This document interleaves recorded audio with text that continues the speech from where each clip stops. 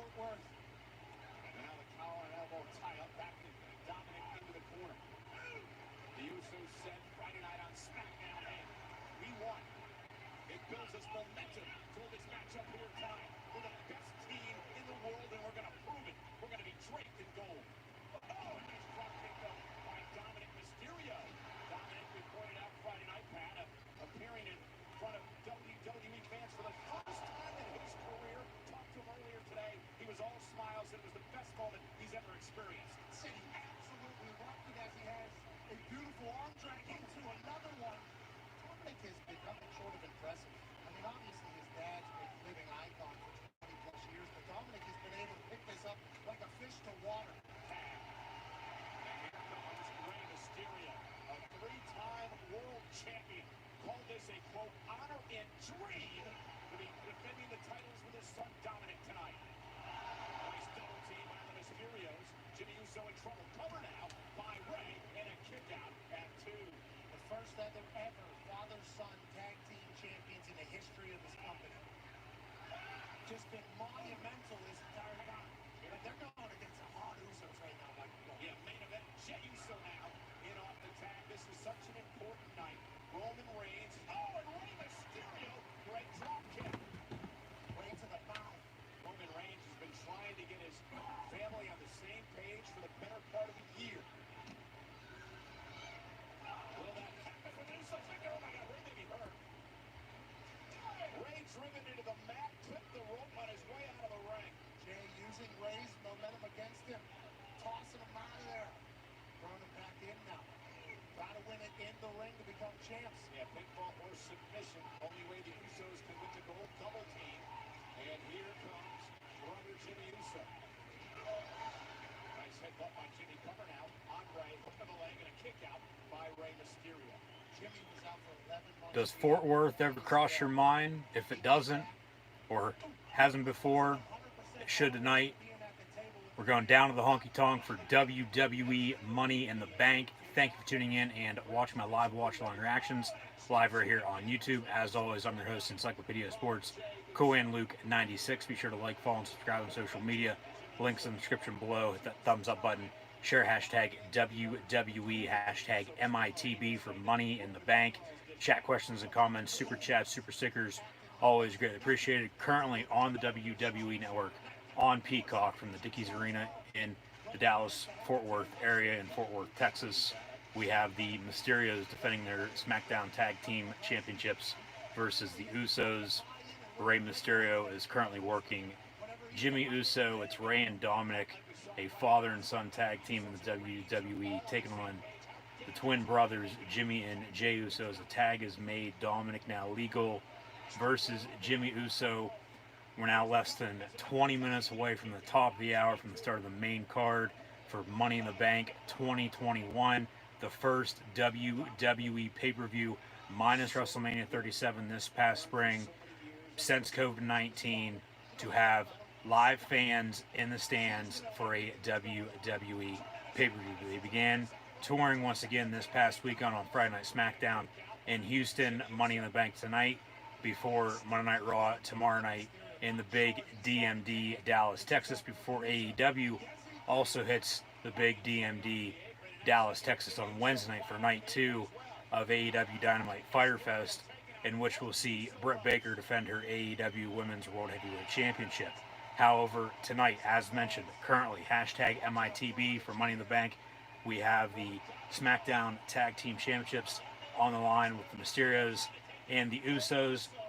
Also tonight, though, we have the Raw Tag Team Championships on the line, as AJ Styles and Almost will defend against the Viking Raiders, Rhea Ripley, and Charlotte for the Raw Women's Championship as well. We're also supposed to have, before it was moved up to SmackDown just 48 hours ago, the SmackDown Women's Championship also on the line tonight.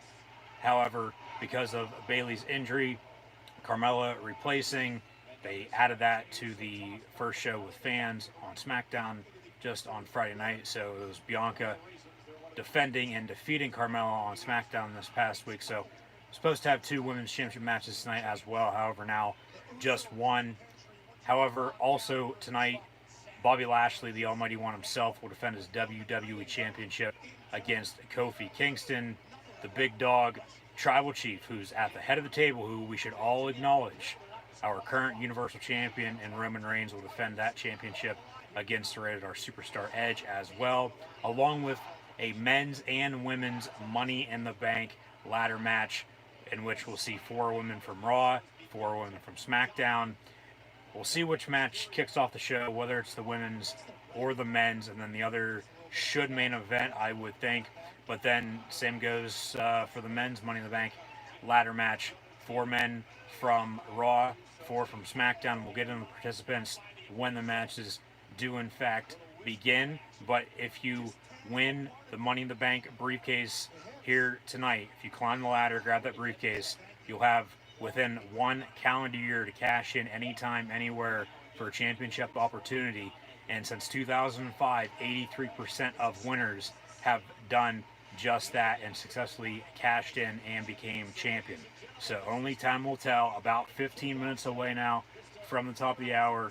WWE Money in the Bank, the SmackDown Tag Team Championship match, still ongoing as the men's briefcase is high in the air. So potentially the men's Money in the Bank ladder match will kick off the night, and then the women's will be the main event, or at some point in the middle of the show, and then potentially one of the 2 main championship matches, whether it's the WWE or Universal Championship matchup with Lashley and Kingston, or Reigns and Edge. Potentially that's the main event, and then if that's the case, potentially we have a surprise return or a cash-in tonight, and somebody could walk out as a champion with a successful cash-in here at Money in the Bank. But Dom working Jimmy.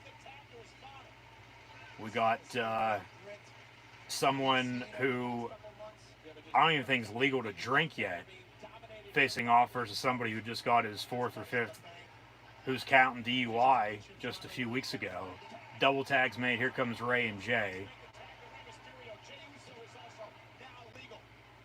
Jay with the short black and red hair now, and Jimmy's still got the long locks. Ray and Dom, actually, they both came out with masks on. They were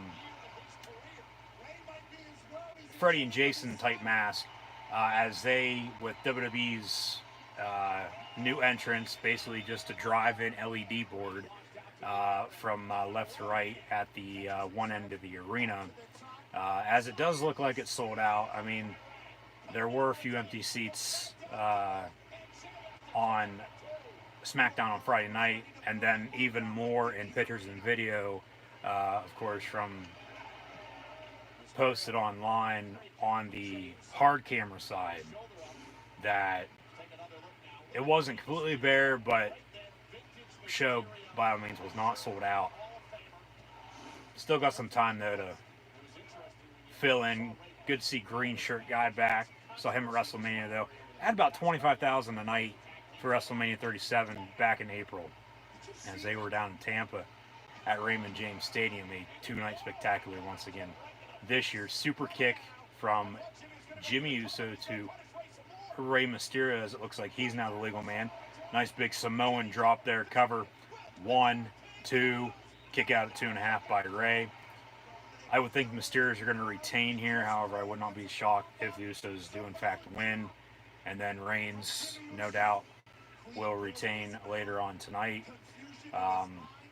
Unless, of course, they would have Rollins win Money in the Bank, and then he cashes in on Edge, and then potentially that sets up their feud for SummerSlam next month, their match that they'll be having.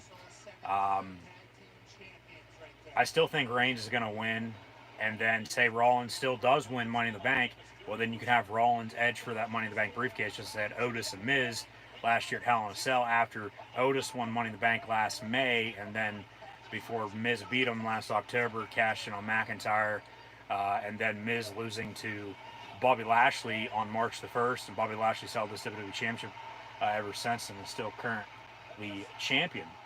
Nice big 619 there from Ray, and a Pele kick as well. Off the top rope he goes. Super kick out of midair though from Jimmy Uso, or Jey Uso, excuse me, as he's now going to go for a frog splash off the top rope. And that's going to connect on Rey Mysterio. Cover. This should do it. 1, 2. No, Rey kicks out at 2.5 again.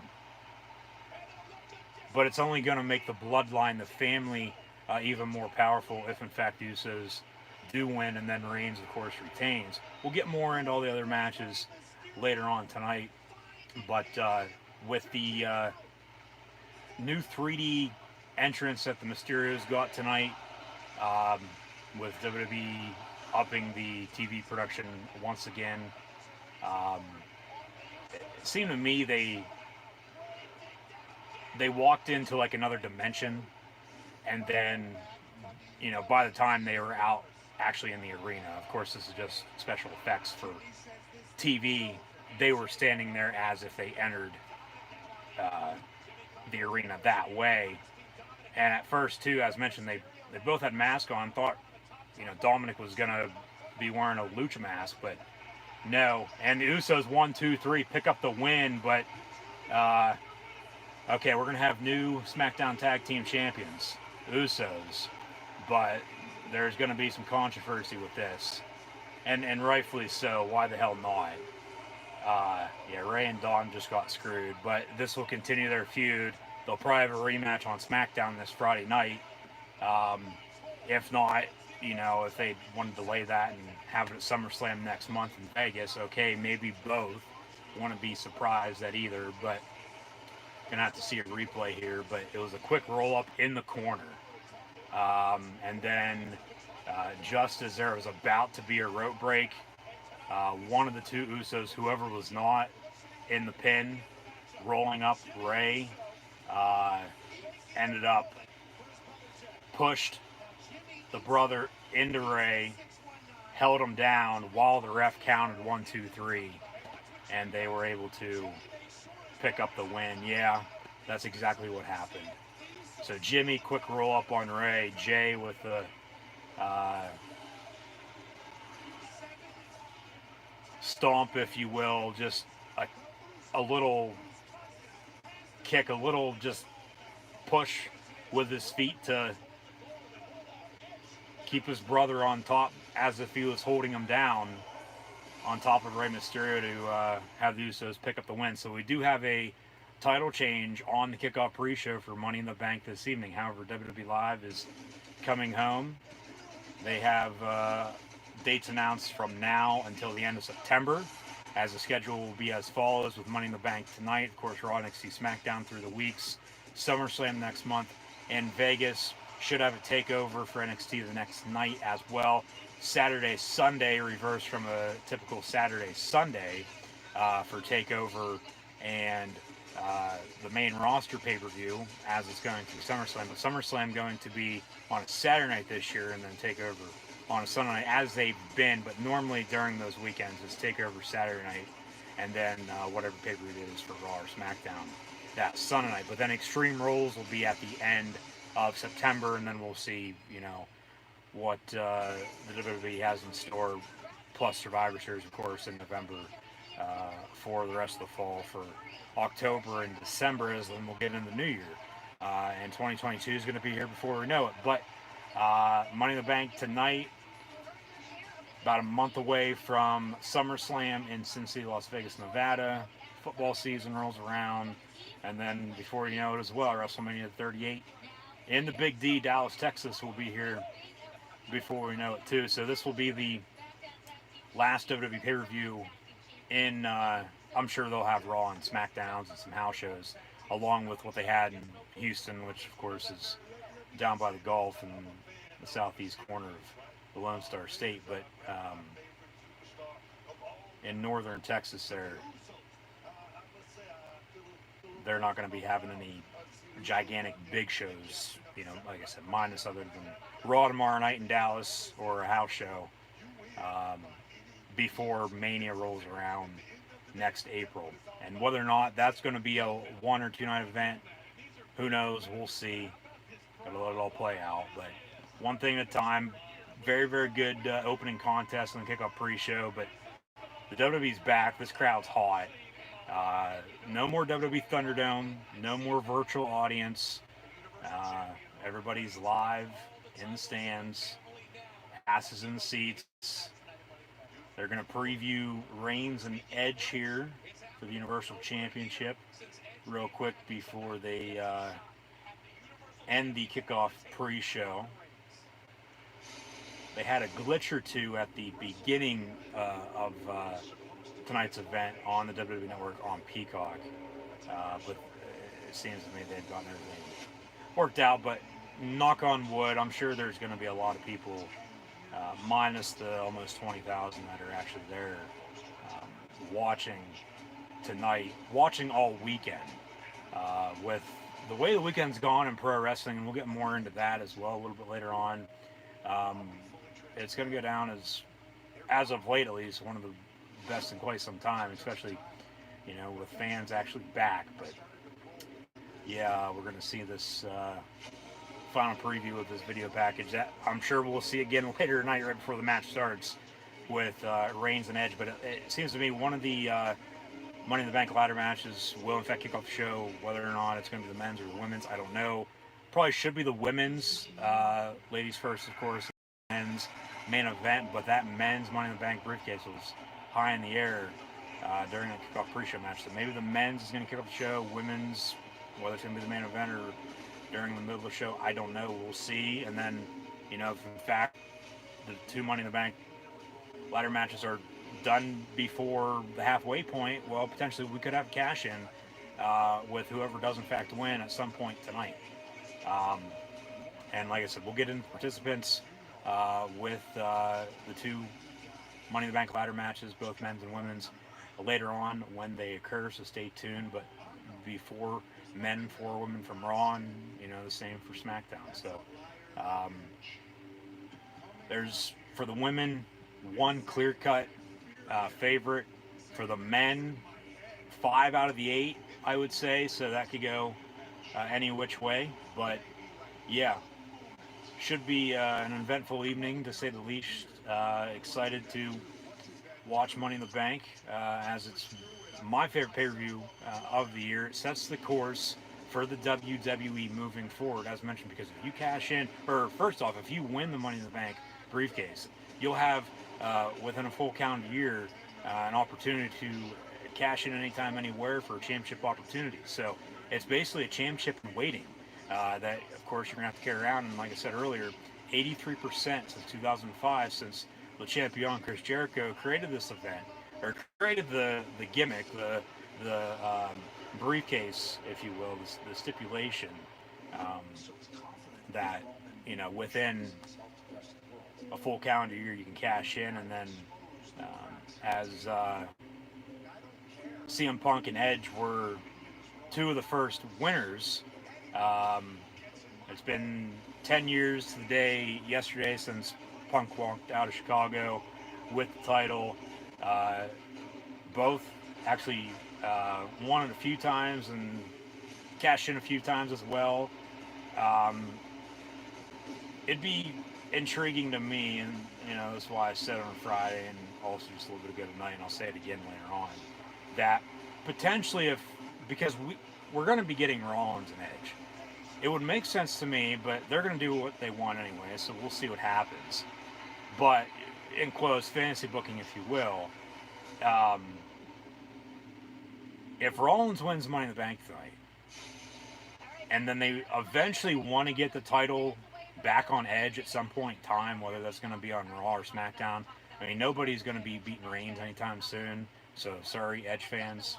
Tonight, Roman's going to walk out as Universal Champion, just as he's going to walk in and show up and win, if you will. But if they were smart about it, I think that if Rollins will win Money in the Bank, and then we're going to get Rollins and Edge at SummerSlam next month, have that, just as they had it with Otis and Miz for the Money in the Bank last fall, have it be for the Money in the Bank between those two next month at SummerSlam.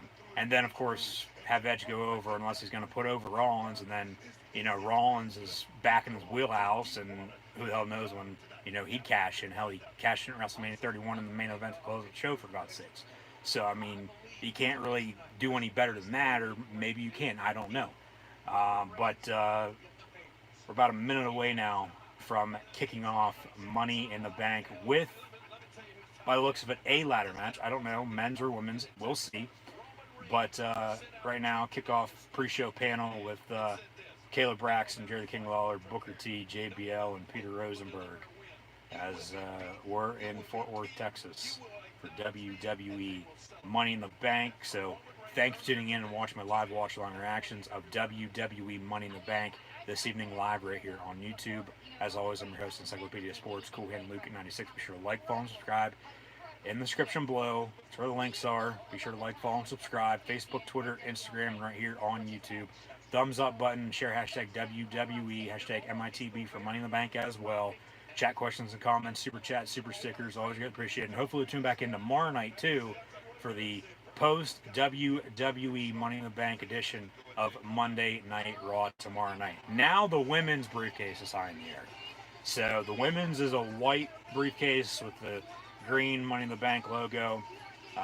The men's is a green briefcase. I have the gold one behind me, the one that Rollins had, of course. Closing credits for kickoff pre-show. About to kick off Money in the Bank with the women's Money in the Bank ladder match here in the next few seconds, starting right now on the WWE Network on Peacock. Don't go anywhere. We'll be right back. So WWE Network on Peacock. It's been a thing now, for 3-4 months.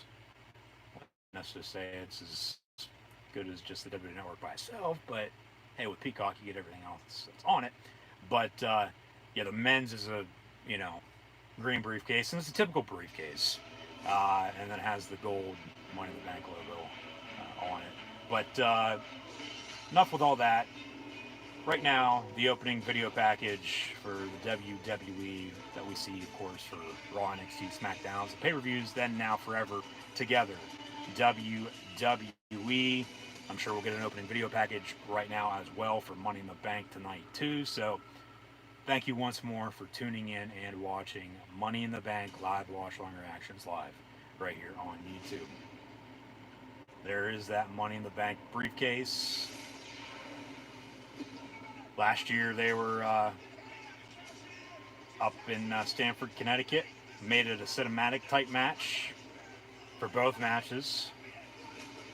And then the rest of the card was at the PC. Now some old highlights as we fast forward a year back on the road for the WWE with live fans. Risk becomes reward.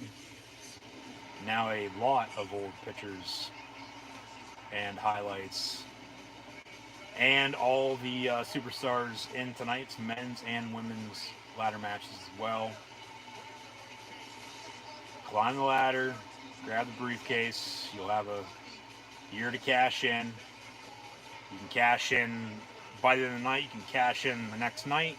You can cash in a week later, a month later, a few months later. You can cash in on the very last possible day and still become champion. I think the women's winner is going to come from Monday Night Raw, and I think the men's winner is going to come from Friday Night SmackDown. So keep that in mind. We've seen them, split them before. We've seen them, have them go to both brands, or to the same brand, I should say, whether it's Raw or SmackDown. I mean, the women's ladder match has only been a thing, though, for a few years, but every woman who has ever won has successfully cashed in, so keep that in mind as well. But we'll see what the WWE has in store. We'll see what happens tonight. Should be a good show. Hoping for a good show, at least. I mean, that's really all you can ask for. I mean, the card on paper is pretty damn good. I mean, you got 2 tag team championship matches. Already had a title change hands as well. We're supposed to have 2 women's championship matches. The other got bumped up to SmackDown the other night. 2 main championship matches as well, WWE and Universal Championships, and then 2 Money in the Bank ladder matches. So here comes the money. Maybe Shane O'Mac or a former president will fire somebody from the boardroom. Who knows what's going to happen tonight? But money.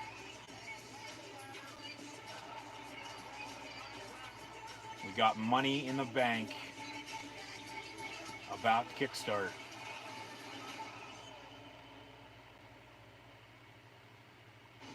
On the WWE Network. And honestly, any money that is won tonight for Money in the Bank should be automatically donated to the Baron Corbin Fund.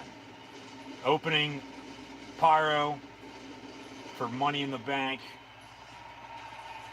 as it's the same entrance as we had on Friday Night SmackDown. It'll be the same for Raw tomorrow night too. Good to see fans back, no doubt about it. We got Michael Cole and Pat McAfee on the call for SmackDown.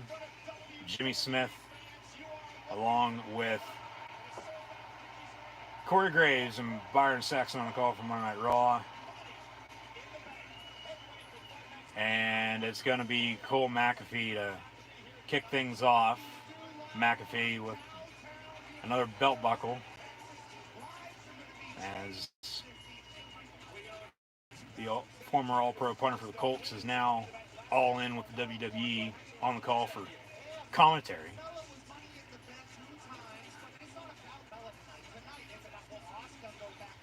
So they're going to preview with a video package here the women's Money in the Bank ladder match, as the women's Money in the Bank ladder match will kick off the show. Following contest is the women's Money in the Bank ladder match. So 4 from Raw, 4 from SmackDown. Climb the ladder, grab the briefcase, have a year to cash in anytime, anywhere. It's a championship in waiting. And here comes Little Miss Alexa Bliss with Lily.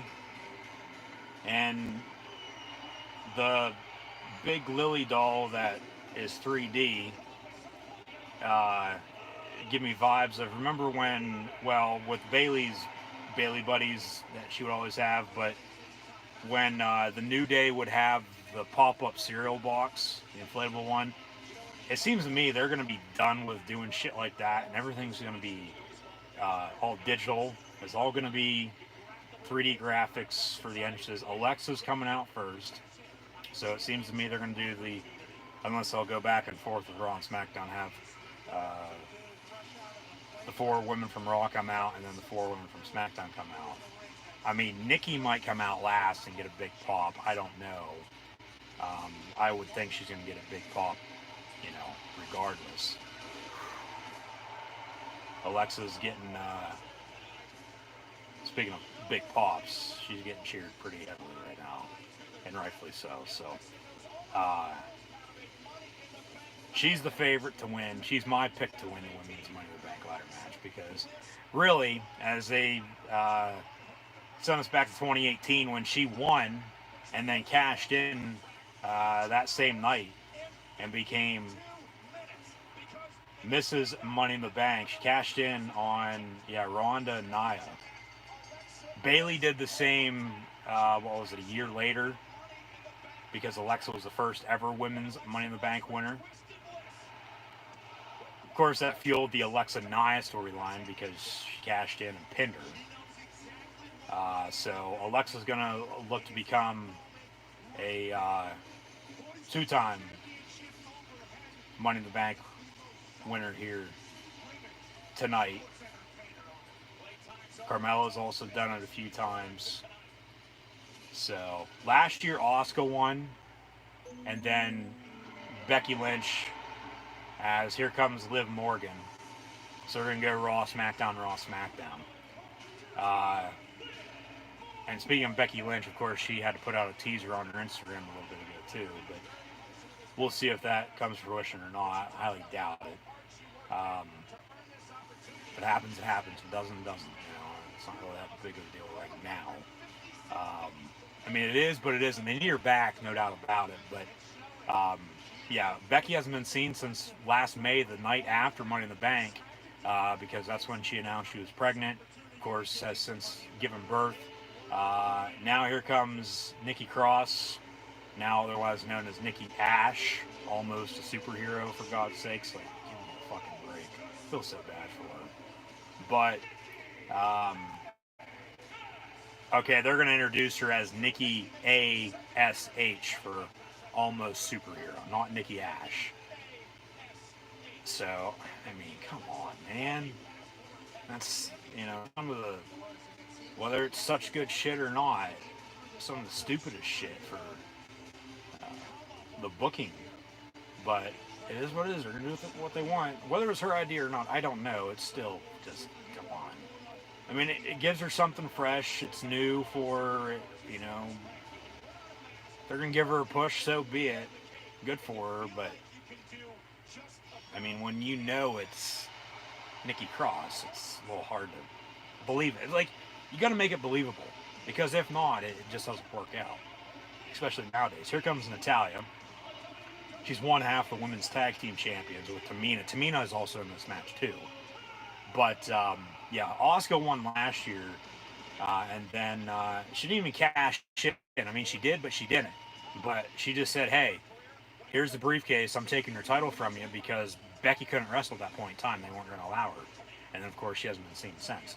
But, hell, after Asuka became champion, they really didn't do anything with her title reign. Shayna Baszler, for some reason, is not in this match. I mean, her and Nia Jax really haven't been seen as of late. I mean, they haven't. It's sort of died down. But, last time they had fans, Shayna was absolutely kicking ass. Should have won the title at WrestleMania last year. And now she's fighting dolls, for God's sakes. Like, come on. Like, how bad can you get? I don't care what it's for. Like, if it doesn't work, just cut your ties, cut your loss, and be done with it. Move on. Here comes Zelina Vega, who recently just returned to the company a few weeks ago, actually. She was fired back in November, while her husband was still with the company. Of course, Aleister Black, now in AEW, as Malachi Black, Tommy End. But she returned just 2.5 weeks ago. Shortly, of course, after Aleister was fired. And then the Wednesday after she returned on SmackDown, he debuts in AEW. But Zelina's back in the WWE. Malachi's in AEW. So we got, 6 of the 8 out here right now. So who are we missing? We got Alexa, Liv, Nikki. Here comes Naomi. We're about to feel the glow. I don't know why, but we're about to feel the glow. Natalya and Tamina are also out there, along with Zelina, who just came out. So here comes Naomi.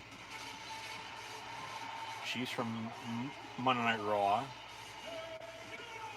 So I believe we have all 4 from Raw out. Or no, we have all 4 from SmackDown out, with Natalya and Tamina along with Liv and Zelina. Alexa along with Naomi now. And yeah, we're missing somebody. Who the hell are we missing? Now, for some reason, we're seeing some highlights from Elimination Chamber in 2017 with Naomi and Alexa Bliss. That's when she won the title. Yeah, that was before WrestleMania 33. That's right. Then they gave her her moment because Mania was in Atlanta that year.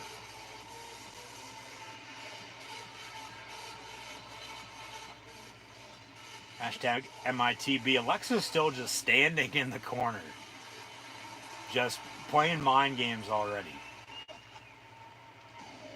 Okay, yeah, we're missing Asuka. That's right, Asuka's coming out last.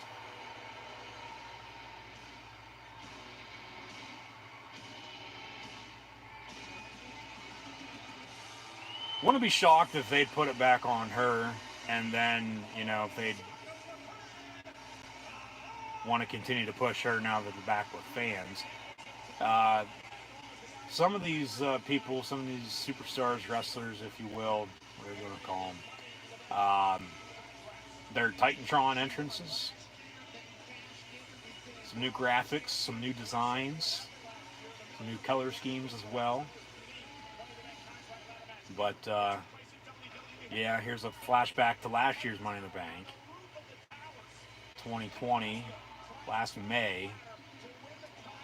And yeah, Asuka knocked Lacey Evans, who is currently pregnant, haven't seen her in quite some time since the Ric Flair Charlotte storyline.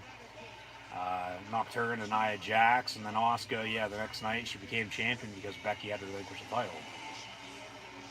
So we're about to get show on the road here with the opening contest in this year's Women's Money in the Bank ladder match from Monday Night Raw. We got Alexa Bliss. We got Naomi. We got Nikki Ash.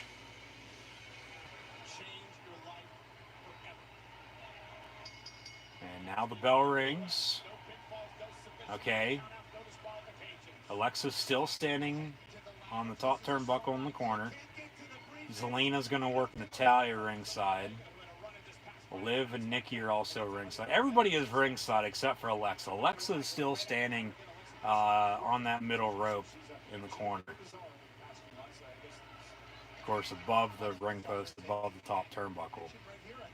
And now she just now realizes the match has started, and she's just going to dance around the ring. She's getting cheered.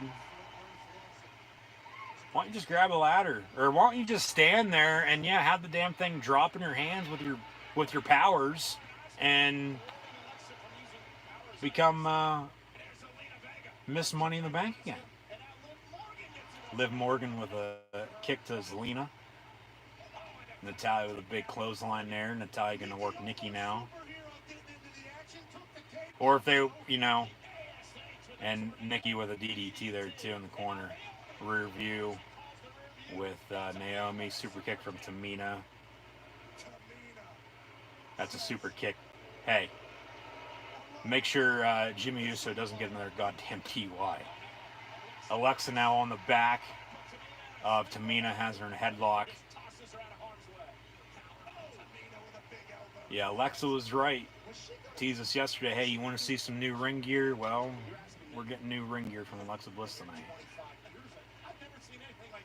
Tamina now with a ladder. Seems to me it's one of the shorter ladders.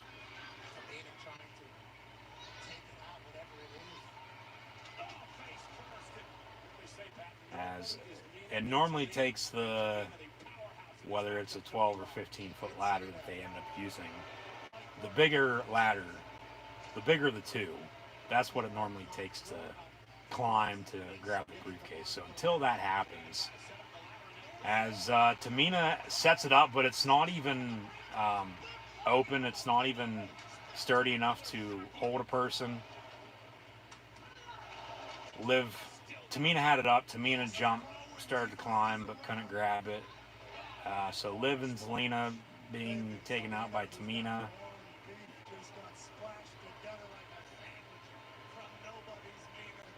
But, like, Alexa with her superpowers, maybe the Fiend comes back and helps her, I don't know. I've seen him since WrestleMania. Here comes Asuka attacking Tamina. Tamina now has a ladder set up in the ring.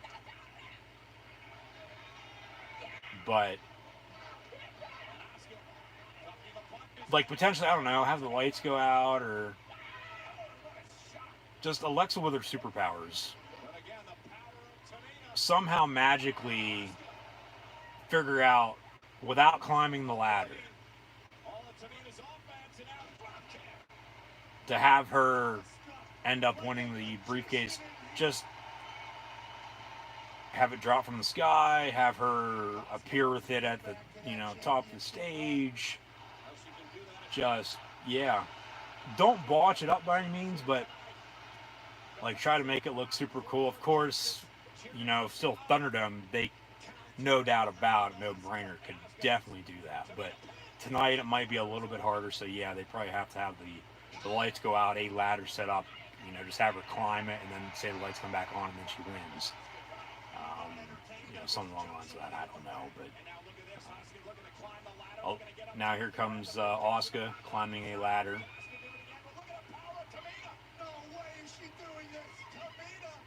It's Asuka as Liv Morgan comes in from the other side. Natalya, Tamina, Liv, and Zelina from SmackDown, and then Asuka, Naomi, along with Nikki and Alexa from Monday Night Raw in this 8-woman women's Money in the Bank ladder match kickoff. The first WWE pay-per-view with live fans back in the stands since COVID, minus WrestleMania this past April. Liv seems to be injured, limping there. Her and Natalya working with a ladder in between them. But it's the first pay-per-view with live fans since last March. Pay-per-view I was actually at. Videos from that right here on the channel. Be sure to go check them out. And keep an eye out for upcoming videos right here on the channel as well. Liv and Natalya now working together with that ladder in between them. Taking out Tamina and taking out Naomi to the gut with this ladder just back and forth. But, you know, a little friendly fire there with Natalya and Tamina. But then Tamina with a Samoan drop to Naomi.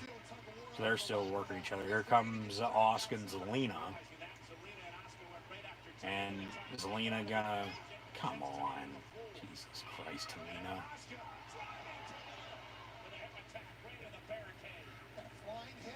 Zelina would have had a good move out of that, but Tamina had to mess it up. Here comes Alexa from behind.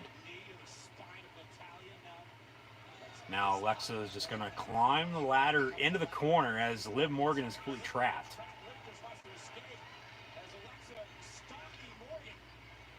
Shout out to Buddy Murphy and Bo Dallas, but here comes Natalya slamming down Alexa as she's now just sitting in the middle of the ring just laughing her ass off, and then slams Natalya face first into that ring.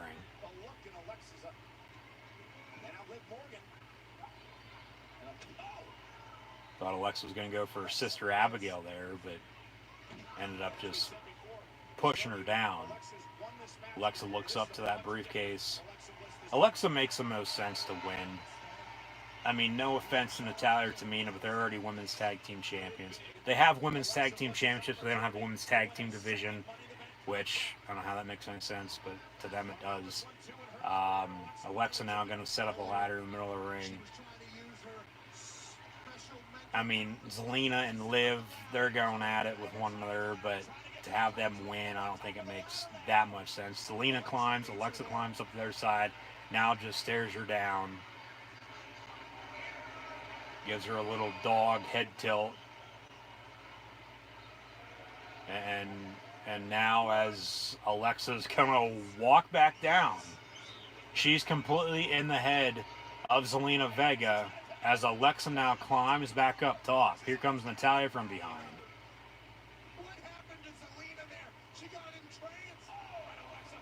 Natalya with a nice big powerbomb to Alexa Bliss. Zelina snapped out of whatever hell Alexa just did to her. Don't look at the psycho, says Pat McAfee. Zelina taking down Asuka.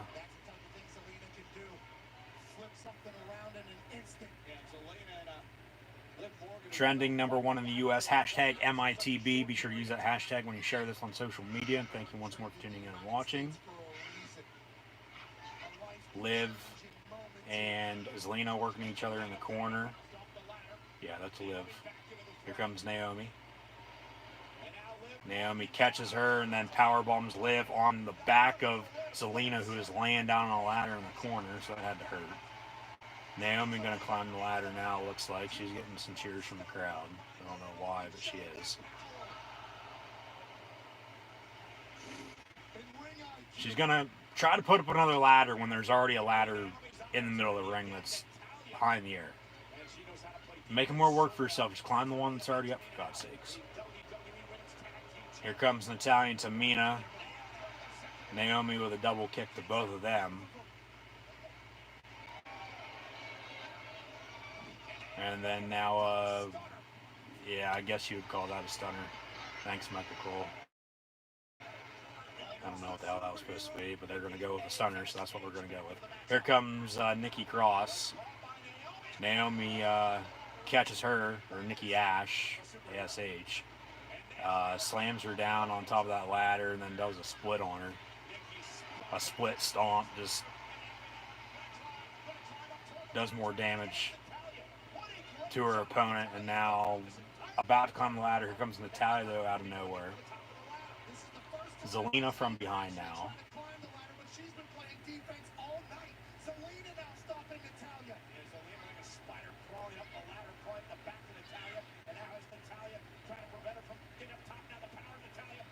Natalya with Zelina on her back continues to climb the ladder to try to grab this briefcase.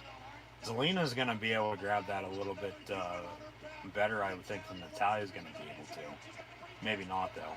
But Natalya is the first one to touch the women's Money in the Bank briefcase tonight.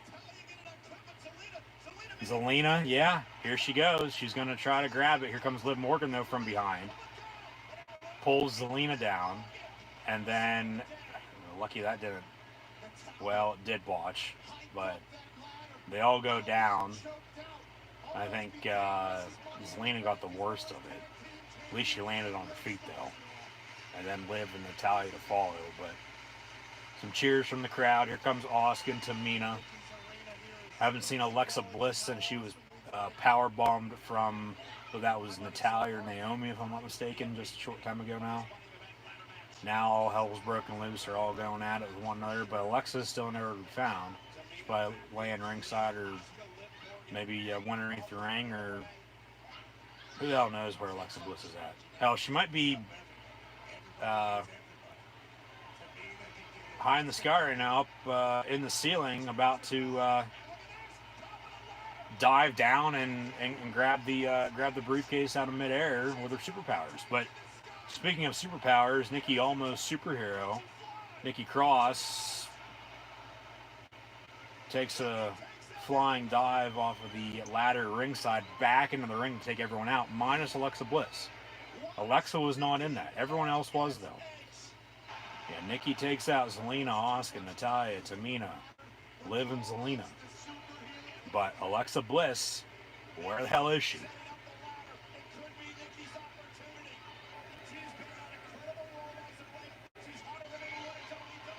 Here comes Alexa from behind. And of course, Alexa and Nikki's storyline that they've had, of course, fueling them fighting back and forth once again right now. Alexa catches herself in the ropes and then now hits a Sister Abigail, or is about to, and then sort of reverses it and hits a DDT instead. I mean, really, that's all that is. But yeah, Alexa takes out Nikki Cross, and now Alexa Bliss is about to be the one and only to climb the ladder right now. Everyone else is ringside. Here comes Natalya out of nowhere. Here comes Tamina as well, so we'll hold our horses for the time being as they throw Alexa Bliss ringside.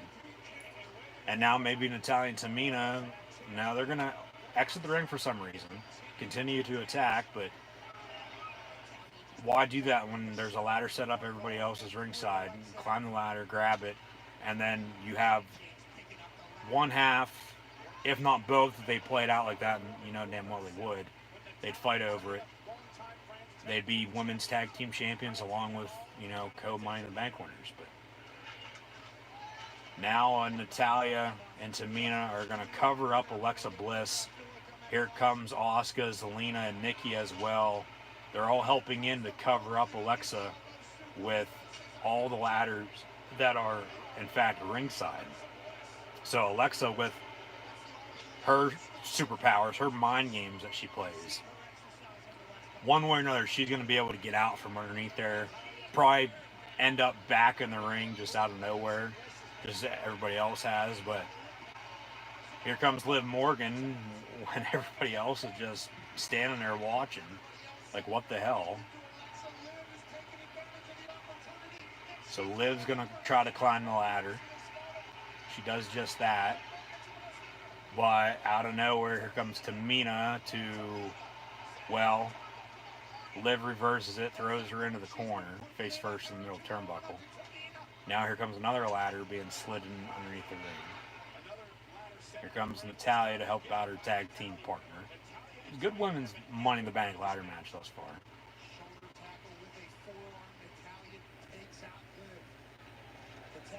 And now they're going to put two ladders side by side in the middle of the ring. There's one set up, and Natalya's setting up another one right now. She's going to actually climb the one she just put up.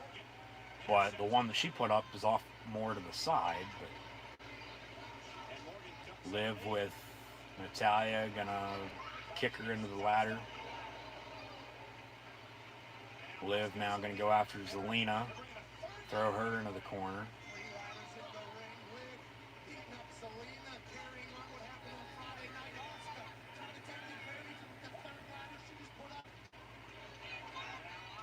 You deserve it chants from the crowd, but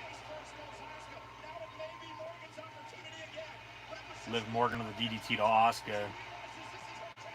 Now there's three ladders side by side by side set up in the ring. She's going to climb the one in the middle, but here comes Naomi out of nowhere from the other side. Natalya and Tamina to the rescue too. Now they're all going to climb the three different ladders that are set up in the ring. So all seven of them, excuse me. As it's Asuka and Tamina on one, Liv and Naomi on one, along with Natalya and Zelina on the other. Here comes Nikki. So, yeah, all seven are going to be up there together. But then remember, Alexa Bliss is still buried beneath those ladders ringside. And Nikki Cross, just out of nowhere, Nikki Cross wins Money in the Bank. And the crowd goes nuts. Nikki Ash, Nikki ASH, Nikki Almost Superhero.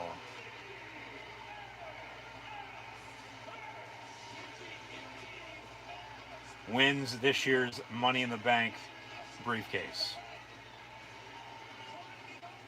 Good finish. I mean, they bury Alexa and keep her out of the finish. She's not involved with the other six, plus Nikki as she grabbed the briefcase. But Nikki ASH, Nikki Cross, has won the women's Money in the Bank ladder match here tonight at Money in the Bank. So good for her.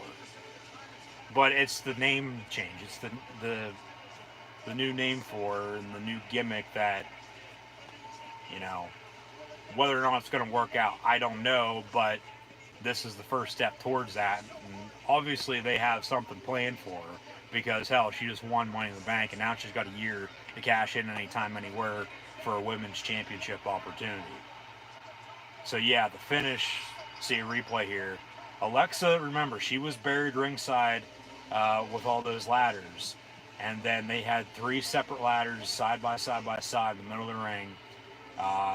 Two on each, and then, and of course, those were, as mentioned, Liv and Naomi working together, Natalya and Tamina against Zelina and Liv, and Nikki just came out of nowhere as they were all fighting each other, just climbed the whole way to the top and unhooked the briefcase, grabbed it, and now she celebrates on top of another ladder. You can see she's a little emotional.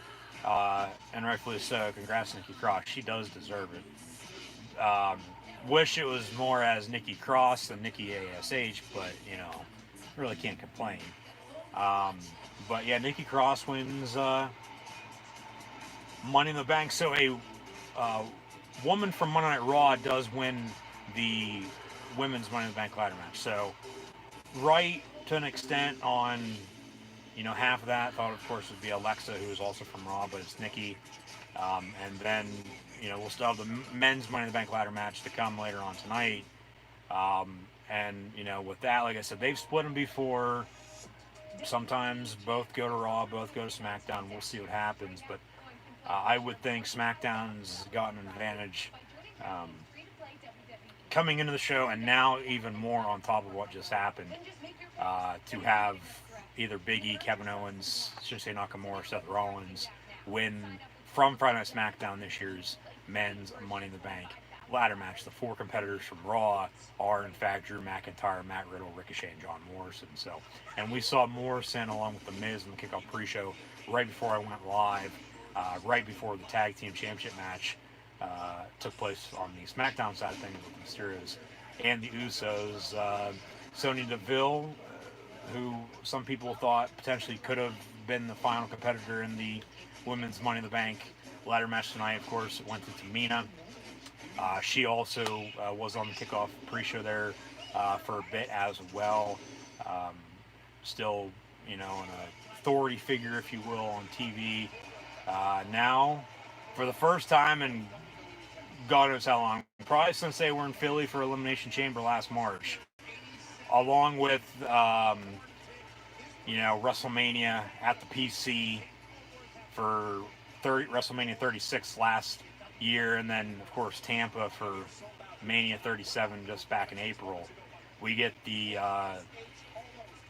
city video package for the respective city that they're in for the pay-per-view or the Raw or SmackDown TV through the week, as they are, in fact, in Fort Worth, Texas, in the Dallas-Fort Worth Metroplex area at Dickies Arena, as Billy Bob's is nearby. We've got Money in the Bank and the WWE taking place tonight and earlier tonight on the kickoff pre-show. See a few highlights from the SmackDown Tag Team Championship matchup with the Usos defeating the Mysterios and becoming SmackDown Tag Team Champions, with, of course, a little controversy on top of it. And then you have Nikki Cross, Nikki Ash, Nikki ASH, as they're going to be calling her, winning the opening contest and winning this year's Women's Money in the Bank ladder match.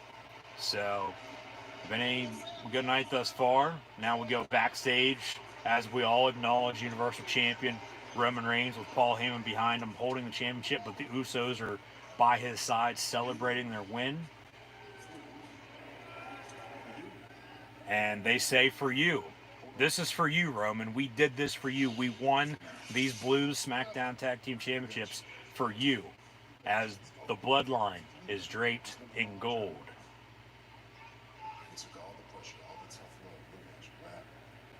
But Reigns still has to face off against Edge later on tonight. If Edge wins, well then, the bloodline would only, at that point in time, be draped in gold for a few short hours compared to potentially a very long few months, if not years, into the future, as we'll look ahead, of course, towards SummerSlam after tonight with Money in the Bank.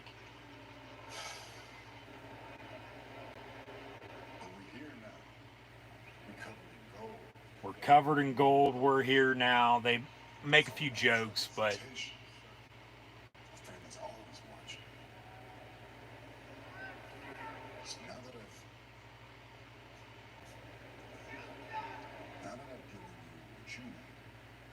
you got to give me what I want. Yep. We got to all acknowledge the big dog tribal chief who's at the head of the table. And that's the Universal Champion in Roman Reigns. He's going to show up and win tonight at Money in the Bank. He's going to wreck Edge and leave. So, yeah, just as the Usos gave Reigns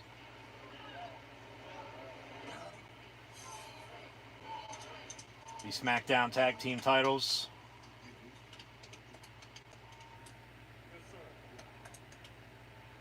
they got to give Roman Reigns what he wants now. Of course, that's going to mean something along the lines of interfering and helping him win tonight and defeating Edge. What's next? All right, here come the Viking Raiders. So it'll be AJ Styles and Almost taking on Eric and Ivar, War Machine, the Viking Raiders, in the next bout here at Money in the Bank for the Raw Tag Team Championships. Raw Tag Team title is going to be on the line next. So 2 of the first 3 matches are your Tag Team Championship matches tonight at Money in the Bank. I would think the Raw Women's Championship match is going to be next after this.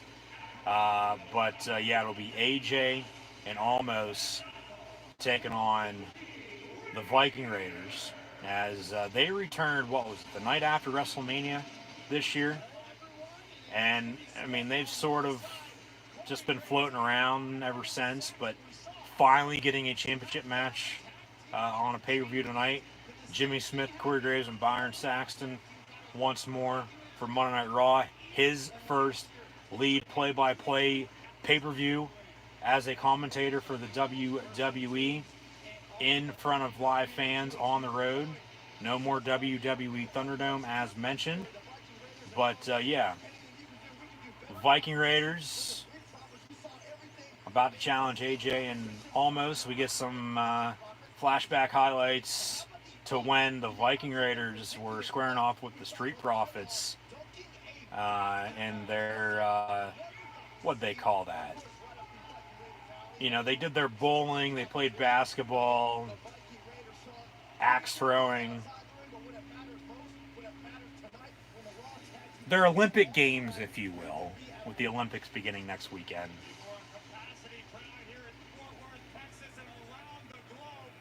There were some injuries, they've since returned, but now as AJ Styles probably gets the loudest pop of the night thus far. Another former Bullet Club leader got a big pop on Friday night on SmackDown in the Prince Finn Balor. Now AJ tonight, but last night, TNA Impact's Slammiversary. If you know, you know. Too Sweet Me, Jay White showed up out of nowhere, confronted Kenny Omega after defeated Sami Callihan, as the Good Brothers, Gallows and Anderson are your new Impact Tag Team Champions as well. So Jay White, Kenny Omega looks to be on the cards at some point in time in the future with the crossovers, of course, with AEW, Impact, New Japan, and AAA. And, you know, AJ is still in WWE as a tag team champion reign with Almost right now. But it's been a Bullet Club weekend, if you will, with Balor, Jay White, and Styles. All, whether that's in action or just making some noise as the wrestling world gets back to normal. But yeah, AJ with a big pop.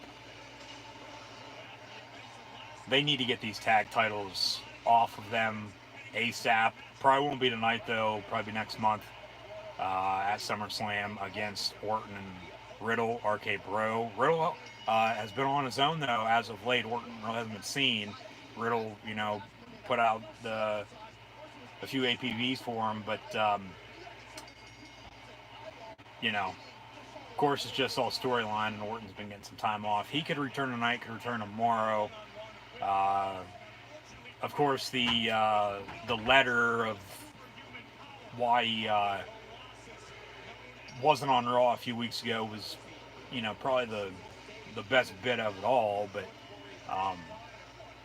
yeah, AJ needs to get back to being a singles competitor now, especially since they're back to fans. Because, I mean, as bad as the tag team division is, and they're, you know, trying to hold down the fort for the time being, and, you know, it is what it is. I mean, the booking is what they're doing, but it's all about the booking because, you know, as I've said it again, if, like, it just blows my mind sometimes with the shit that they do, but they're still going to do what they want.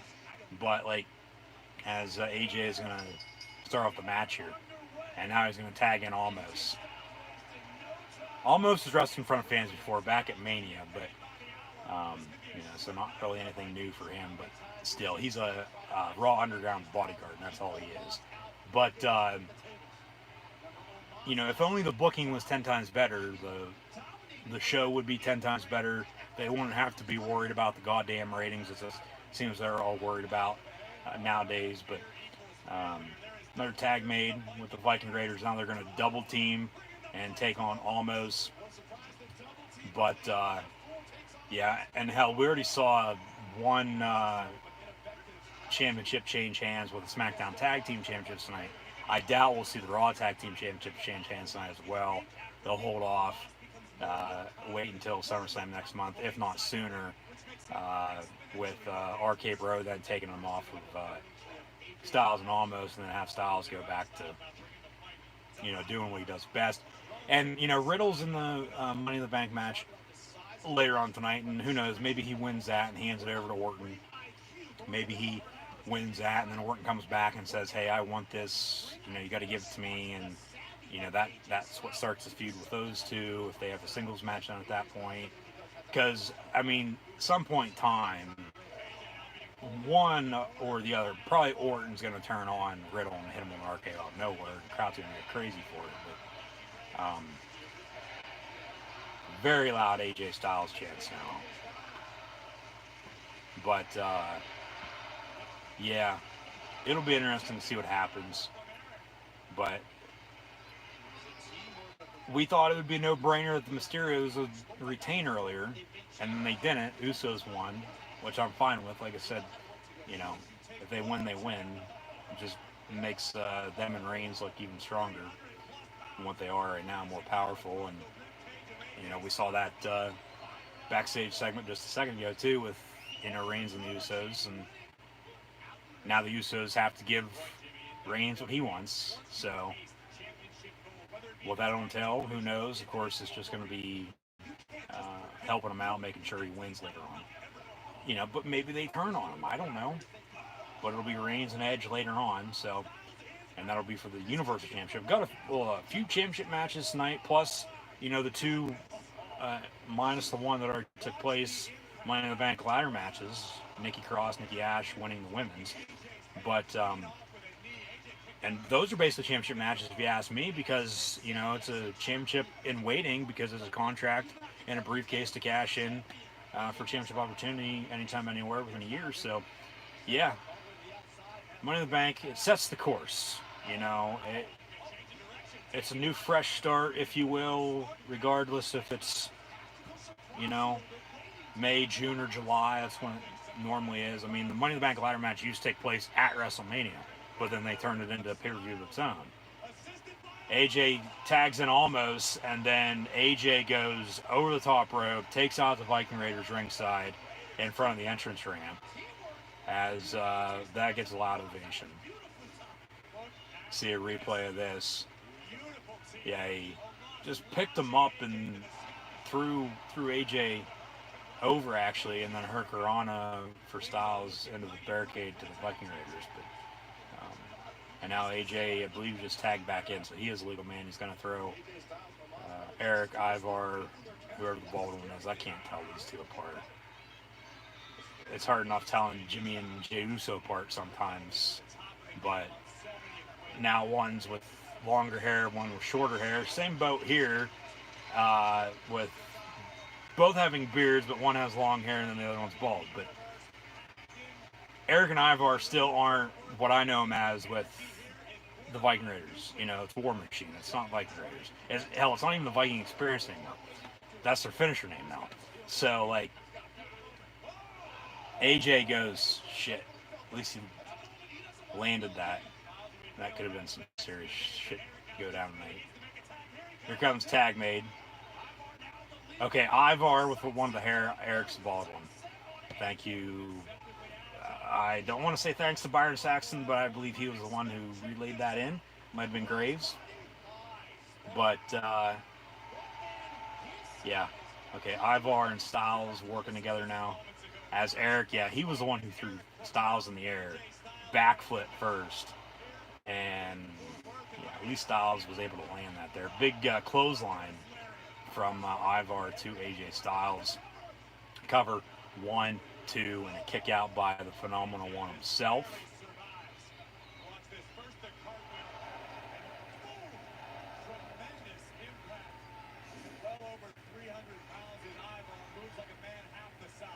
It's I don't get why they couldn't have, and nothing against Almost, but he just, whether it's for entertainment purposes or not, he just, he can't wrestle. He's a bodyguard, for God's sakes. And I get, the past year and a half and all that, and blah, blah, blah, whatever you want to use as an excuse. But I'm sure there could have been somebody other than him that very well could have been a better tag team partner for AJ Styles than what we've gotten, and still have AJ hold the Raw Tag Team Championships. But no, this is the route they take, and once again, it is what it is. They're going to do what they want in the end, regardless. So, we can still sit here as we do anyways. They know we're going to. They know we're still going to watch in the end, so they don't care.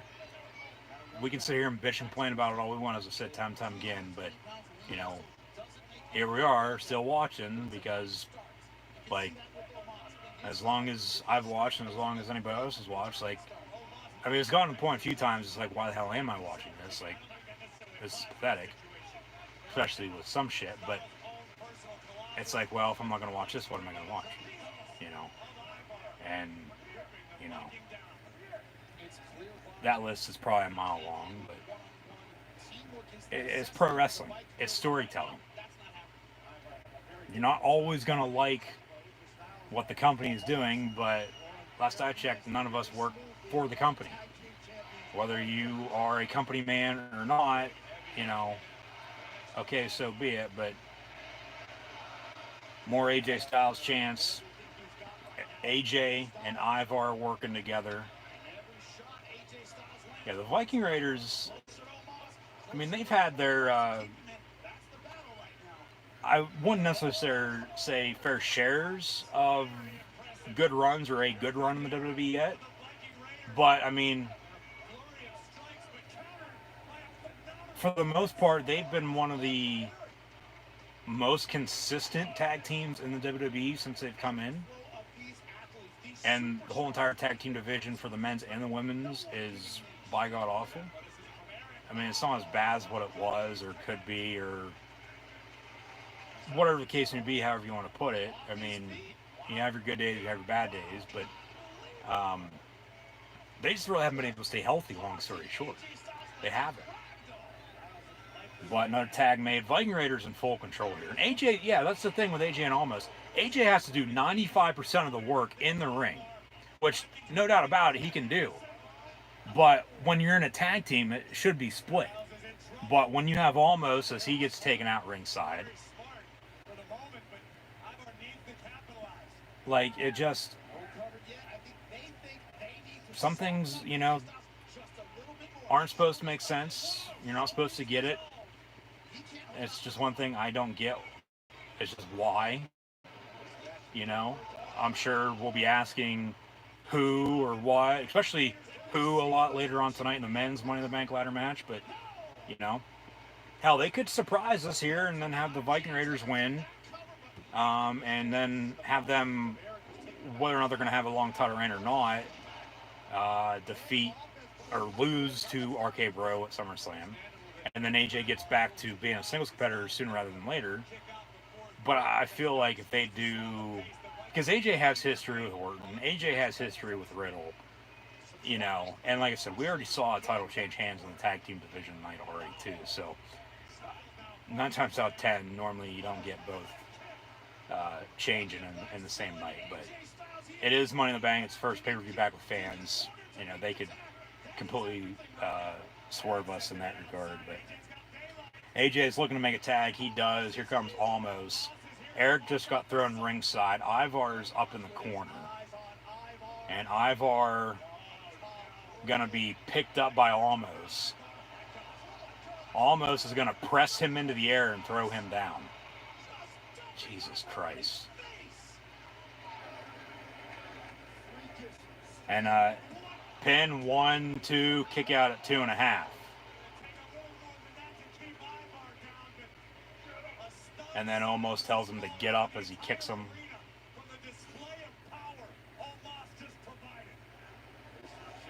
Yeah, he literally just pressed him into the air and threw him down.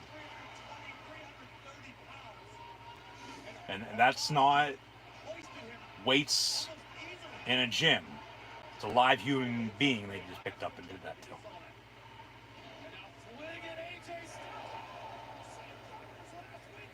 Okay, Almost with a reversal to AJ into the corner, but then the Viking Raiders, as Ivar makes tag to Eric, reverses, takes out AJ. But Now, a couple tags back and forth with the Viking Raiders. I don't even know who's legal now, but they're going after Almost.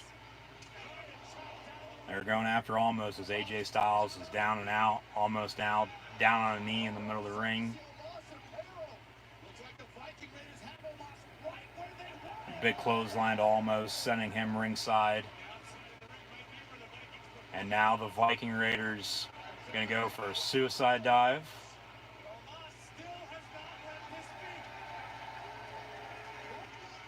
But then in the ring, AJ Styles, quick roll up, 1, 2, and a kick out. I don't even think AJ was illegal.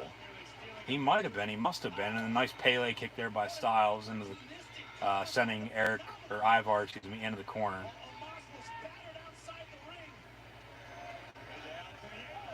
AJ now going to go for phenomenal form here.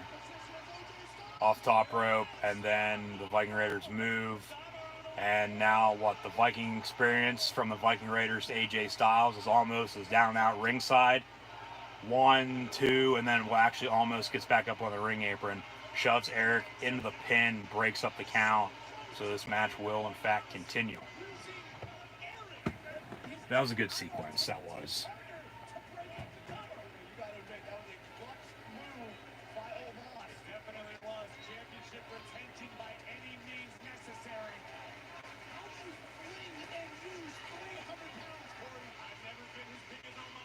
Tags made. Here comes Eric. Here comes Amos. And then AJ with a...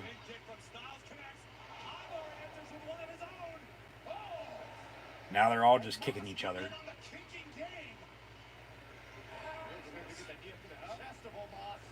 Almost trying to pick up and double choke slam Eric in the middle of the ring, and they are the legal competitors. So cover, 1, 2, 3, AJ Styles and Almost defeat the Viking Raiders and retain their Raw Tag Team Championships tonight at WWE Money in the Bank. Alright. I'll take it. It's alright, they need to figure out what they're doing with the Viking Raiders moving forward, no doubt about it, but, this was the right call. The SmackDown Tag Team Championship match, no doubt about it, could have went either way earlier, like I said. And, they surprised us with the Usos. But then that makes, Reigns and the Bloodline look even stronger than what they already are. Especially if he can defeat Edge later on night, and damn well he will. But all three of these matches so far, both tag team matches for titles and the women's Money in the Bank ladder match, this pay-per-view is still on the show right now. It is.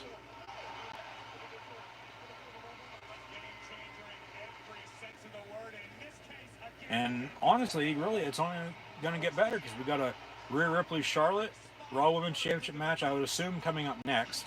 And then Bobby Lashley and Kofi Kingston for the WWE title, Roman Reigns and Edge for the Universal title, and then the men's Money in the Bank ladder match. So, was supposed to have 8 matches tonight.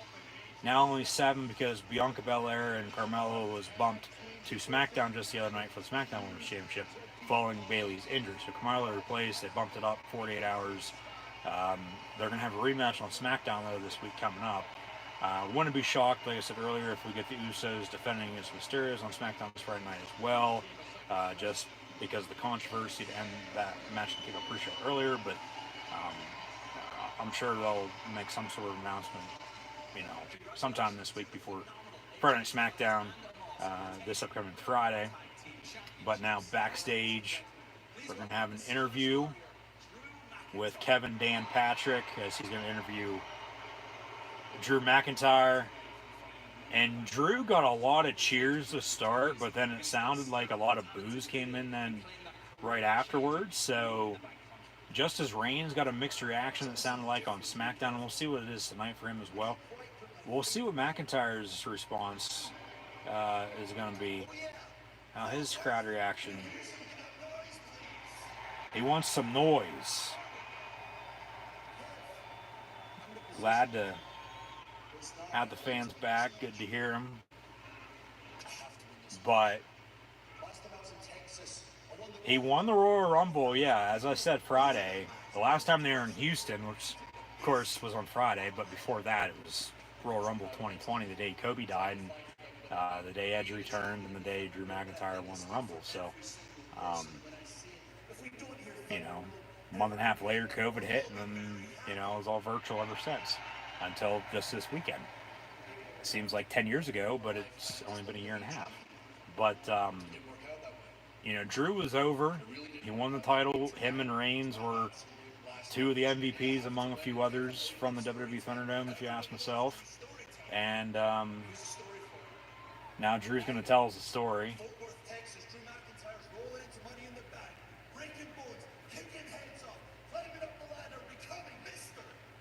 Okay, Drew's telling us he's going to win Money in the Bank, so normally when that happens, you don't end up winning, so we'll see.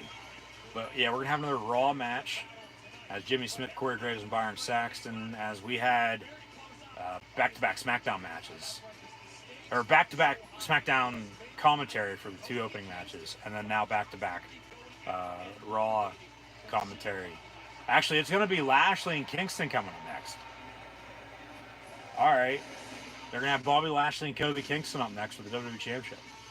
And this is what you get when you have Bobby Lashley as your WWE Championship. And it's only going to get worse because Bill Oldberg is going to return tomorrow night, so they say. So, I already said what I had to say about that on SmackDown Friday night. I'm sure I'll say something else about it tomorrow night on Raw, so be sure to tune in. But coming up next, it'll be Lashley and Kofi Kingston for the WWE Championship here at Money in the Bank. So thank you for tuning in and watching my live watch-along reaction to WWE Money in the Bank this evening live right here on YouTube. As always, I'm your host, Encyclopedia Sports, Cool Hand Luke 96. Be sure to like, follow, and subscribe on social media. Links in the description below. Scroll down, check those out on Facebook, Twitter, Instagram, and right here on YouTube. Hit that red subscribe button, little notification bell next to it, as well as easy to stay update is in fact on social media. Thumbs up button, share hashtag WWE, hashtag MITB for Money in the Bank. Chat questions and comments, super chats, super stickers. As always, greatly appreciated. So video package for Lashley and Kingston here before Kofi's going to come out first. Probably get a huge ass pop, I would expect, as Big E probably will later on tonight too in the men's Money in the Bank ladder match. And then the Almighty One, Bobby Lashley, without his hoe train, Lashley's ladies by his side, those are gone. But MVP will be out there. Maybe he screws him over one way or another. There's been rumors of course, Brock Lesnar and Keith Lee, but now Goldberg potentially being next in line for Bobby Lashley's WWE Championship. But only time's going to tell. So I'll digress on that situation for the time being, of course, until this match starts up. But I would expect this match to go 10-15 minutes once they do, in fact, get going. But not going to be anything special. Lashley is going to end up retaining. I'd be shocked if Kofi ends up winning. But, I mean, really, did anybody think he was going to beat Daniel Bryan at WrestleMania 35 and turn into Kofi Mania? No, but he did. So, whatever they do, for the most part, depending on what it is, I'm okay with. But there's just some things like, come on, man. Like, you have as much talent as you do. If only the booking was 10 times better, okay, go this route. But no, you want to bring in somebody who's washed up, has never been able to wrestle, still can't wrestle, and put him in a championship match just to, for the most part, get over your champion more. And then a short time after that, you're going to end up taking the title off him probably anyway. So in the long run, it doesn't add up or make any sense, but to them it does, and their company, they're the one running rough shop. They can do what they want. We can sit here and bitch and complain, and, it is what it is when it's all said and done. So, yeah. That's the WWE in a nutshell, in my opinion, as of, the past, I don't know how many years. But here comes Kofi Kingston of the New Day, as Kofi and Xavier are on Monday Night Raw. Big E, of course, on SmackDown, as they split them up last year in the draft. Now, this year's WWE draft will be coming up in a short few months. We'll see what happens then. Kofi chants As yeah, a lot of these entrances, a lot of these Titantron videos are in fact getting revamped a little bit, if you will. And once again tonight, we're seeing another highlight from a couple years ago. As this is what, the third or fourth one they've done for, well, first for the men because they did a few for the women's ladder match earlier, but I think they're trying to keep people in the fold, trying to refresh their minds, especially if they haven't watched in the past year and a half with the WWE Thunderdome era. But I mean, I could be wrong. I mean, maybe it's just something new they're trying to see if it's going to stick or not. I mean, you're not going to know unless you try, so. Kofi chants, New Day rocks, New Day sucks chants as well. Here comes the almighty Bobby Lashley. Basically no reaction for him. None whatsoever. And, you know, this is why I said it was a bad decision. It was a mistake to put the damn championship on him back in March after he beat The Miz a week after Miz cashed in his Money in the Bank on Drew McIntyre. And then they don't put the title back on Drew. Lashley's getting boos, but barely any. There's barely any reaction, it sounds like, for Bobby Lashley tonight. None whatsoever. And that, I mean, that's not a good sign if I'm, you know, backstage right now. But they're not going to put the title on Kofi. And they're damn sure not putting the title on Goldberg. But I was wrong about that before, just as everyone else was, when he beat Fiend Bray Wyatt over in Saudi Arabia a couple years ago for the Universal Championship. So, I mean, come on, man. Like I've said before about Bobby Lashley, respect him and thank him for his service, as he is a U.S. veteran. But in terms of pro wrestling or MMA, he's not as bad as Bill Goldberg, but he's right there next to him.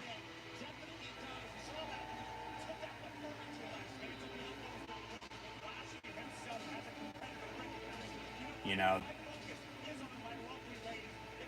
they're not, whether he's in it for wrestling or not, I don't know. I know Goldberg isn't for damn sure, but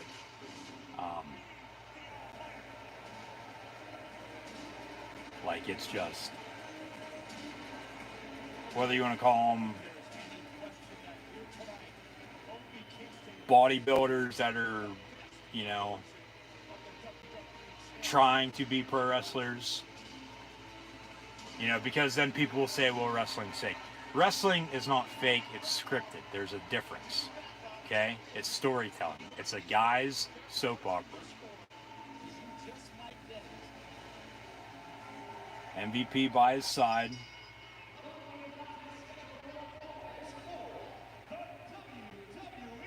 And Bobby Lashley is about to defend his WWE Championship against Kofi Kingston here at Money in the Bank.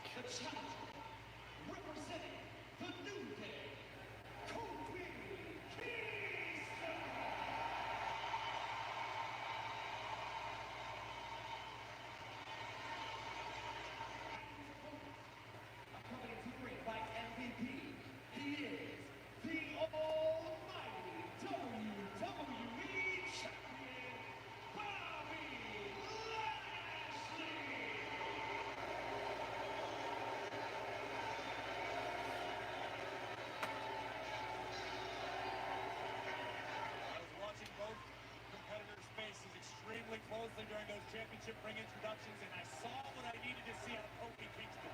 Kofi flipped the switch. You can see the expression on his face change. It's no longer Very loud Kofi chants now. I doubt they'll change the finish and the winner of this match mid-match by any means, or potentially right now. But just as the bell rings, Kofi Kingston in the corner gets held back by MVP, but then quick roll up on Lashley and then a drop kick off the top rope as well. 2 pins for Kofi in a matter of a few seconds. Lashley, of course, kicks out of both. But now Lashley with a reversal or two here. Some rights and lefts. But, and there's a big back clothesline from Bobby Lashley in my ass.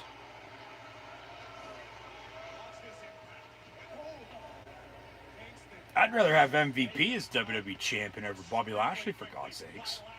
I'm surprised he hasn't turned on him yet. I mean, it still might be coming, but I'm surprised they haven't done it just yet. Especially, say, to screw him over for the championship, or if MVP would get a title match then.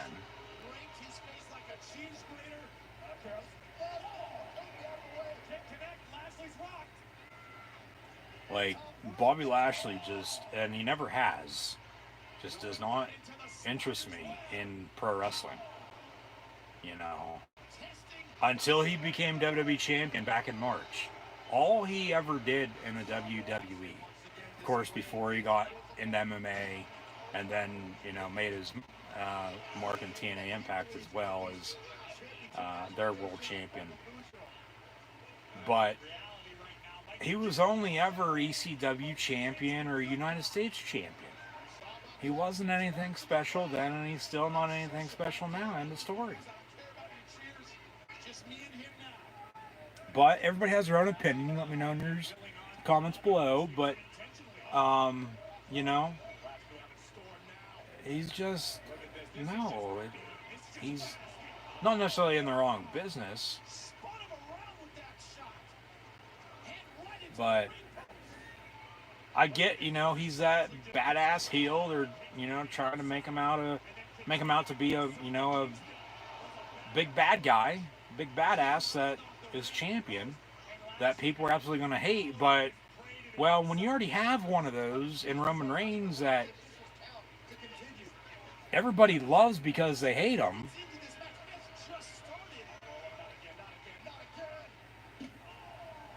like Lashley, just, it doesn't work. It hasn't cut it as WWE champion, especially when, you know, Drew McIntyre should have gotten back his WWE championship by now, but now he's in a feud with biker Jinder Mahal, it seems like. So, and nothing wrong with that. You know, I'm all for that. That's, you know, of course, 3MB right there minus Slater, but, you know, he's no longer with the company. But more loud Kofi chants. So this crowd is 100% behind Kofi Kingston tonight. They could give two shits about Bobby Lashley. They could care less. Just as it was at WrestleMania 37 when he, surprisingly, I thought that night, and still to this point in time, defeated Drew McIntyre for the WWE Championship. Because I, you know, would have thought that McIntyre would have got the title back after losing to Miz via cash in Elimination Chamber back in February after the Super Bowl. And then, you know, a week later, Miz lost it to Bobby Lashley because the Miz cut a deal with MVP, so they told the story there. Voila, it's storytelling. It all adds up and it all makes sense 9 times out of 10, but then there's that 1 or 2 times that it's like, what the hell are you doing? Like, seriously, what are you smoking? How does this make sense to you when, you know, as I've said for quite some time now, especially after they announced, hey, we're going to be back on the road mid-July, and now here we are, the WWE is going to be in for a very rude awakening on some things. And, you know, I would say on SmackDown we had 1 or 2 of those come up.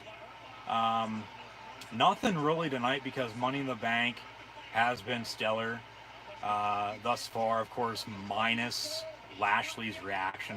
You know, like I said, they can care less about him, it sounds like. See, that's sort of a botch, but he did connect on it, I guess.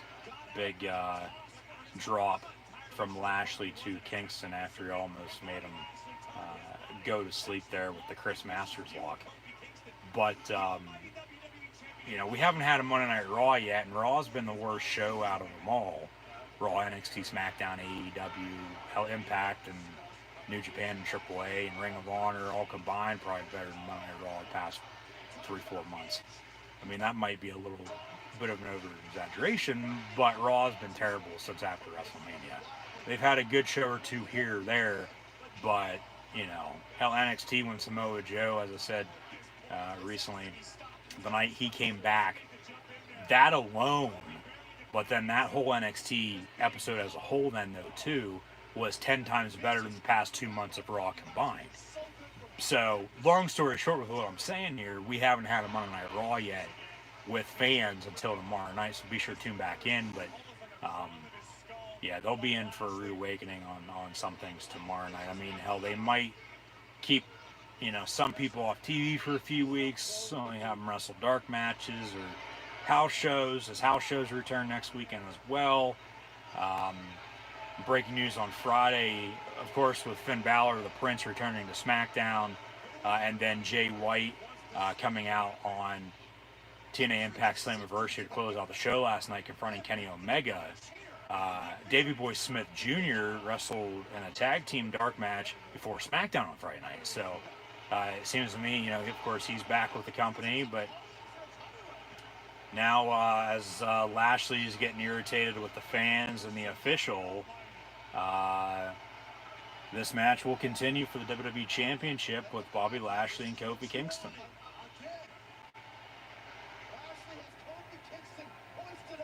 He's probably not going to pin him. He's probably just going to end up...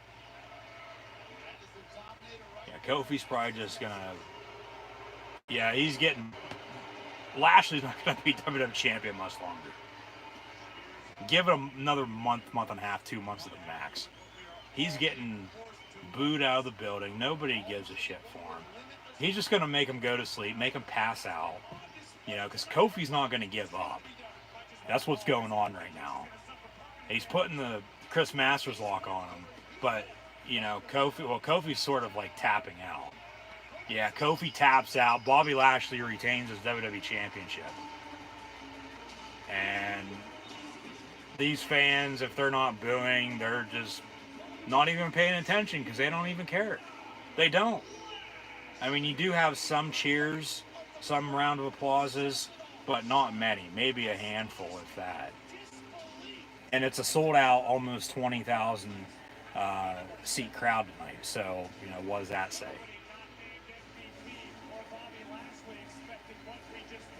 And then he gives the crowd the Undertaker throat slash. Like, you have room to talk, buddy. Jesus Christ. You're nowhere near the dead man.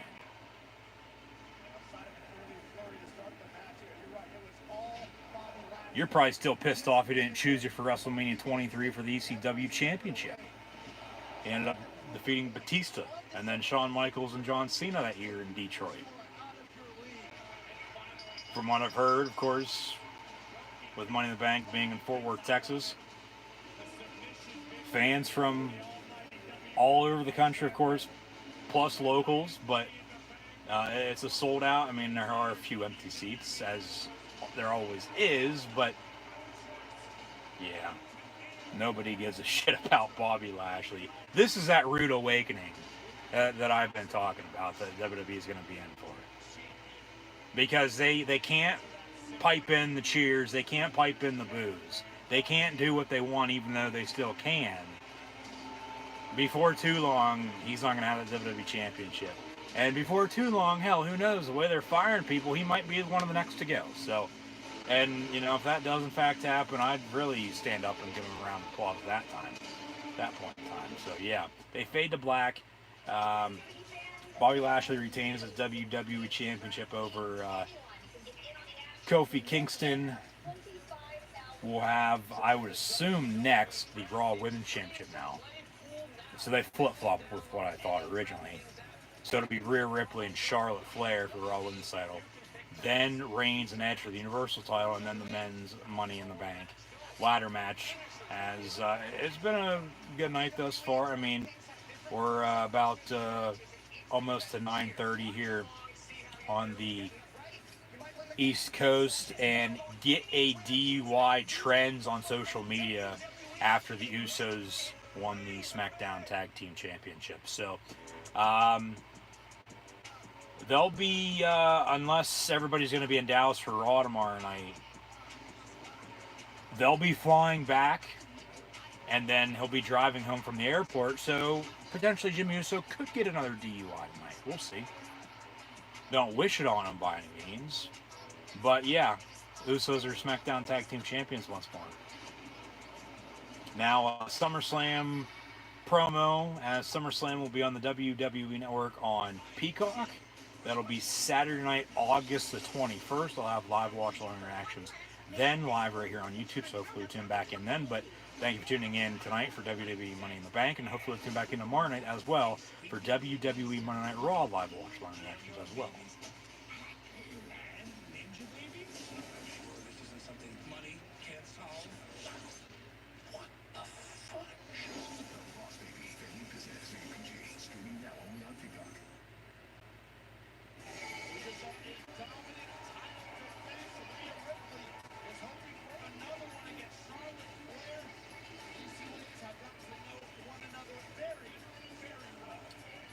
So yes, the Raw Women's Championship is coming up next with Rhea Ripley and Charlotte Flair. As we've already seen tonight, the Usos defeat the Mysterios on the kickoff pre-show to win the SmackDown Tag Team Championships. The Women's Money in the Bank ladder match kicked off the show.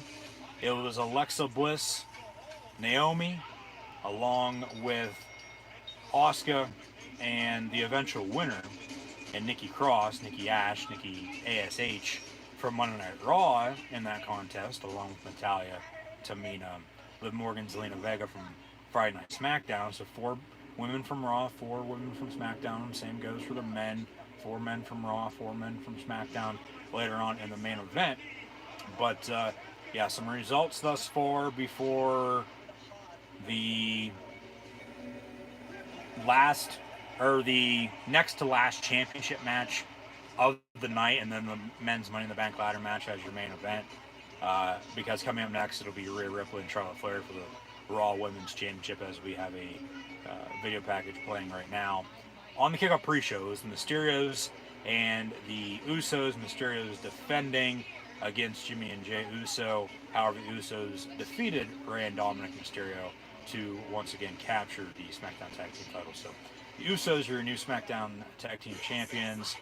The women's Money in the Bank ladder match, as mentioned, kicked off the show with Alexa Bliss, Asuka, Naomi, Nikki Ash, Natalya, Tamina, Liv Morgan, and Zelina Vega, with Alexa being buried with ladders ringside, and then the other 6 competitors minus Nikki on 3 separate ladders in the middle of the ring, trying to grab that briefcase, fighting it out with one another before Nikki Ash basically just ran up and paid no attention to what they were doing, grabbed the briefcase, and won this year's women's Money in the Bank ladder match. So Nikki Cross, Nikki Ash, Nikki ASH, almost superhero with her new gimmick, is your Miss Money in the Bank for Money in the Bank 2021 here this year, in the first WWE pay-per-view back with live fans on the road, minus WrestleMania 37 this past spring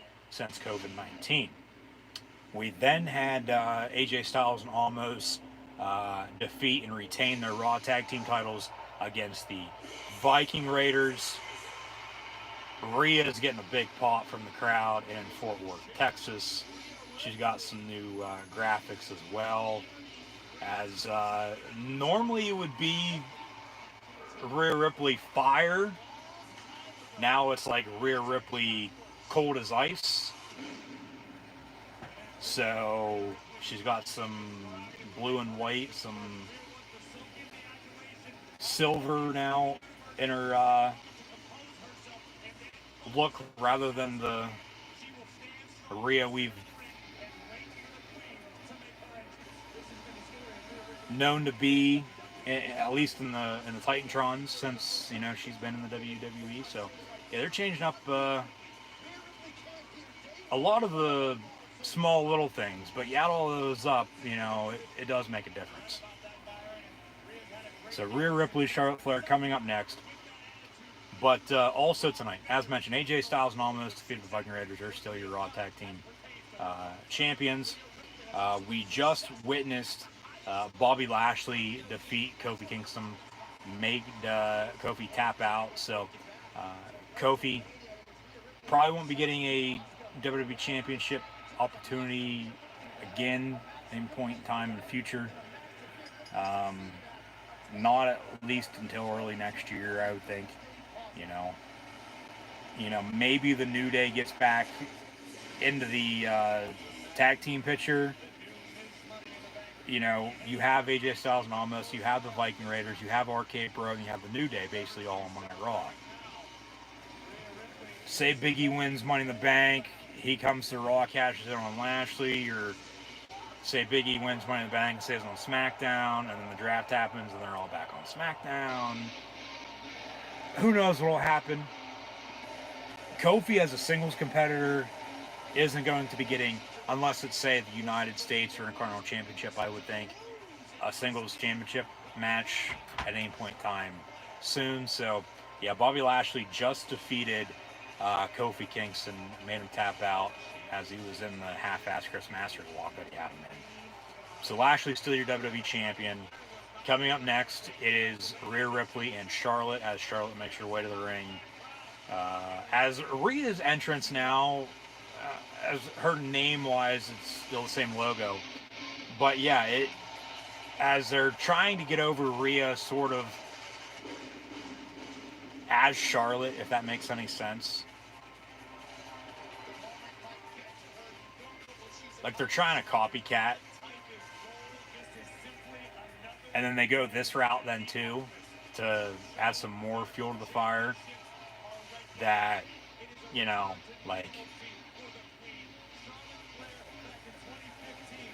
that's all they're doing with Rhea right now.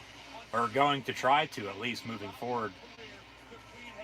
After tonight's rematch from last month's Hell in a Cell pay-per-view with these two for the Raw Women's title as well. Yeah, they're just putting out Rhea to not necessarily look like Charlotte Flair by any means, but be Charlotte Flair. When you know damn well she's not her, but better than her, yeah. So, yeah, we'll see what happens here. But coming up next is Rhea defending her Raw Women's title against Charlotte. And then we'll have the co-main event of the evening along with the main event, and that is, in fact, your WWE Universal Championship matchup with Roman Reigns and Edge. And then the men's Money in the Bank ladder match with Big E, Kevin Owens, Shinsuke Nakamura, who is a now king, along with Seth frickin' Rollins, who stood tall and held that briefcase to close out SmackDown the other night. And then from Raw, you have McIntyre, Riddle, Ricochet, and Morrison. So 3 more matches here within the next hour and a half or so. If they go to 10:30, 11 o'clock, we'll see if it's going to be a 2.5, 3 hour pay-per-view. I would think as we're already close to 9:30 here, they'll give this match, 10, 15, 20 minutes. If that, we'll see. Plus all the video packages and entrances, and whether or not they have another backstage segment with an interview or promo of some sorts. And then Reigns and Edge is probably going to go, good 20, 25, 30 minutes. Plus the men's Money in the Bank ladder match. So 8 to 10:30, 8 to 11. It'll be a 3-hour pay-per-view when it's all said and done, I would think. So yeah, here we go. Raw Women's Championship on the line. It's Rhea Ripley and Charlotte Flair.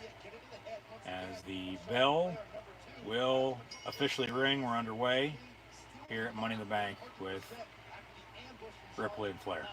Hashtag women's title when you share it on social media, along with hashtag WWE, hashtag MITB for Money in the Bank. And once more, thank you for tuning in and watching my live watch-all interactions of WWE Money in the Bank live this evening right here on YouTube.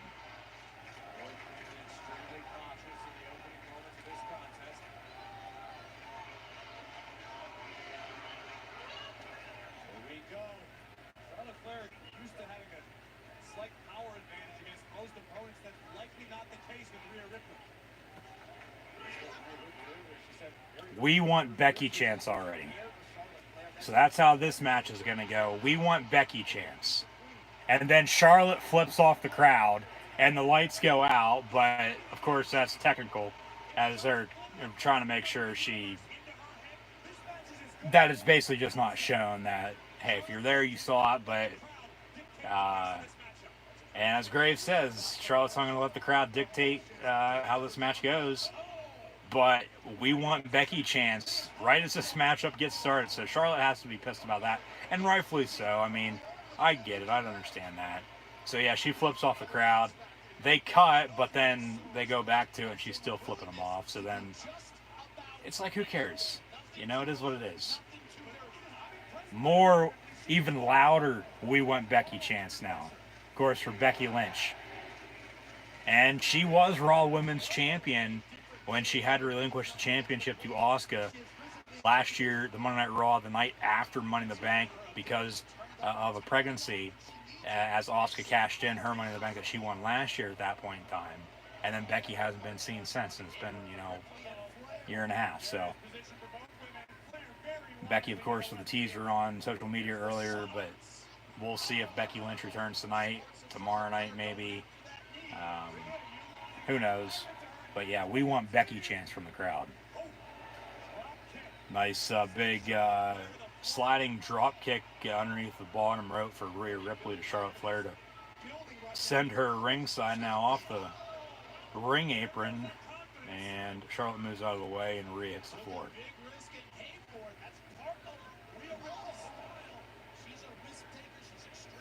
Yet's an understatement. I think ever would be a better word to describe that. But yeah, I catch your drift. So, yeah, I said my piece, with what I said on Friday. With, moving forward now, potentially Goldberg coming back and, with what I said earlier tonight too with Bobby Lashley. So, yeah, I mean, it is what it is. I mean, a good 4-month reign as champion, though, now. Hell, like, some guys don't even get that. But then when they do get a 4-month title reign, it turns into double that, maybe triple that into a year. So, who knows what will happen moving forward. I just hope to God that Goldberg, if he does come back tomorrow night, and he does challenge Lashley for the WWE Championship, that he doesn't win the goddamn title next month. Because that's one of the, arguments, that's one of the things that I've, said before, that it gets to the point of why the hell am I watching this? It's absolutely pathetic. Especially with the talent that they have. Because it circles back around to the booking, that this is the route they go with. You want to bring in, somebody of his caliber. Hell, he's not Stone Cold Steve Austin, he's not The Rock, for God's sakes. He might think he's that. He's nowhere near it.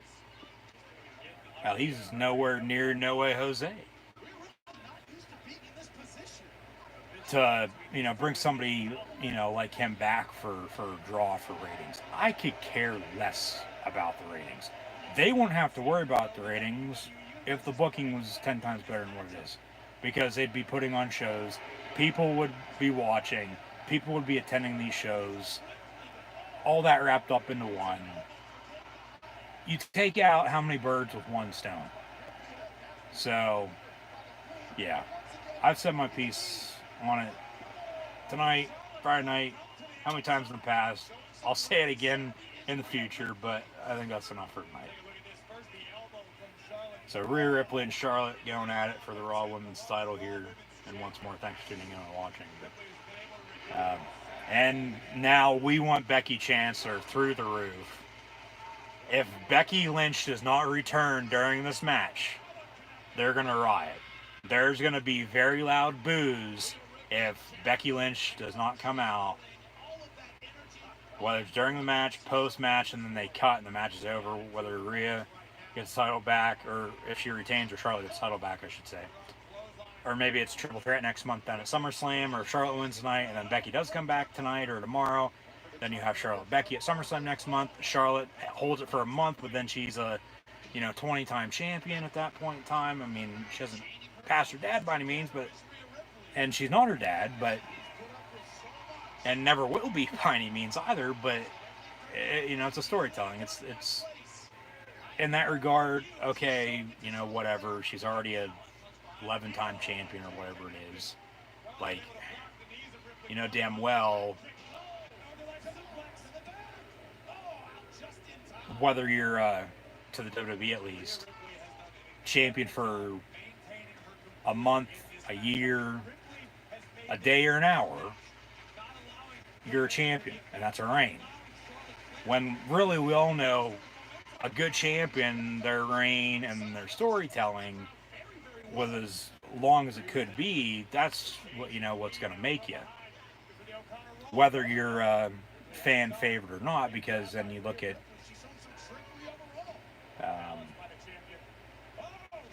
nice big suplex there from Maria to Charlotte.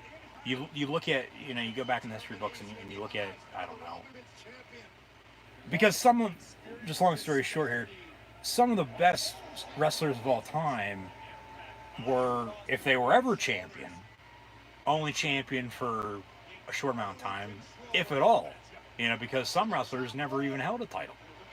But then it's always the fan favorites that are, because I get they sell, but in their company they got to make their money because it circles back around that too. But still, it's like, give the people what they want and actually mean it, and because they've said that how many times, and then it's just the same old bullshit.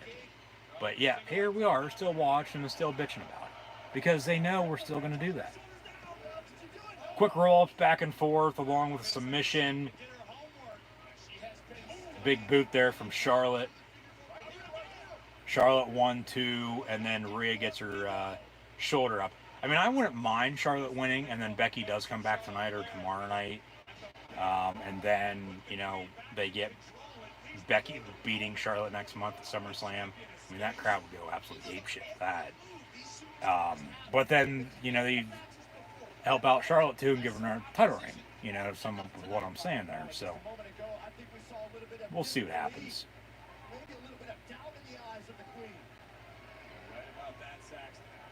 That's the thing. It'd be interesting to see, what they do, and that's just always the intriguing part about it, because as much as we think we know what's going to happen, we don't. They'll end up doing something else, or they might do, what we thought. And I mean, nowadays it's a little tougher on both ends, but that's the fun part about watching. You shouldn't know the spoilers. You should act like it's 1999 and the world's about to end with the millennium, and the Attitude Era is on top of the world, even though it's not going to be ever like that again. 1-2 and a kick out by Charlotte. You shouldn't always know what the hell is going on. That's the fun part about watching. That's like reading the script to your favorite TV show or a movie you want to go see that's coming out in theaters or, on demand on a streaming service nowadays, before it even comes out, and knowing how it ends before you even watch the goddamn thing. So, yeah. Hashtag women's title. Some chops now across the chest of Charlotte for Maria, but I'm surprised. I mean, we've had the "we want Becky" chance, but I'm surprised we haven't had any woo chance yet. Which, regardless of where they're at, normally there's always a few woos for whether it's Rick or Charlotte, okay. And Rick, for the most part, is Ric Flair, for God's sakes, but and deserves it. But yeah, we really haven't had any woos for Charlotte tonight. But Charlotte, after she just got her chest slapped, I don't know how many times, kicks Rhea ringside. Now Charlotte's going to go up top and hit a moonsault off the top rope. Takes out Rhea Ripley right in front of the entrance ramp. And more We Want Becky chants, maybe.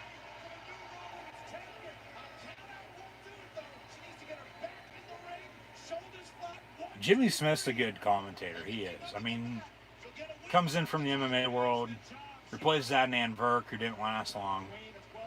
But I think he's thriving more tonight and will do so moving forward on Raws and pay-per-views as well, especially with the fans back, because he came into the company with, the Thunderdome. He came in with no fans. Everybody's virtual. Glad the Thunderdome's over, but you can go check out my review on it right here on the channel, as I did, in fact, sign up for it and did the Thunderdome there a few times. But quick roll-up, 1, 2, kick out. But yeah, it's good to see fans back, so I'm sure they're all happy, excited, whatever word you want to put to it for fans to come back. Here comes the Riptide from Maria, but then Charlotte reverses it into a DDT. 1, 2, and a kick out at 2.5 by Rhea Ripley. That was close.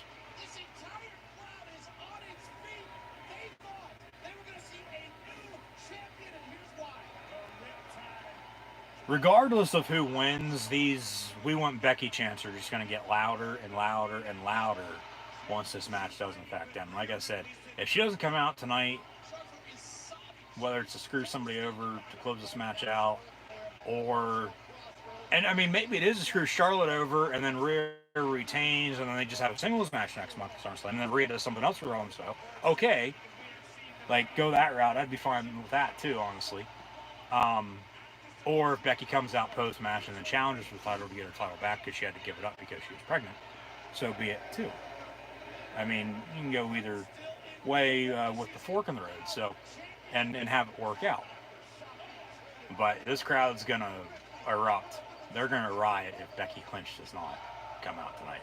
Now the woos are starting to come into play with Charlotte giving Rhea some chops. And now Rhea with an elbow on the reversal, sort of a half-assed headbutt. But 1, 2, and then Charlotte's got her feet on the ropes. And then the ref, of course, quits counting, tells her to get her feet off the middle rope. And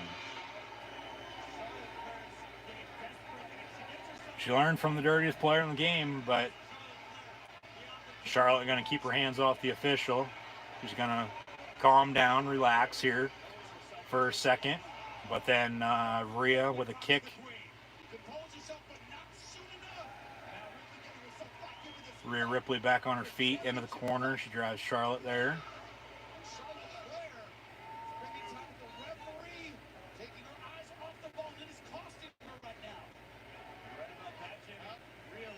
And now they're going to go up top, it looks like here.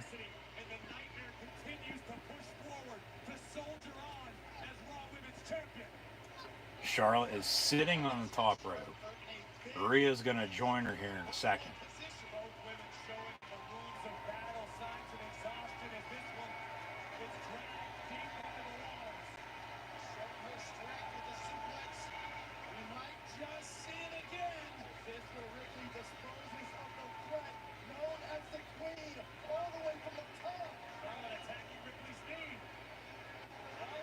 Charlotte now going to go for another moonsault off the top rope here.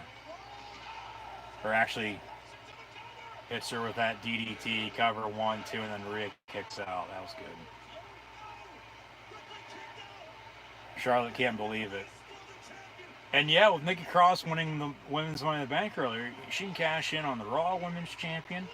With her being on Raw, okay, that makes sense, but she can also cash in on the SmackDown Women's Champion. And then if they play NXT in the picture too, well, you win Money in the Bank, you can cash in on an NXT Champion as well.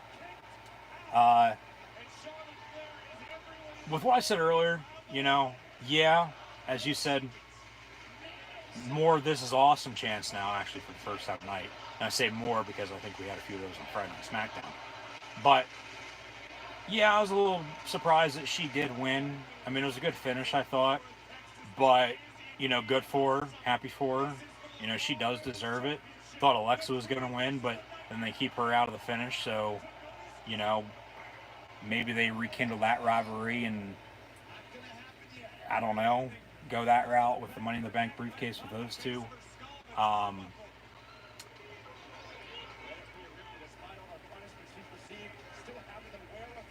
she might become the first woman, yes, to not successfully cash in, because every woman who has thus far won the women's Money in the Bank ladder match has in fact cashed in successfully and become champion. So that's why I said earlier too, with if it was Nikki Cross, it would work out and make sense. But this Nikki ASH for Almost Superhero, her as Money in the Bank, and her potentially cashing in and winning. We'll see if it works out or not. It might not. Charlotte now with the figure four locked in, middle of the ring, but this is after she had Rhea in the steps ringside and then attacking her with those. Actually, just a few kicks, but now the figure four is locked in. Rhea taps out, she loses, and Charlotte becomes champion. Rhea Ripley does in fact tap out. Charlotte wins the Raw Women's Championship. So now 2 title changes tonight at Money in the Bank. We got Reigns and Edge along with the men's Money in the Bank match still to come, but this place is going to come unglued if Becky Lynch comes out right now next. These "We Want Becky" chants are going to get louder and louder and even louder. So yeah, they played off Charlotte and Rhea's knee being worked on. Charlotte holds the Raw Women's title up, saying it's mine. The Queen is Raw Women's Champion. So we got a Queen Champion on Raw. We got a King Nakamura on SmackDown who might become Mr. Money in the Bank. And then we just had a Prince return with Finn Balor on SmackDown as well.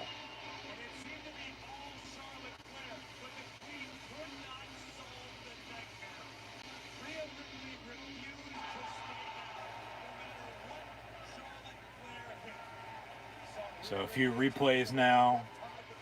Very good women's championship matchup it was.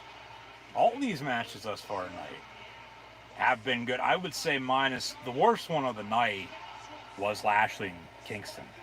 No offense to either, but of all the matches here tonight, Bobby Lashley, Kofi Kingston has been the worst match of the evening. Yeah, so yeah, Charlotte had Rhea stuck in between the ring and the corner there next to the ring post and her leg in the steel steps, and then just some kicks, and then back in the ring, figure four locked in, Rhea taps out, and that's the finish, and Charlotte Flair wins the Raw Women's Championship. And crowd loves it. The crowd, is all right, it seems like, with Charlotte Flair as your Raw Women's Champion here again. And we want Becky. Boo's going to come in if she doesn't come out. Maybe she comes out tomorrow on Raw and confronts her. Of course, that'll, spike Raw.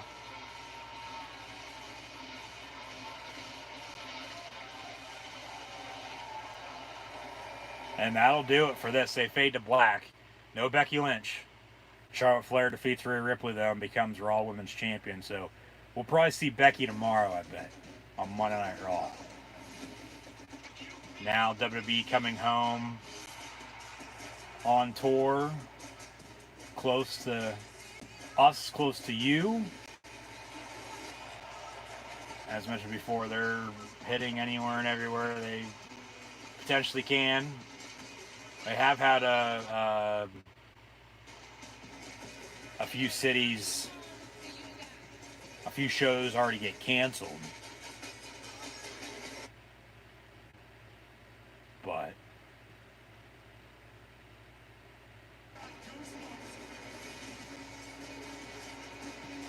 alright, now my WWE network on Peacock's just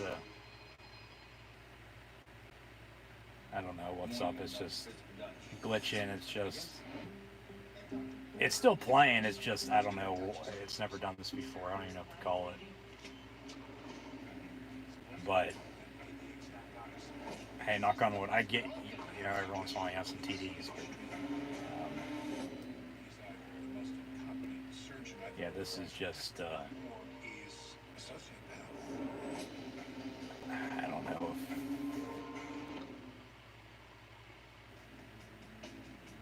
I don't know. I don't. So, I'm not even going to go there. You look completely ridiculous. I'll have the Constipated cheeseburger, Swiss. Alright, now we got a WWE Applebee's commercial. Are they bringing back all you can eat? Please tell me they are bringing back all you can eat. And maybe add to his order a nice glass of shut the You know what's wrong with Applebee's? That's even good in a neighbor. I'm here to be fruit. Yeah. Corbin. Actually, Corbin comes in at the end. I'm here to meet a group. Okay, my WWE network on Peacock just went out. What the hell?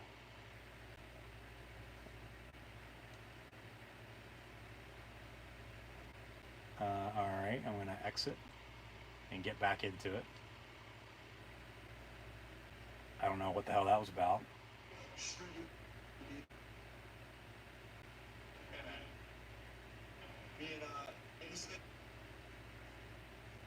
Anybody else that is currently watching my live stream along with Money in the Bank on network on Peacock, are you having some issues right now as well? Is it like just glitching and like it's still going, like it's glitching and buffering all together? Like it's definitely the WWE network on Peacock right now. This is why it's as bad as it is, you know. Trash compared to just the WWE network. Maybe you just gotta let it play out. I don't know if they're having any issues with it or not. But we're backstage in Gorilla, as it looks like the men's Money in the Bank ladder match is coming up next. And we got Nakamura and Riddle, but Rick Boogs is in the middle, and Riddle's trying to get him to play his entrance, I guess. I don't know. I'm going to exit this again and try to get back into it. Maybe I just need to refresh and exit and then, like, completely and then get back into it. Because I'm just going back to the home screen and then get back into it. Yeah, this WWE Network. What the hell's going on? There's Kevin Owens. And now we got some buffer. As Kevin Owens is about to come out.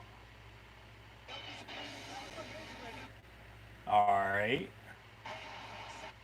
So the WWE Network on Peacock is completely just going bonkers right now. It's, what the hell's going on here? Owens is the first to come out. So the co-main event of the evening will in fact be the men's Money in the Bank ladder match. And the main event will be Reigns and Edge for the Universal Championship. So does that mean something? Is somebody from SmackDown gonna win then? Big E, Owens, Nakamura, or Rollins, and they cash in? I don't know. We'll see. Maybe I should try watching this on a different device and seeing if I have some better luck. Because it's really acting up. This is pathetic.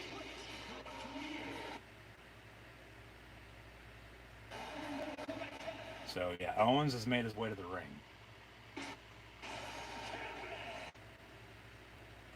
Owens.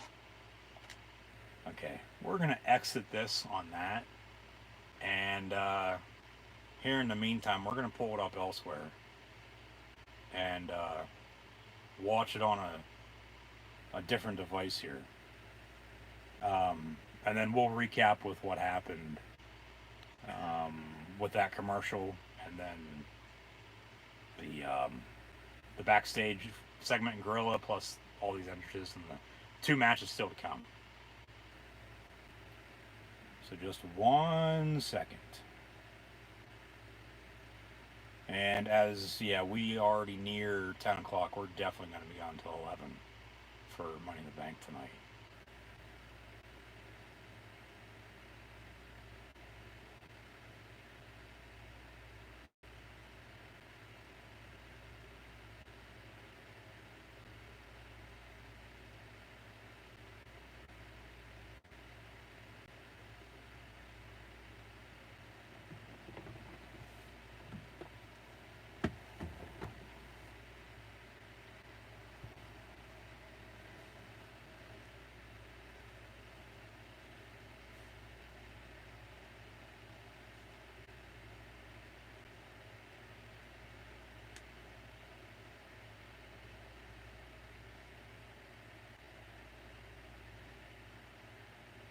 Alright, here we go.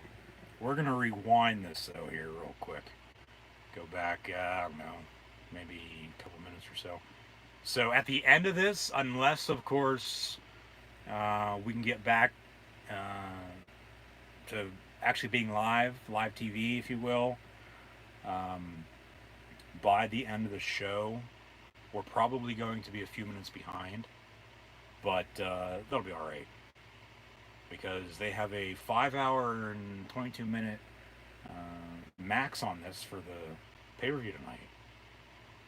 So it seems like Owens came out first and then Matt Riddle. Okay, now we're back at the commercial.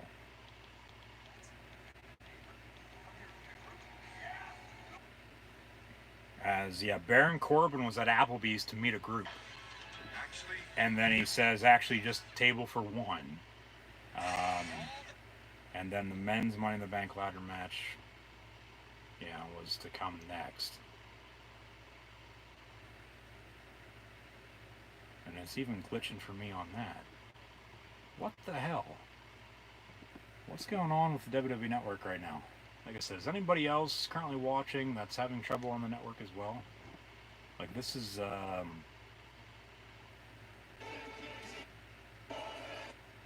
this is unacceptable. This is completely unacceptable. I don't know what the hell's going on. Like, you can't even watch it. And, you know, these are the two best matches of the night, for God's sakes. Like, you couldn't have done this during, you know, something else earlier? Come on. What the hell? Let's get out of Peacock. Let's get out of Peacock. Let's close it. And then we'll get back into it. And even trying to watch it on a different device really isn't working when normally it does.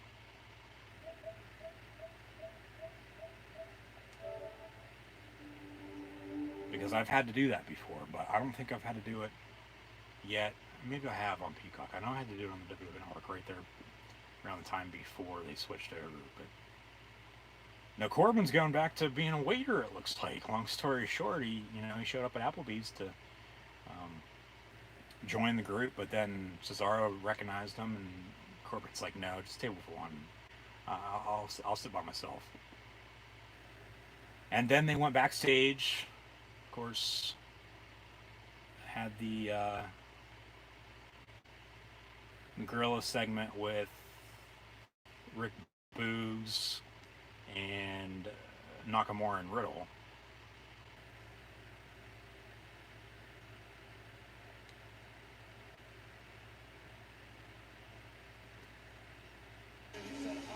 And then some entrances, and we're still getting entrances, but it's still like buffering and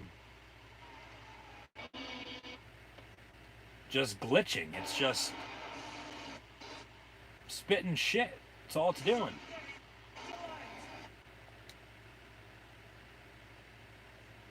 So yeah, I don't know what to think. I don't know what to do. And like I said, why the hell couldn't this have happened earlier?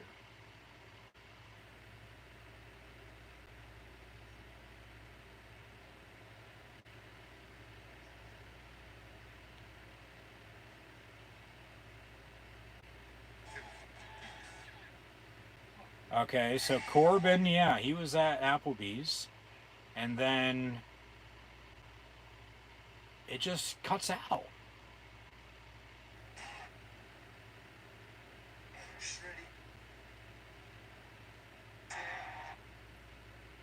Okay, it cut out. But then we go backstage into Gorilla. I can't watch it like this. What the hell? Not with the audio going in and out every 2 seconds, and then the picture's cutting out too. You can't even see anything.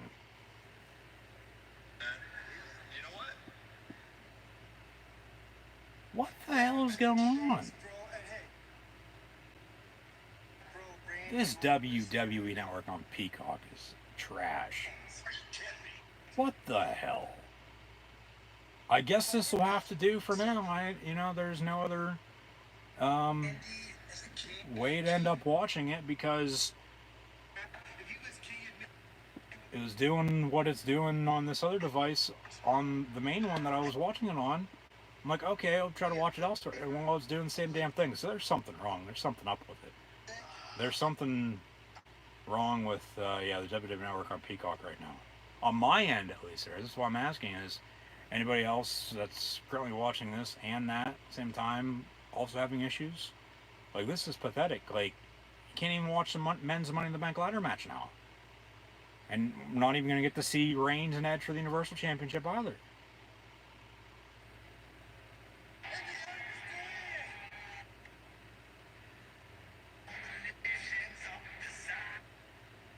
So yeah, we're backstage in Gorilla with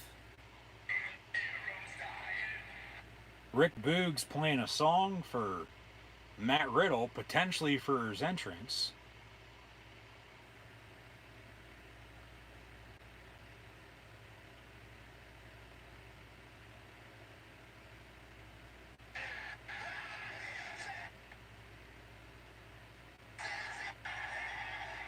Oh, they're singing Voices, Randy Orton's theme song. But then here comes Kevin Owens. So we're back, to what we were 5 minutes ago. So yeah, Kevin Owens comes out, and then it was Riddle, and then I saw Ricochet come out too. But like, this is unacceptable. This is absolutely pathetic. There is no reason for this. This has never done what it's doing tonight. I've had anything and everything else happen, but not this. And it's playing, but there's no feed to it. It's like the ending of Slammiversary last night. It just cuts out.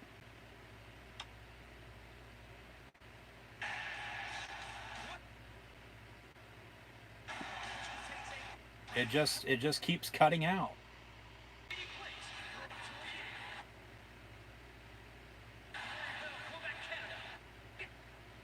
Yeah, the audio and the video just keeps glitching.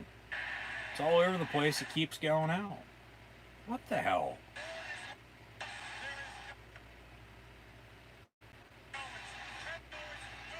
I'm going to check out. And we're going to be then what? Even further behind. I'm going to check out social media right now. Check out what Twitter's got to say. If Peacock is trending. Yeah, Dave LaGreca, of all people, 43 seconds ago. I pay for this shit. At Peacock, hashtag Money in the Bank. Pro Wrestling Torch as well. Hey, Peacock, just unplug your main server, wait 30 seconds, and plug it back in. It should work fine.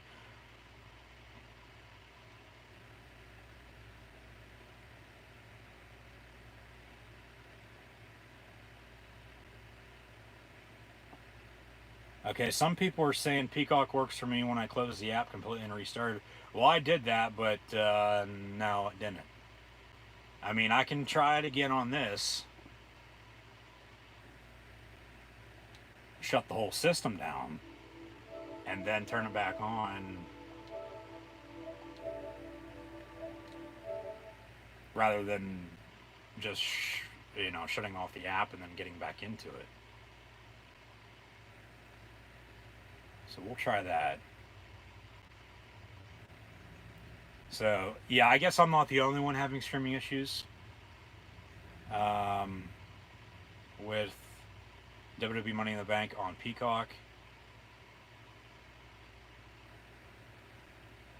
Peacock is absolutely garbage. WWE had a network that worked perfectly fine, but hey, I guess we need to try it, or try to expand our IP. The move to Peacock has always been a mess, and tonight is just ridiculous. That's from Robert Del Felice, and yeah, getting some notifications now. Peacock fails during WWE Money in the Bank with major streaming issues. Come on, Peacock. Yeah, hey, Peacock, you just made the list, you son of a bitch. And of course, it has to be during the two best matches of the night, fuck's sake. Jesus Christ. Like, and yeah, Dave LaGreca, major fucking rant on Peacock tomorrow on Busted Open Radio, so we'll have to tune in to listen to that. Yeah, Mark Henry, who's now in AEW, also saying, I thought it was my Wi-Fi, but no. This should be a deal breaker. Now I can't do my damn job. As he's in AEW, but he's also still working for Busted Open, so. Yeah, okay. I guess we just gotta let this play out, and yeah, Peacock, go to hell. Go to hell. This is pathetic. And now we're gonna be, what, 10, 15 minutes behind, probably? But, I mean, honestly, who cares? We'll try to, catch up to it if we can. But, Jesus Christ, this is pathetic. Brock Lesnar guy, who is not ringside next to Green Shirt guy, he gives us a gif of Stone Cold flipping everybody off. Here's to you, Peacock, hashtag MITV for Money in the Bank. And, hey, this is probably the best one of the night so far. U.S. fans to Peacock right now, and has a picture of Charlotte flipping off the crowd from earlier tonight with the We Want Becky chants. So we're going to try getting back now into the WWE Network on Peacock and continue streaming Money in the Bank with no issues, hopefully. And Corey Gray's first thing he says as I get back into it, he calls Kevin Owens Kevin Steen, which that's basically his real name. That is his real name. Not basically, it is his real name. That's what he went by, of course, before he came to WWE, but he says something, Kevin Steen landed that. So, of course, that's a botch for him on commentary. But, okay, we're back up and running. We're good to go. But, you know what we're going to do? If we can...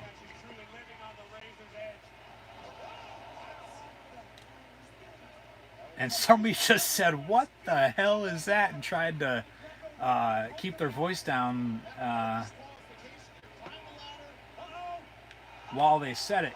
Can I not rewind on Peacock on this device, but I can on the other? Well, if it's working on the other, we're going to watch the remaining part of this on this other device, because I want to restart this match. I do. So, okay. Well, at least I know now...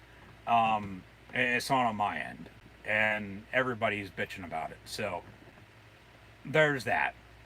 But we're going to get back to Money in the Bank. We're going to be... what?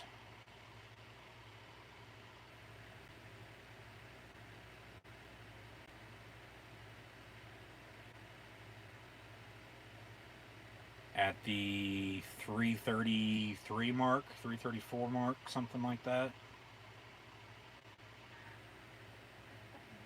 So, yeah. At least they got it back up and running.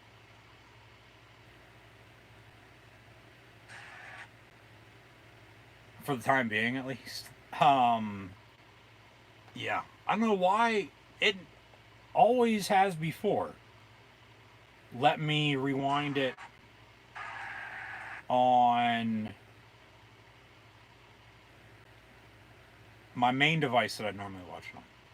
But for some reason, it just wasn't letting me. But on this other device, it does let me do it regardless. I mean, maybe that, of course, has something to do with the glitch. I don't know.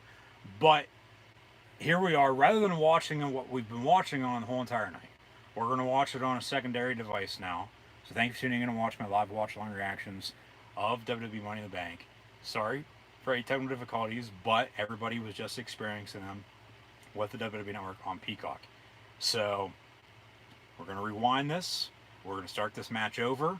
We're going to watch the entirety of the men's Money in the Bank ladder match, along with the main event of the evening, with Roman Reigns and Edge for the Universal Championship. But first, as we're back at the 3-hour 33-minute mark and 45 seconds. If anybody wants to tune in and rewind the whole way back to that point in time, that'd be 1 hour from 7 to 8 with the pre-show, kickoff pre-show with the Usos defeating the Mysterios then. And then, about 2.5 hours from 8 to now with the men's Money in the Bank ladder match about to begin. But we just witnessed Charlotte Flair defeat Rhea Ripley to become your new Raw Women's Champion. No Becky Lynch, though. Maybe tomorrow night. We'll see. Then we got the WWE city to city, state to state tour commercial that they're advertising as they're hitting the road, of course, once again. And then we went to Applebee's with the WWE. There's a group with Cesaro, Natalya, Dolph. Looks like Ricochet's there along with Rick Boogs.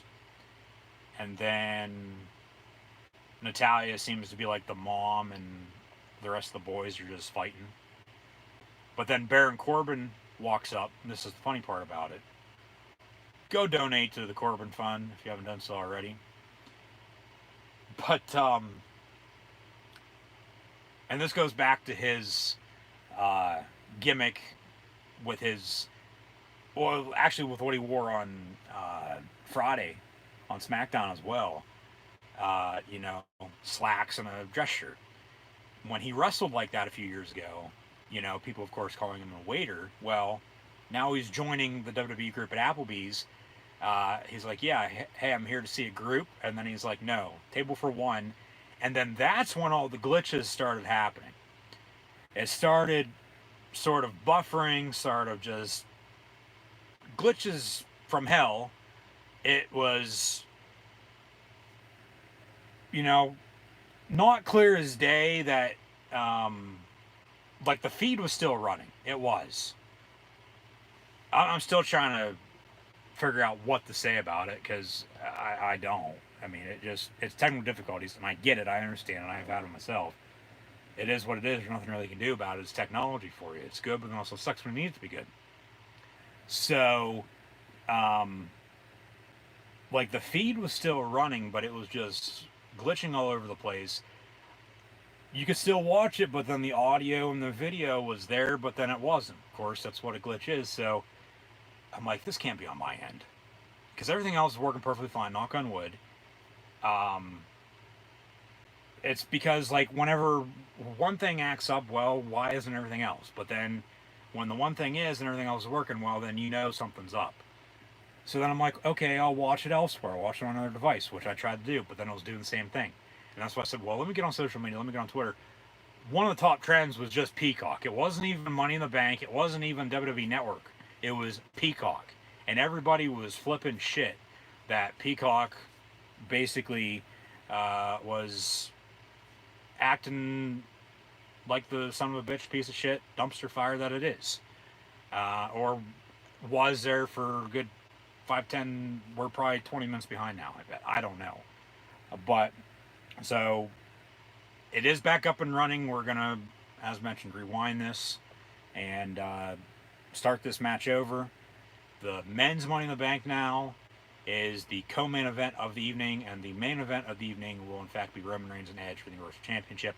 So once more, thank you for tuning in and watching my live watch-along reactions of WWE Money in the Bank live right here on YouTube. I'm your host, Encyclopedia Sports, Cool Hand Luke at 96. Be sure to like, follow, and subscribe on social media. Links in the description below. Check out Facebook, Twitter, Instagram right here on YouTube.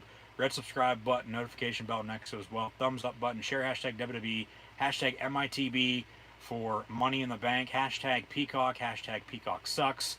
Chat questions and comments, super chat, super stickers, always great appreciate as well. I saw a few come in recently. I'll get to those in a second. But yeah, we're going to go back to the 3 hour, 33 minute, and 45 second mark to restart Money in the Bank. As Money in the Bank is in Fort Worth, Texas.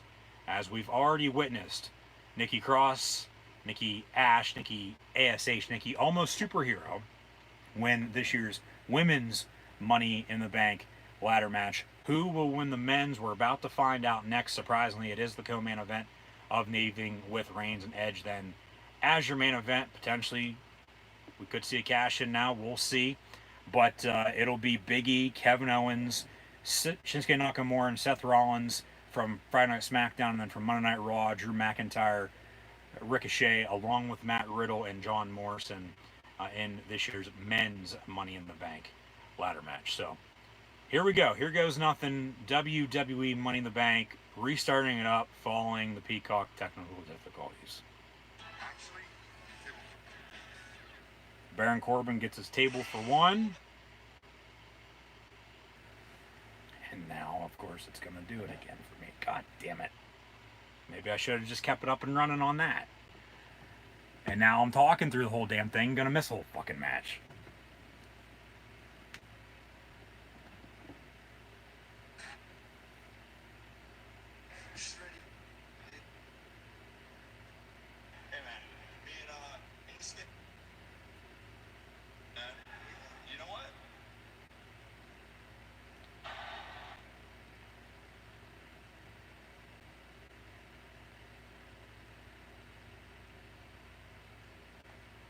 Okay, we're gonna backtrack once more and try to figure this out.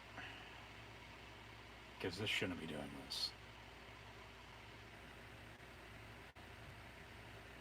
But I guess it is working fine on this, so I'm gonna keep it up on this now. I guess I can't rewind it though to the... Hell, we were about 25 minutes behind it seems like. Because they're at the 4-hour mark right now. Drew McIntyre, in the meantime, is climbing the ladder. But here comes Jinder Mahal's guys. They're going to attack Drew McIntyre, and McIntyre is not going to win Money in the Bank this year, it seems like. And Jinder with a steel chair out of nowhere. So that's where we're at. And it's back up and running on this, but I wanted to catch the... backstage segment that we had there, plus the entrances as we always get, which we can just, I guess, now that we're at this point, forget about it, just forget it even happened, go over everything I would say, I guess, normally during the remaining part of this match. Buffer with the network on Peacock, but it's not as bad as it was. It's not glitching all over the place. As Jinder Mahal and his posse are going to drag Drew McIntyre out of the arena now. Here comes Riddle with a ladder, but Ricochet is going to climb up to the top of the steel post, walk the rope, and then jump on the ladder, climb up with Riddle. Ricochet's in shorts rather than his normal pants. Ricochet trying to grab the briefcase, and then, holy shit, takes out everybody ringside. Riddle can't believe it. Just did, we're going to see a replay of that. I don't know what number of a splash that would have been. But here comes Ricochet right back up the ladder up against Matt Riddle.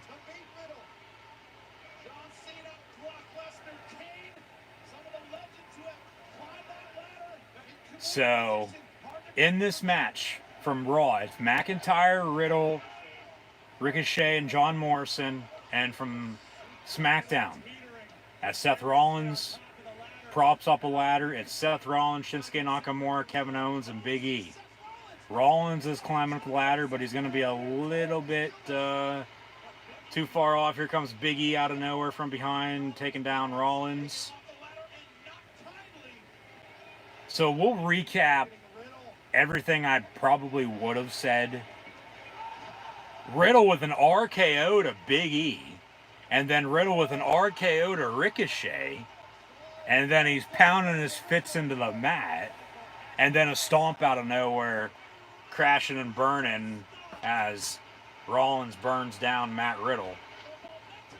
But here comes Shinsuke Nakamura with a GTS to Seth frickin' Rollins. Nakamura gonna climb the ladder now.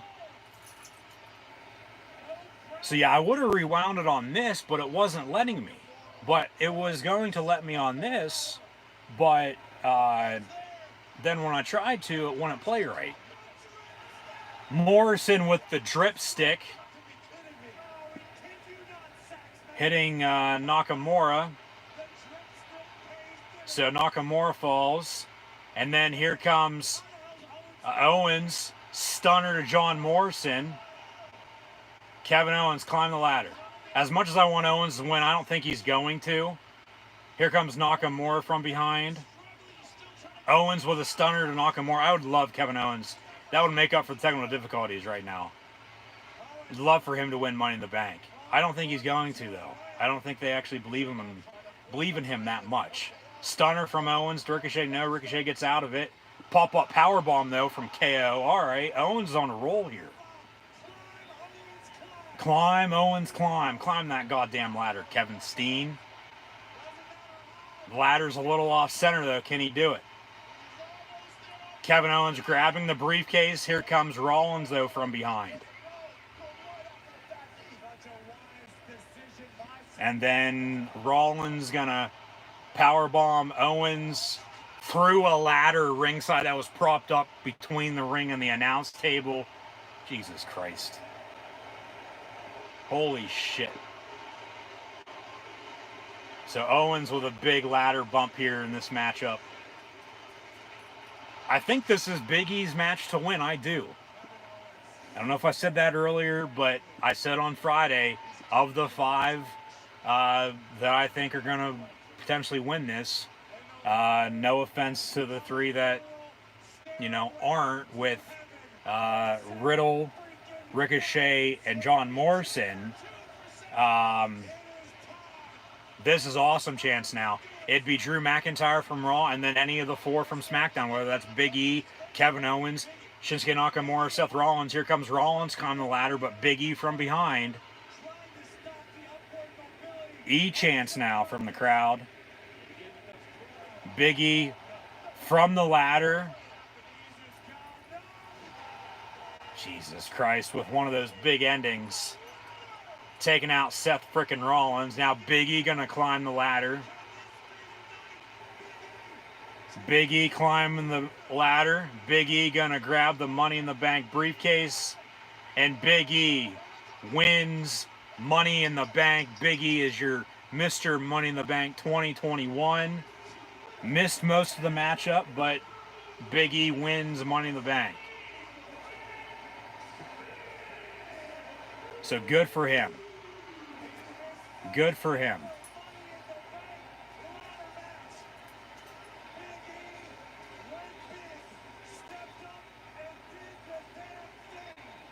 Big E stepped up and did the damn thing, says Corey Graves. Big E wins this year's men's Money in the Bank ladder match. Unfortunately, none of us watching on WWE Network on Peacock got to see the whole match, but got to see, for the most part, the ending, or towards the middle to late part of the match, and then, of course, the ending to it. Definitely gonna have to go back and watch this from start to finish. But now, does Big E cash in on Roman Reigns or Edge? That's the big question now. And you go back to what I said a little over a month ago, right after Backlash. Or Hell in a Cell, excuse me. As Backlash was in May, Hell in a Cell bumped up to June last month. Money in the Bank now tonight.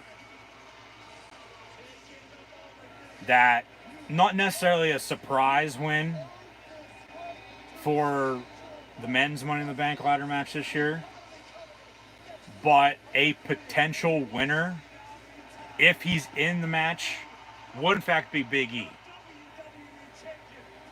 And, as the weeks went by, it sort of became,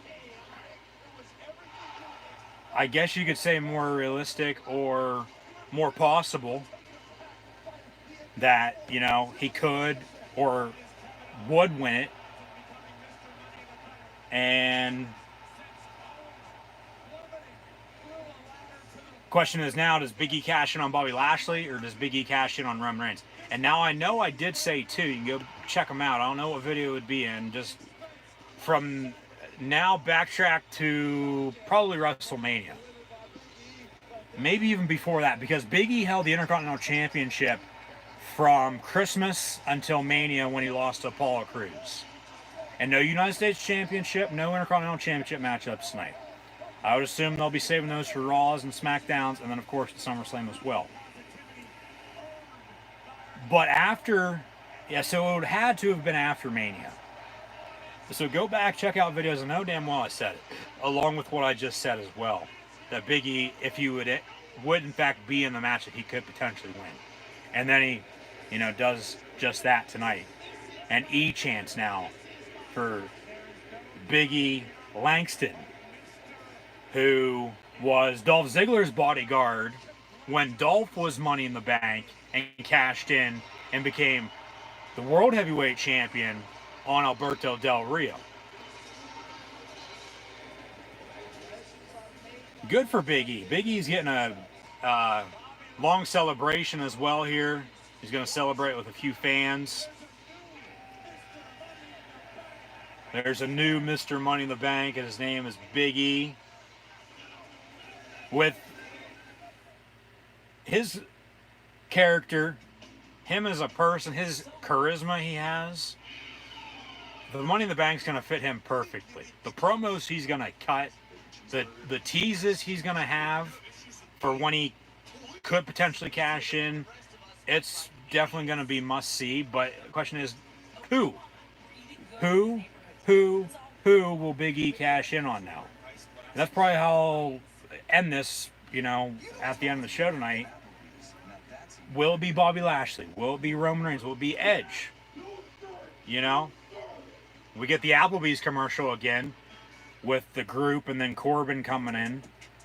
And then, no, I just want a table for one. And then that's when it started glitching earlier. So hopefully, knock on wood, doesn't do it now. But this summer, we bring the fire. Here's a SummerSlam promo for next month, as we'll bring the party.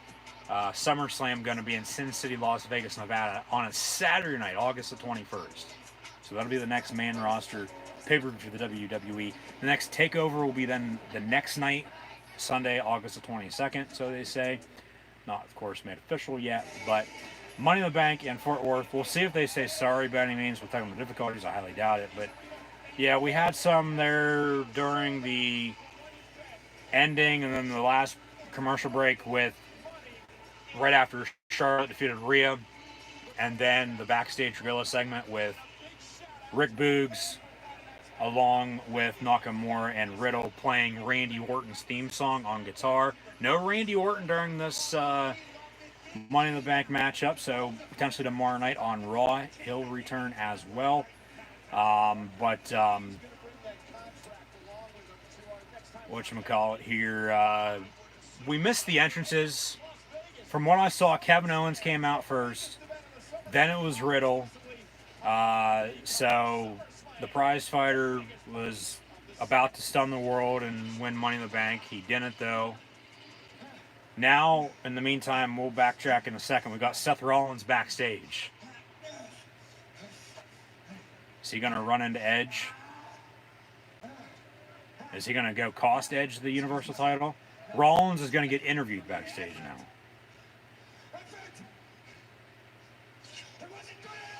It wasn't good enough, he screams. Rollins saying it's destiny. He's been destined to be world champion again.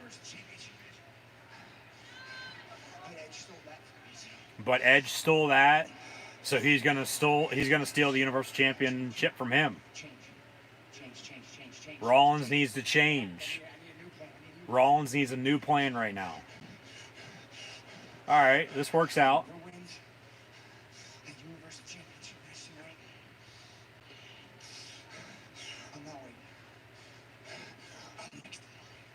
Rollins saying he's next in line.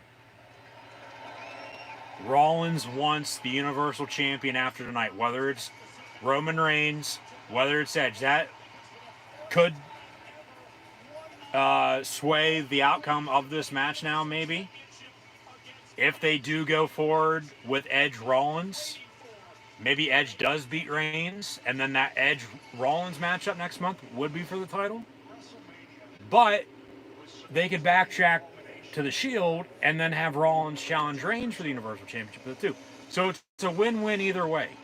You know, we'll see what happens, but Reigns is going to retain. Reigns is going to retain coming up next. Main event coming up next. We'll go to 11 o'clock. It's 10:30 here on the East Coast. So a 3-hour pay-per-view with the technical difficulties. Missed most of the men's Money in the Bank ladder match, but it is what it is. Like I said, I'm going to have to definitely go back and watch that from start to finish. But, of course, not on here because it's not going to let me to rewind for the time being on this. It will on my secondary device, but it's still acting up with the glitches and all the buffering. So there's nothing really I can do about that right now. Yeah, it'll be a win-win as we see a video package here for Reigns and Edge before their Universal Championship match coming up next. Reigns is going to win. Rollins is going to come out, screw over Edge, and then we'll get Rollins, Edge, and singles next month at SummerSlam because that's what's penciled in right now. So they say, so we've heard, whether the rumors are true or not, we'll see. Only time's going to tell. But then who's next for Reigns? You know, is it going to be Big E, hey, saying, I'm just going to cash this in on you. We're going to have a championship match rather than me just cashing in, you know, out of nowhere and becoming champion and screwing you over. The thing is, Big E probably should hold the championship, or, well, it is a championship for him. It's a championship in waiting. The contract and the briefcase, it's Money in the Bank. You can cash in anytime, anywhere in the calendar year. If I'm WWE with Big E as your men's Money in the Bank winner, I hold off to have him cash this in until after WrestleMania next year. Because there's no way in hell Reigns, if he does cash in on Reigns, there's no way in hell Reigns is losing the Universal Championship anytime soon. Okay? And that goes into early next year. Now, if Big E goes back over to Monday Night Raw with the rest of the New Day and he cashes in on Bobby Lashley, by all means, have him cash in tomorrow night, for fuck's sake. Like, get the damn title off of Bobby Lashley, especially after the reaction from earlier. It seems to me nobody gives two shits about Bobby Lashley. I sure as hell don't, and, you know, of course, rumor is Goldberg's going to be coming back, so if, of course, Big E would go over to Raw, say in the draft or something, that he's going to be Money in the Bank, he's going to be holding the Money in the Bank briefcase, at least for a few months. But if I'm them, to get it right for the second consecutive year after a few misses over the past 2 years, is 83% of the Money in the Bank winners have successfully cashed in. Big E, hopefully, I would think, would have a successful cash in. Nikki Cross, so going back to a comment from earlier, yeah, she might not. I don't know, though. We'll see. But Big E is your men's Money in the Bank winner, and Nikki, almost superhero, is your women's Money in the Bank winner. So we'll see, you know, where they go with all this week on Raw and SmackDown, and then in the weeks to come as we'll inch closer to SummerSlam now next month. But yeah, that's all I'm thinking right now, so that's all I'm going to say. Here comes Edge. Another big pop for him. And on this day, he's going to try to defeat Roman Reigns to become Universal Champion for the first time in his career. I don't think it's going to happen, though. Rollins is going to come out and screw him over. That's probably how the show's going to end. Because then that goes back to, of course, the history with Reigns and Rollins working together, and then, of course, working against one another, too. But then with the Usos winning the tag titles earlier on SmackDown side of things against the Mysterios in the Kickoff pre-show, you know, Reigns saying to them then backstage after the fact that, you know, now that you got what, you know, you wanted, now you got to help me out. You know what to do. And it was something along those lines. I know that wasn't word for word what they had said, but long story short, the Usos are going to help out Reigns. Rollins is probably going to help out Reigns in the meantime, too. screw over Edge, that sets that up, and then Reigns retains the title. So by the end of the night, within the next half hour, 45 minutes or so, they'll go to 11 o'clock. We'll know who the Universal Champion is going to be, whether it's going to be Roman Reigns, Edge, or potentially Big E cashing in his men's Money in the Bank briefcase that he just won in the Money in the Bank ladder match here tonight in the co-main event, following the technical difficulties from the WWE Network on Peacock. So once more, thank you for tuning in and watching my live watch-along reactions of WWE Money in the Bank live right here on YouTube. I'm your host, Encyclopedia Sports, Cool Hand Luke 96. Like, follow, and subscribe. Links in the description below. Thumbs up button. Share, chat, questions and comments, super chats, super stickers. Always greatly appreciated. As Edge hits the ring, we're all about to acknowledge the big dog tribal chief who sits at the head of the table, our Universal Champion, Roman Reigns, who's already being booed before his entrance music even hits. And Lil Nate will be our official referee.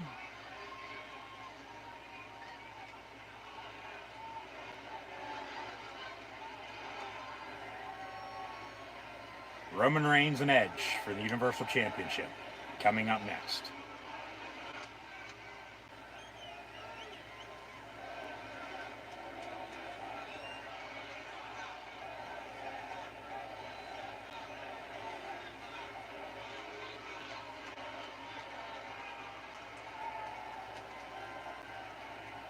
They're giving Edge some time in the ring.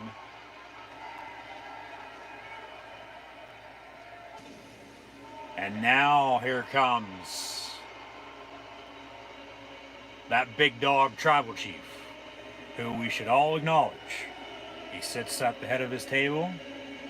In his family, the bloodline, he's the Universal Champion. He's got new entrance music as well, by the way. He's had it now for a few months, but it's very similar to what he had. But, yeah, Roman Reigns now coming out here to close out Money in the Bank against Edge, as the Universal Championship will be on the line. And he's getting a mixed reaction, as, you know, he sort of did on SmackDown. More cheers than boos. Maybe a few more boos tonight than cheers, but yeah, Roman Reigns, he's top dog. He's the man. He's this generation's Hulk Hogan, Stone Cold, Rock, and John Cena. That's what Roman Reigns is right now.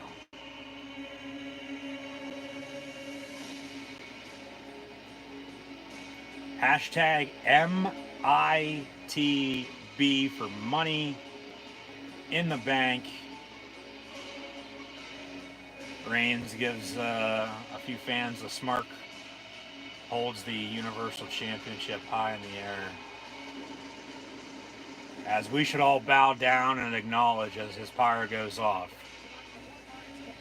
Himself, the head of the table, with that Universal Championship as the centerpiece of the bloodline. But they got tag titles now next to him with the Usos. It's Roman Reigns and Edge coming up next at Money in the Bank. Paul Heyman, Brock Lesnar's advocate, but Reigns a special advisor by his side. This will be a singles match. Maybe Daniel Bryan returns, I don't know. Because you go back to Mania, it was a triple threat with Roman Reigns, Edge, who won this year's Men's Royal Rumble match, and then Daniel Bryan. Reigns beat them both in that triple threat as he stashed them, stacked them, and pinned them. And Reigns has held the Universal Championship now since a week after SummerSlam last year. After he returned at SummerSlam, you'll never see it coming. Beat, once again, a triple threat, The Fiend Bray Wyatt and Braun Strowman, who's no longer with the company. Wish him well. But won the Universal Championship at Payback, end of August, and has held the title ever since. And this is the best Roman Reigns we've ever seen and we're ever going to get, as he gets his Undertaker-like entrance that's 10,000 minutes long. And if you can figure out how long in hours 10,000 minutes is, I'll give you a free subscription right here to the channel. And thank you for tuning in and watching. But Reigns about to enter. And especially with Big E from SmackDown, I just thought, okay, one from Raw, one from SmackDown, they do split it. But with him on SmackDown currently as your new Mr. Money in the Bank, and this is your SmackDown Championship match for the Universal title, you know, does he cash in? Are we going to have a big ending? Exciting ending. A yes movement-like ending to Money in the Bank tonight. Like I said, is Daniel Bryan going to return to potentially go after Reigns one more time? I don't know, because Rollins is coming out, no doubt about it, and screwing over Edge. And then that's probably going to have, well, it'll help out Reigns. He'll retain. That'll, you know, be how the show ends. But then that'll have some, not consequences, but stipulations for SummerSlam with Rollins and Edge. And then, you know, Reigns and Daniel Bryan, maybe if he comes out too. But then who does Reigns face if it's not Big E, if he doesn't just do a John Cena, hey, I'm cashing in, we're just going to have a match. And I'm sure there's somebody out there for Reigns that I'm not thinking of. I don't know. We'll see. Hashtag Universal title.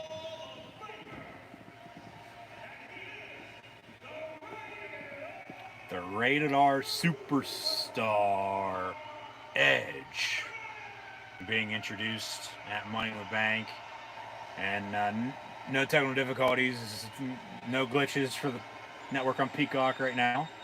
Of course, it had to have happened during the men's Money in the Bank ladder match, but oh well, it is what it is. Yeah, Reigns being booed more tonight than he was on Friday. Heyman just laughing it off. Reigns is still going to be top dog whether you like it or not, so get used to it, folks. Roman Reigns.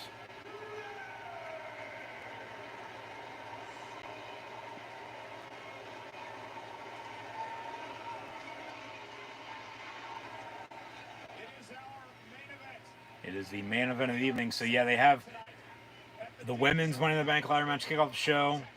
They have a Bobby Lashley, Kofi Kingston midway.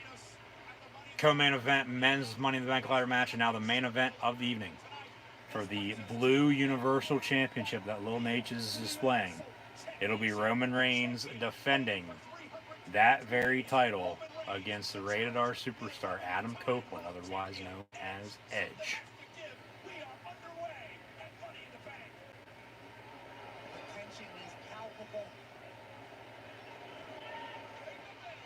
Bell rings, match underway, and here we go. What Edge has been able to do over the last couple weeks is pick apart Roman and his family, isolate them, take advantage of that. He's going to have to do that to a body part or two tonight to Roman. Roman's on top of his game. I'm not sure if there's anything he can really do. Reigns telling Edge, this is my ring. It's my yard now after he beat The Undertaker. They're just talking back and forth with one another now, and now the crowd. Let's go Roman, let's go Edge chants for the big dog and the Rated R Superstar. So this is probably as hot as the crowd's been all night, especially for a start of a match, other than we want Becky. And then, of course, Charlotte flips off the crowd. This is for all the marbles. They lock up middle of the ring, Reigns and Edge.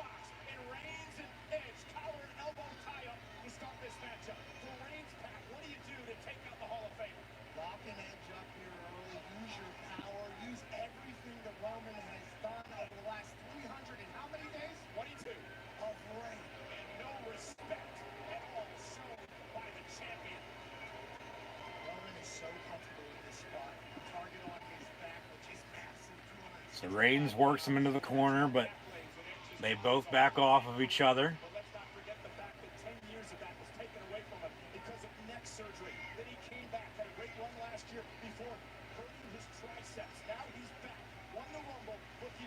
I mean, if Edge does win, and Rollins says, hey, like he did, I'm next in line regardless of who wins, okay, it's Edge Rollins for the title, but this place is going to just, we're just going to come undone if Edge does in fact win, because the pop he got Friday night, the pop he got tonight, I wouldn't have him necessarily beat Reigns one-on-one, but if that's what it's going to take, so be it.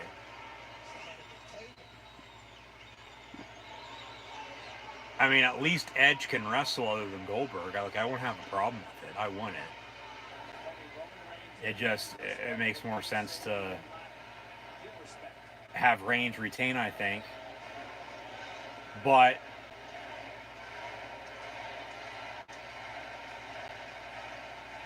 more Edge chance.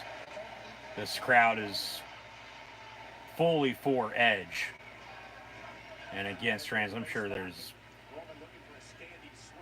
people there that are 11 Roman Reigns are right now. I'd say it's split 50-50, but another route they could take potentially. The thing is, Reigns is going to be defending the title at SummerSlam next month, okay? So keep that in mind. But they could, I don't know, do something along the lines of, if Edge wins tonight and wins the title, Rollins is saying he's next in line, okay, well then you have Edge Rollins. Whether you have Edge retain then or Rollins get the title, well, Reigns is going to want the title back. And then maybe it makes Reigns look even stronger than after losing to Edge, and then maybe beating him again, or beating Rollins if it, would be him. And then he goes on another run as he's had for almost the past year. I don't know. We'll see.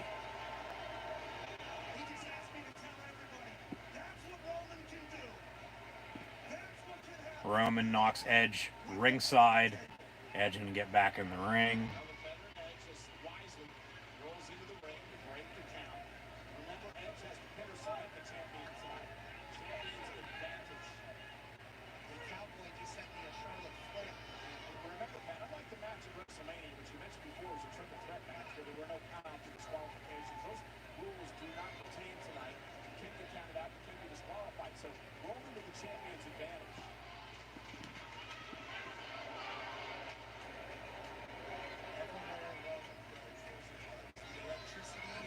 They lock up once again, middle of the ring.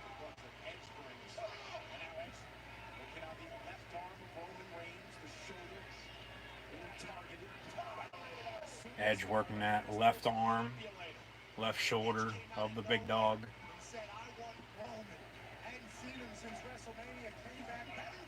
Reigns with a big forearm.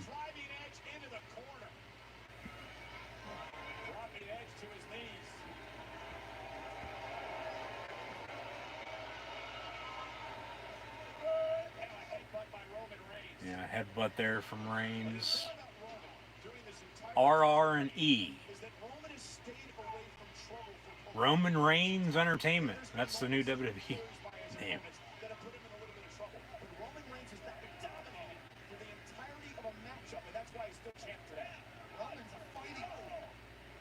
Roman into the corner.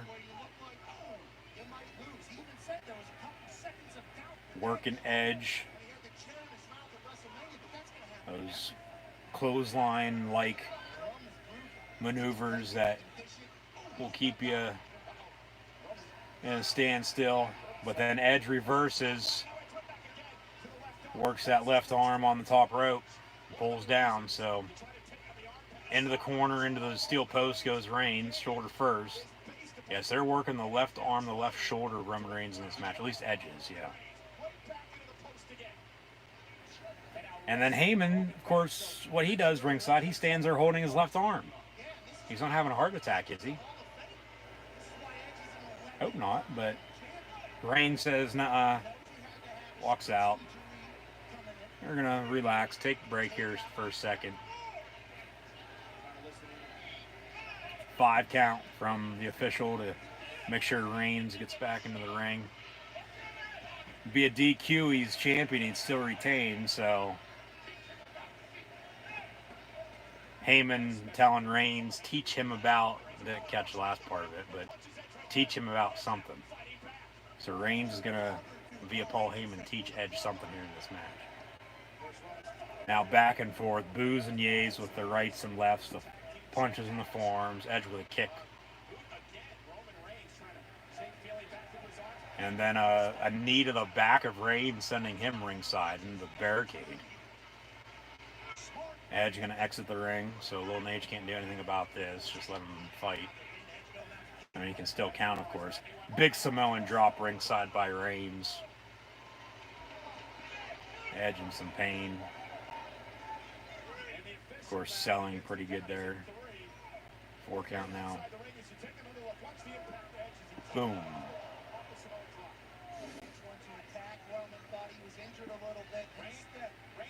7 count now. Reigns back in the ring, but Edge is still ringside. 8, but then Reigns rolls back out of the ring, so he's going to have to restart counting.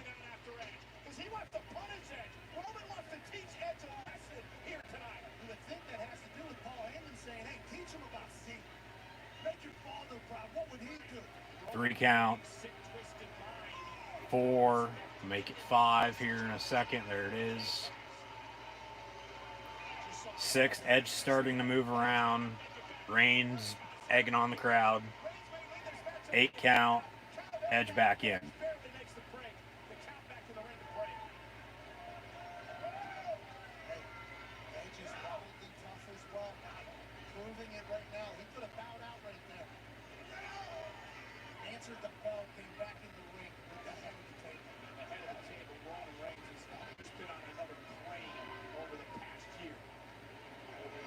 Reigns with a few stomps.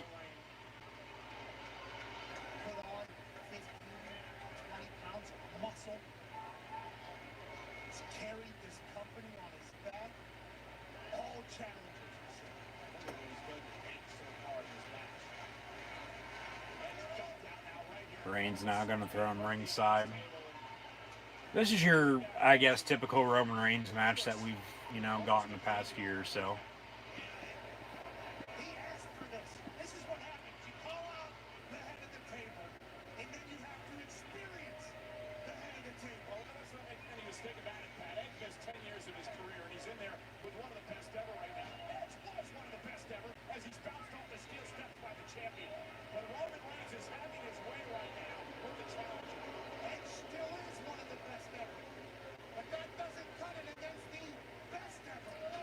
Edge face first into the steel steps. They're working the corner ringside. Gonna bounce him off the ring post here in a second. Heyman gets out of the way from the camera. Reigns rolls him back into the ring cover. 1, 2, and a kick out. Well, that's the... No. Not even gonna go there.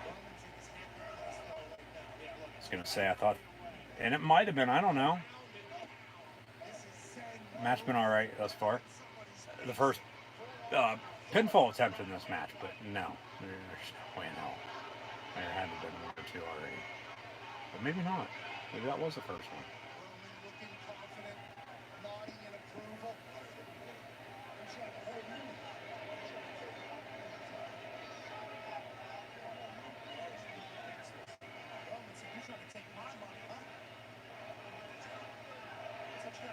More Roman sucks chants, but you can tell they're still piping in the volume, making sure that's turned down, so it, of course, isn't being heard. But you thought they would do the same for, Becky Lynch with the "We Want Becky" chants from earlier, but no. But Reigns just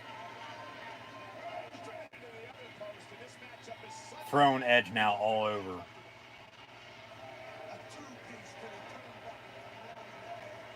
What do we got on time? That's the question. What do we got on time? About 7 minutes. So, yeah, not unless they're going to get an overrun till 5 or 10 after, like Monday Night Raw used to.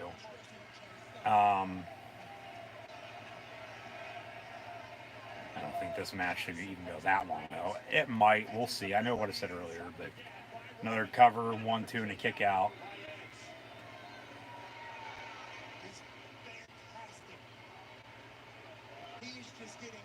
What we're about to find out here. Reigns asking the ref, that was 2. Yeah. Reigns is like, no, I know damn well that was 3, but of course just playing it out like that. But yeah, make sure you stick around though. Post Money in the Bank for a recap here with what happened. We'll try not to talk about the technical difficulty glitch with the network, but I'm sure we'll get into it.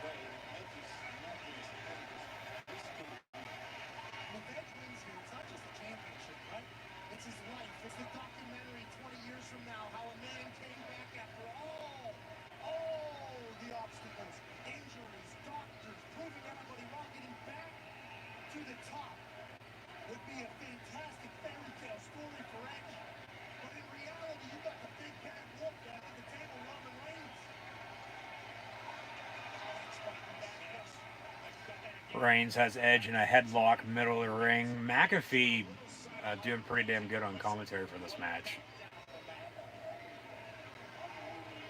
You know, for as I guess raw as he is as a commentator for wrestling, I get he has his talk show every day, but for being in the business, he's pretty damn good for as short a stint it's been on commentary. I mean, he's wrestled, but what he's doing now, it's totally different. It's, say you play a sport and you're the best ever, or one of the best ever, and you retire, and then you get in the broadcast booth and you broadcast games, whether it's a play-by-play or color guy, for 20, 25 years until you retire again. So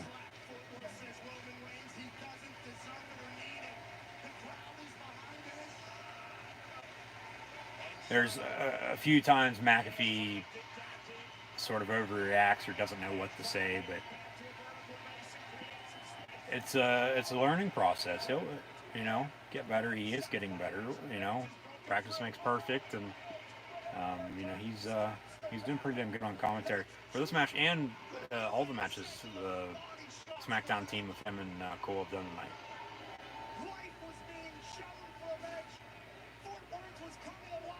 Yeah, Edge off the ropes, and then Reigns with a big right hand to knock him out.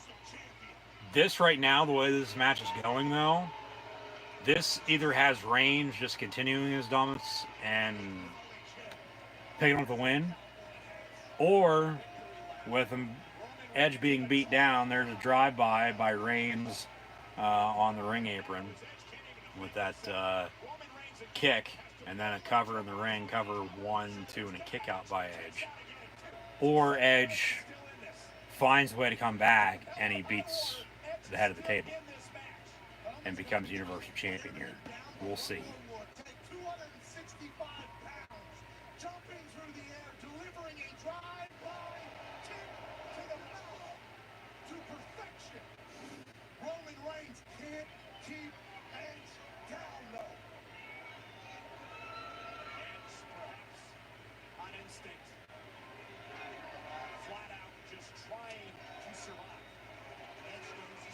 There's fans bowing down to Edge, or Reigns, excuse me, as Edge is down in the ring. They are acknowledging the tribal chief, and rightfully so. And then Reigns now going to go for a Superman punch. But Edge is probably going to hit a spear on a reversal.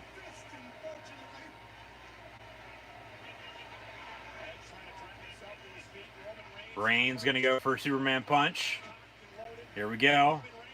And then Edge, quick roll up, 1, 2, no.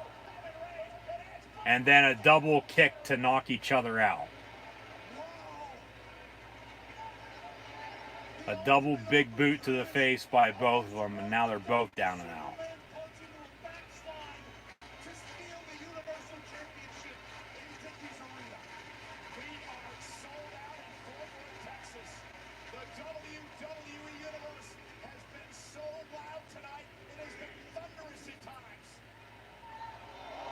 4 count from the official. Crowd chanting along now as well. 5, 6 for them both to get up.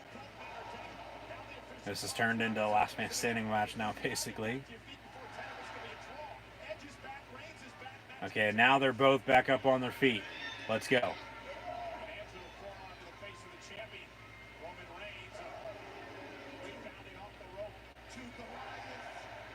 Rights and lefts. Boo and yay.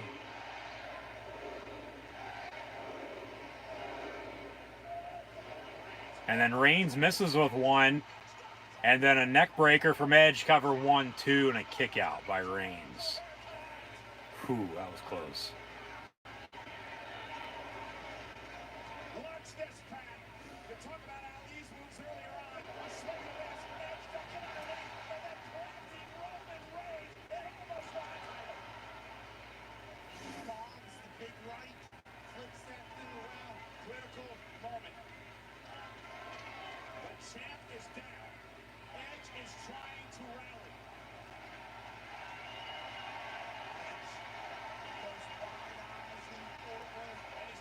Edge getting up. Edge gonna go for a spear here, probably on Reigns. Here we go. Nope. Big clothesline on the takedown.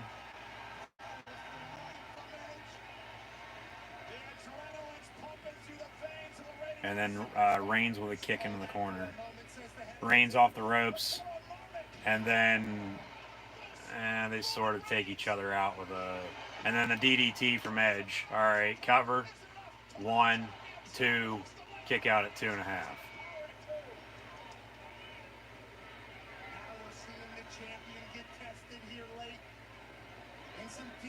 Or maybe if Edge beats Reigns and then say Rollins does come out, like I said earlier, because Rollins has said he's next in line. Okay, Edge, Rollins for the title, but what if Daniel Bryan comes back and he wants Edge?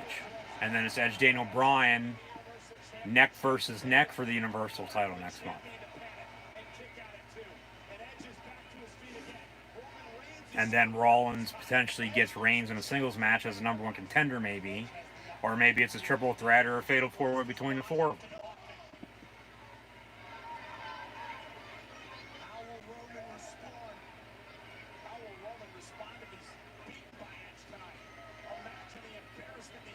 Looks like we're going to get a little bit of an overrun as we hit 11 o'clock. Not unless they're going to be going home here in a second. By this time tomorrow night, Monday Night Raw will be over with. Be sure to tune back in then. Live right here on YouTube from 8 to 11 o'clock for Monday Night Raw live watch-along reactions.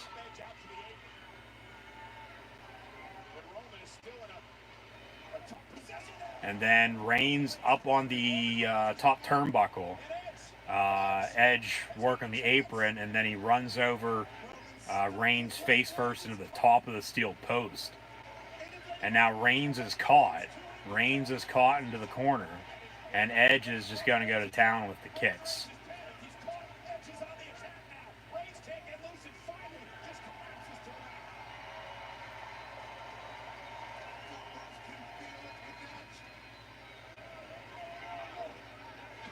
And now Edge going to try to make Roman Reigns tap out.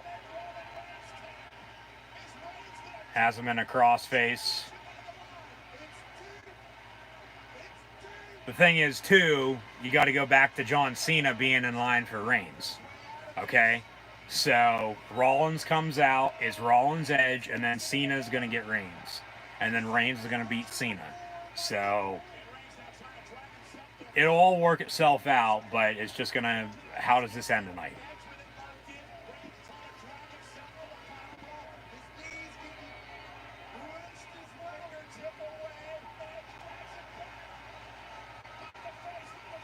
No, unless Cena would get Edge and then Reigns gets Rollins.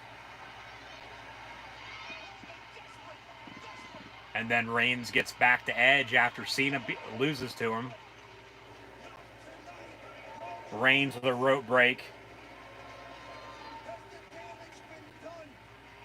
But it's going to be Reigns and Cena, and it's going to be Edge and Rollins, and then say Cena would beat Reigns. Does Big E cash in on John? Like, I don't know. That would be smart. I would hope they'd go that route if that's where they'll end up taking us. But it's going to be Reigns, Cena, and Edge, Rollins, and then Reigns, and then Rollins winning, and then we'll get Reigns and Rollins all fall probably for the Universal title. That's probably what it's going to be. Spear for Edge? No. Reigns catches him.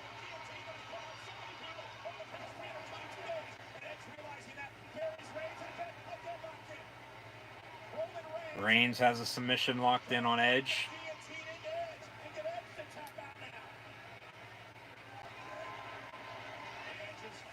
So maybe we'll be going to 5, 10, quarter after here, 11. Edge. Not out yet. But maybe it's Brock Lesnar to return against Reigns. And then, we get the Paul Heyman situation with advocate, special advisor to Lesnar and Roman. They drive each other ringside. All right.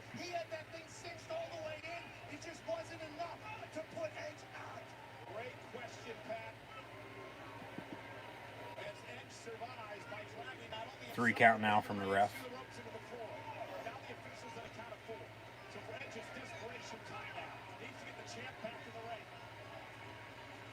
Reigns back in the ring, but he's going to roll back out. Little Nate just like, come on, man.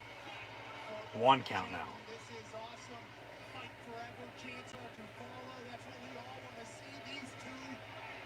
Hell, maybe it'll be the Fiend Bray Wyatt for all we know. I don't know. Reigns went for a spear. Edge moves out of the way, and Reigns goes face first into the barricade into the timekeeper's area. Edge might win by DQ here, but Reigns as champion is going to retain.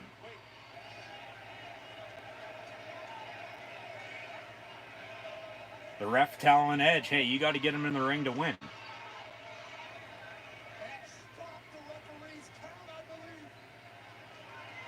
And now Edge going to exit the ring.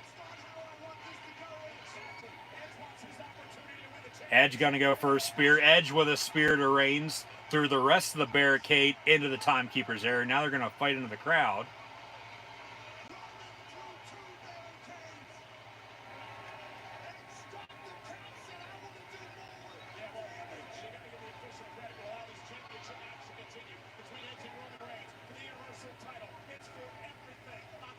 And now Edge going to pick up Roman, has him on his shoulders. Going to roll him into the ring. This is when Rollins is going to come out. Edge is going to hit a spear on Reigns, cover 1, 2, kick out by Roman at 2.5. Edge will go for a spear, or Roman will hit a spear, but then Rollins will stomp, whether it's before the match ends or after, we'll see. Because it could still end by DQ. But Reigns is still going to be the winner. A lot of unknown tonight coming into Money in the Bank, no doubt about it. Especially with fans back, the direction that the WWE is going to be going, regardless of what we think. So, and as much as we always think we know, they always throw us a curveball. Edge on his feet. Or maybe Rollins comes out and hits a spear out of nowhere, you know?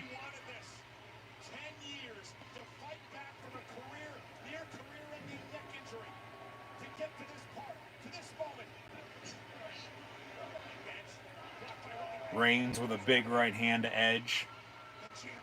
Reigns in the corner. Superman punched Edge, but it knocks out the ref. Alright, so Lil Nate has been knocked out. Superman punch from Reigns to Edge. Edge into the ref. And now Heyman talking over with Reigns. So I said Heyman talking over with Reigns. I might have said Edge talking over with Reigns. Edge is knocked out, as is the ref. So Heyman's talking with Reigns. Maybe they'll go get that bottom rack of the steel chair, and Reigns will get him to tap out. That's probably where this is going to go. Yeah, Reigns going to exit the ring. He's sitting on the ring apron. See a replay of Superman Punch, which Reigns hit on Edge, but then Edge knocks out the ref. And yeah, Reigns wants the steel chair. What do you know? And he's going to knock off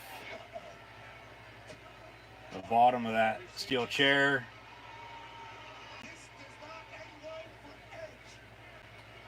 And Reigns now, as he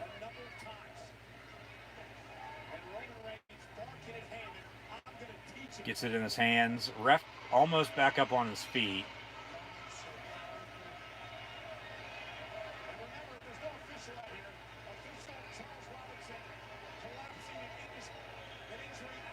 Okay, so Lil Nate, Charles Robinson is now ringside. He's conscious, but he's just sitting ringside in the ring as Reigns tells the crowd to shut the hell up, shut your mouth. More boos. Best heel in the business. Okay, here comes medical to check on the ref, but then Reigns with the bottom of that steel chair, that metal rod, gonna go with a submission to Edge, but Edge now starting to fight back with some elbows and punches, but then now Edge reverses a lot of headbutts. Heyman's ringside. Charles Robinson being taken to the back now.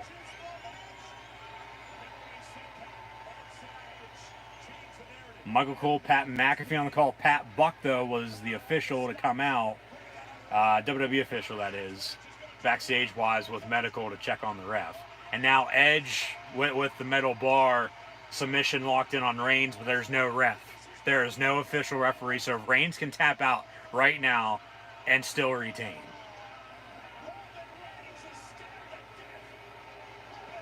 Boos from the crowd, you know, and here come the Usos. All right, here we go. Here comes the finish. Here come the Usos. But from behind, it's Rey and Dominic Mysterio. Go back to kickoff pre-show. Usos defeated the Mysterios to win the SmackDown tag titles.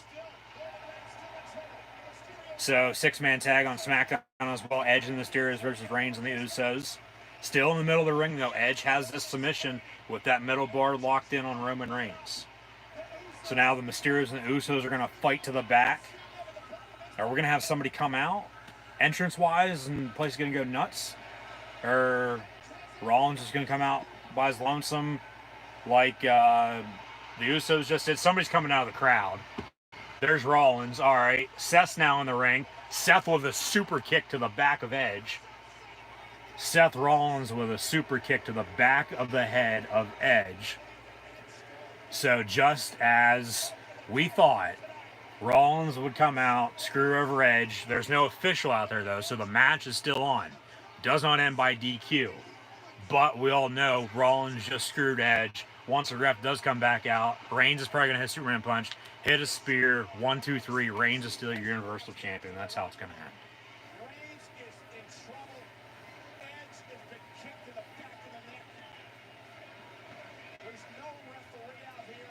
The Universal Championship match continues live. Main event, Money in the Bank.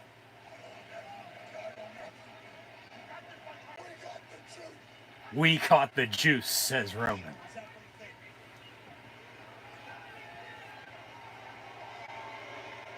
Boos for Reigns. Ooh, here comes Roman with a spear.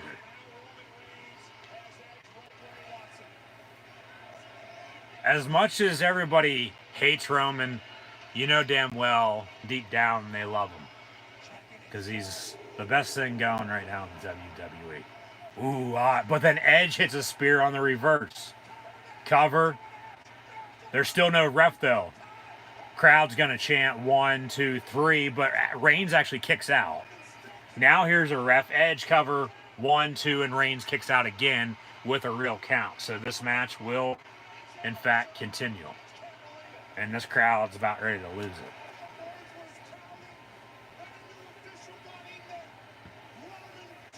Very, very good match. And probably going as long as I thought it would, maybe even a little bit longer now. I don't even know what hell time it is.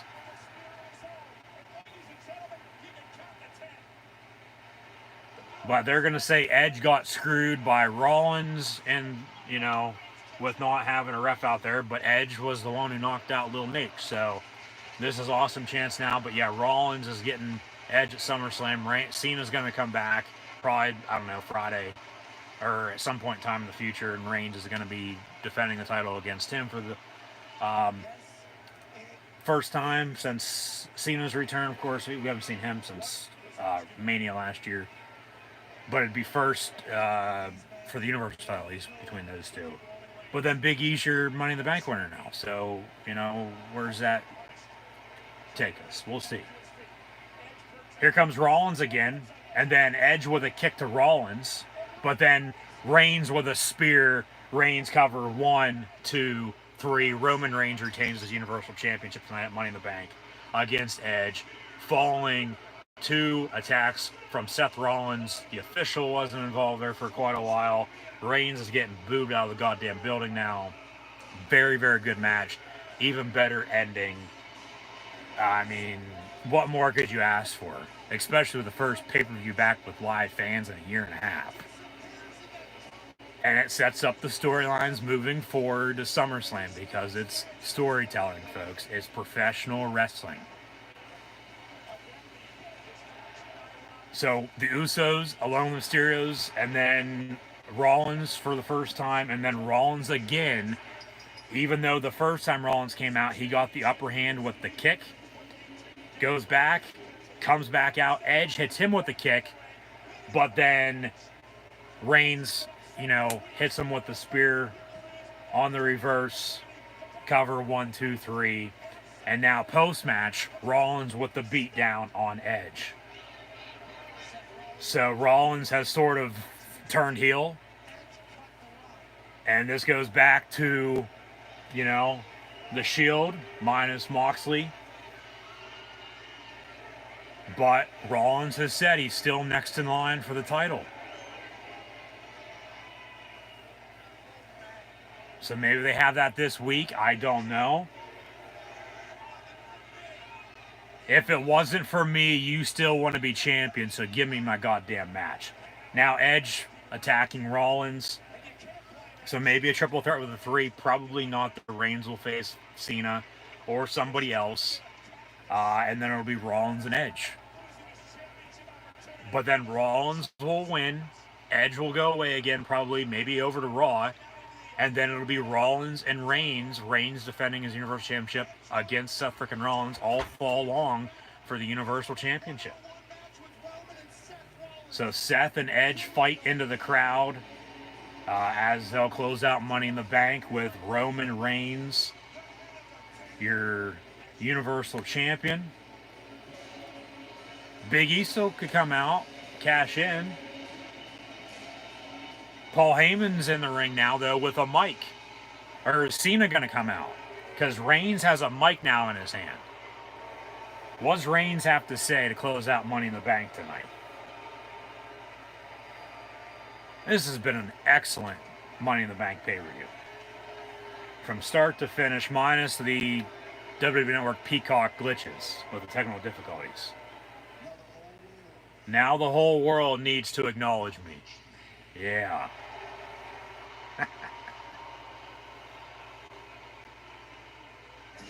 And now here comes John Cena. So Cena returns tonight at Money in the Bank.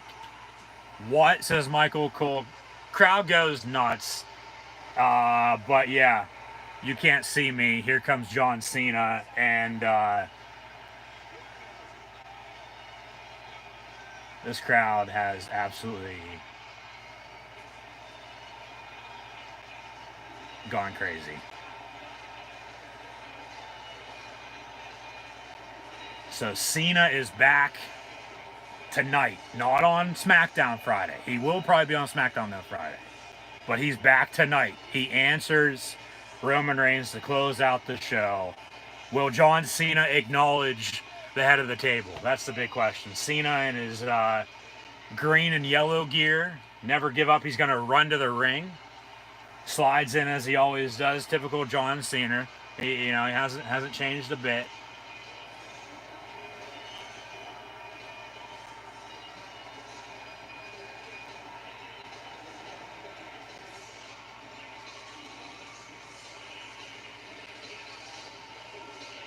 Cena throws his towel and hat into the crowd.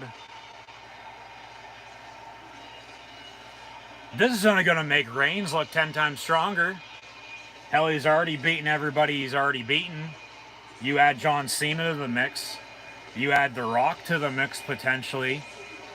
You can't, have him wrestle against Hulk or Stone Cold by any means. But then, as I said earlier, as Reigns is the Hogan, Stone Cold, Rock, and Cena of this generation, he would, if he beats Cena and then The Rock, say at Mania next spring in Dallas, of all places, so circle back around, will come full circle next April, that, he would have beaten, to be the big dog nowadays, half of the faces of the former generations. As Cena steps up to the plate, stares down Roman Reigns, does the "you can't see me," and it's going to be, as we hit the closing credits for WWE Money in the Bank, it'll be Roman Reigns defending his Universal Championship against John Cena next month at SummerSlam. Reigns is just standing there, doesn't know what to do. That does it for Money in the Bank. What a show. Minus, of course, the technical difficulties with the glitch with the WWE Network on Peacock. Missed half of the men's Money in the Bank ladder match, but, saw what needed to be seen with the ending and who won, so I guess that's really all that matters. And then with, Rollins and Edge, it's going to be those two in singles. Reigns will beat Cena, Rollins will beat Edge. That's what I'm thinking. Who knows? And then it'll be Reigns and Rollins from after SummerSlam until Christmas. And then Royal Rumble will be here. Who knows where that'll be at? Arena, baseball stadium, maybe Thunderdome again if it gets worse. And then we'll be on the road to WrestleMania. As they were in Fort Worth tonight, they'll be in Arlington for Mania 38, home of the Dallas Cowboys, AT&T Stadium, which, right up the road. But it's all going to come full circle here. Storytelling. It'll all work itself out, believe me. Don't worry. It'll be fine. It'll be okay. So as Aaron Rodgers once said, RELAX, relax. He'll be back for the Packers too, I think. This football season's right around the corner. But what a show. What a damn good show for Money in the Bank tonight. Like I said, of course, minus, right before the co-main event of the night with the men's Money in the Bank ladder match, the glitch that Peacock had. So we'll get into full recap here in a second, but still just trying to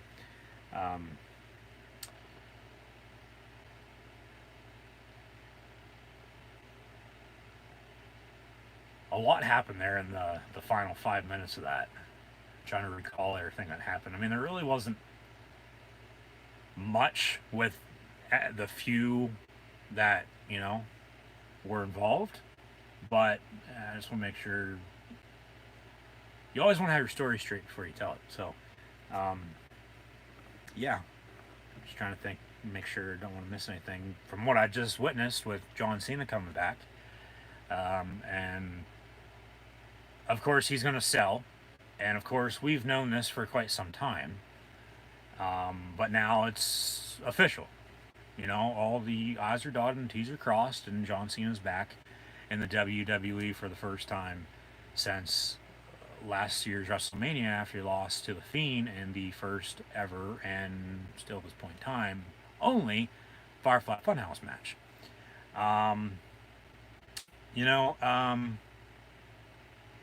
Really there's not much to be said. I've said what I've said all night, but the writing was on the wall for quite some time on, okay, what moving forward as we'll progress now towards SummerSlam, what was going to happen. Um,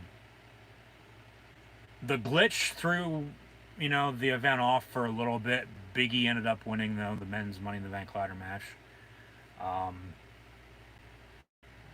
to me, if they were smart, they'd have him cash in on Bobby Lashley. Have all the New Day on Monday Night Raw, especially if they're going to be worried about Raw. And then you have, because, I mean, really, other than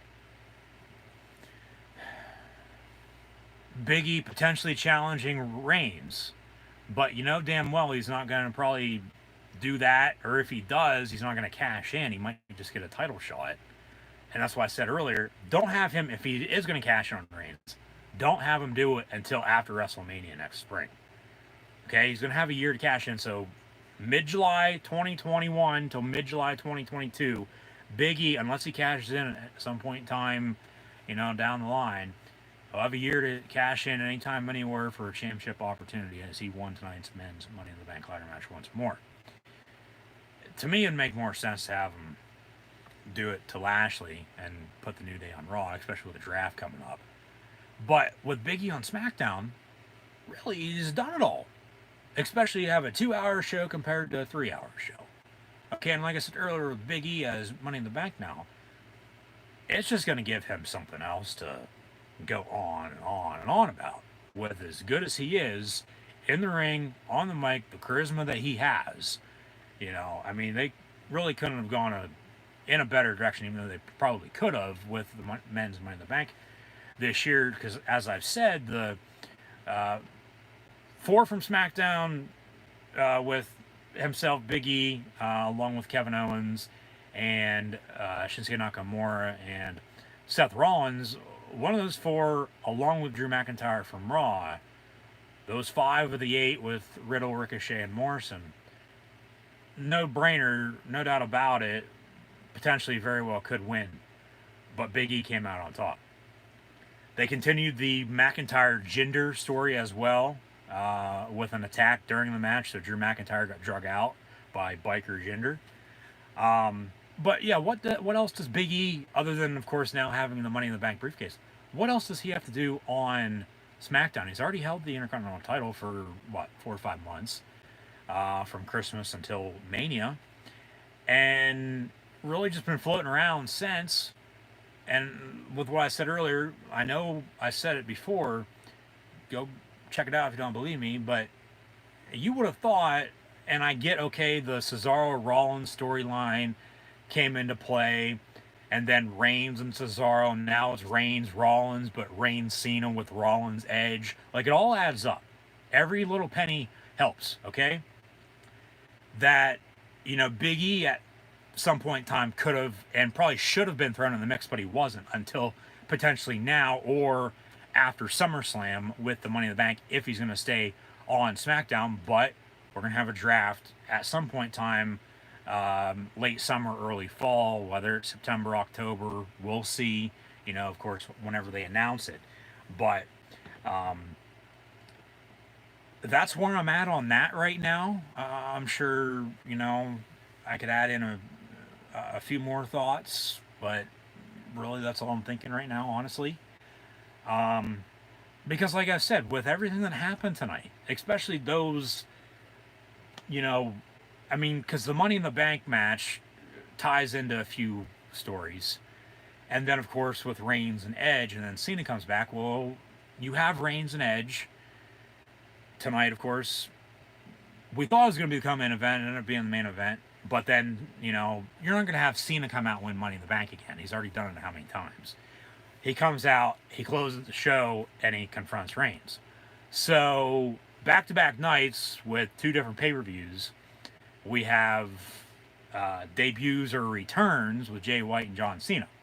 So, like I said, it's been a Bullet Club weekend with the Prince Finn Balor, Jay White, and then AJ Styles earlier, as Styles and Almost defeated the Viking Raiders, retained their Raw Tag Team titles. But we had a few title changes. We had on the kickoff pre-show as the bloodline, the family themselves, with the current and still Universal Champion Big Dog Tribal Chief, who's at the head of the table in Roman Reigns.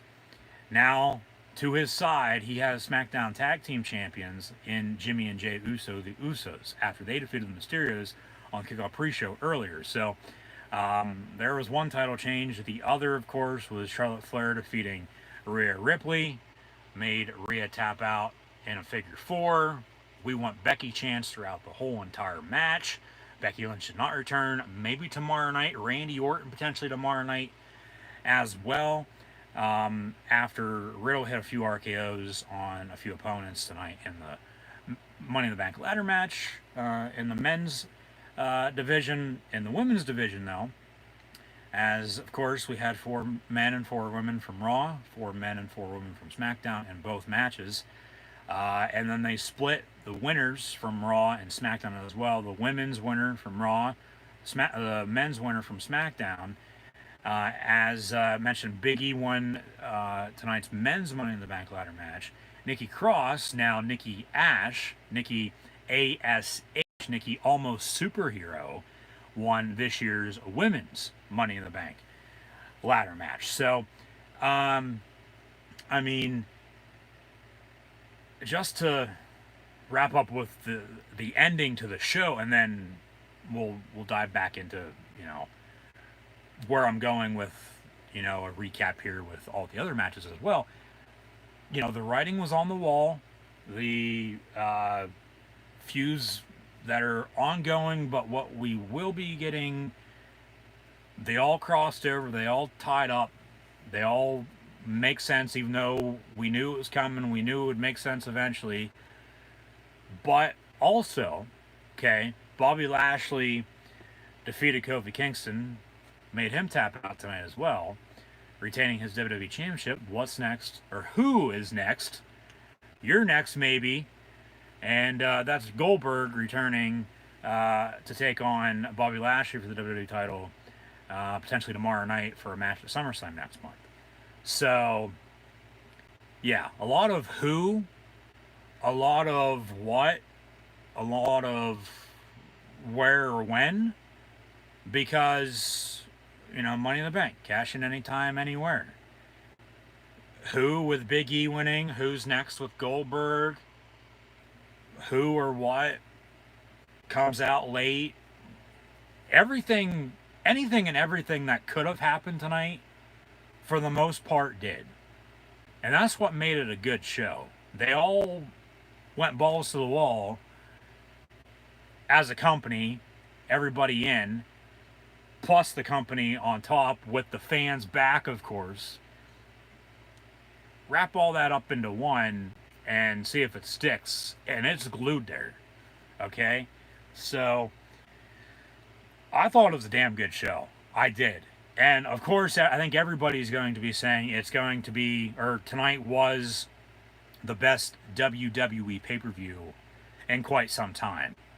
And arguably, yeah, no shit, yes is the answer, because it's the first time since fans have been back since March the 8th of 2020 for WWE pay-per-view. Mine's, of course, WrestleMania this past April. And I was at that Elimination Chamber event, videos right here on the channel. Keep an eye out for upcoming videos right here on the channel, as well as I'll be attending professional wrestling events in the next few weeks with both AEW and the WWE. So be sure to subscribe if you haven't done so already. But, you know, sort of to wrap this thing up,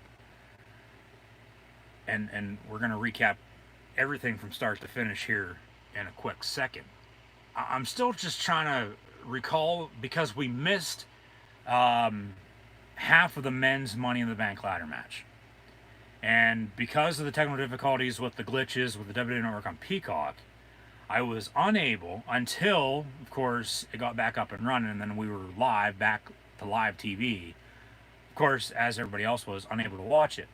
But as it was glitching out, was able to pull it up on a secondary device, and on that one, compared to my original, was able to rewind or fast forward. However, on the original, wasn't able to do that. And I wanted personally to rewind, watch the men's Money in the Bank ladder match from start to finish, but however was unable to do so.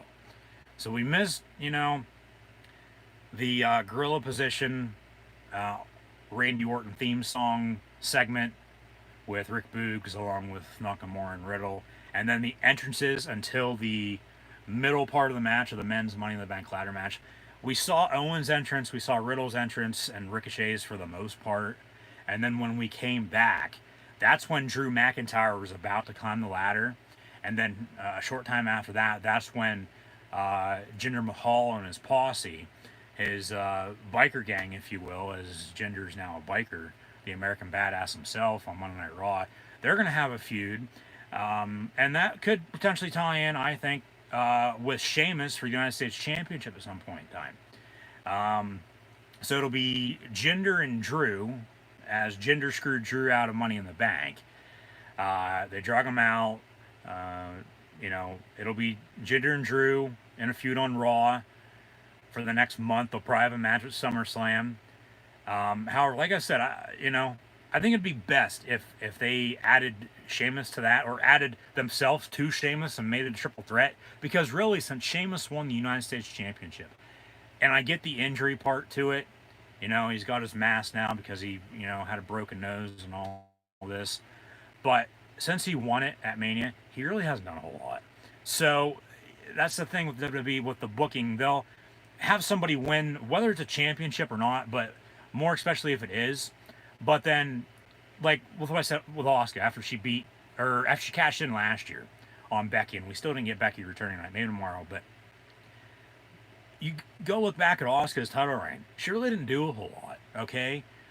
And I mean, she wasn't injured by any means or anything along those lines. I mean, I get Kairi Sane ended up leaving the company in the meantime too, but with Sheamus, he's United States champion and not really doing a whole lot with him.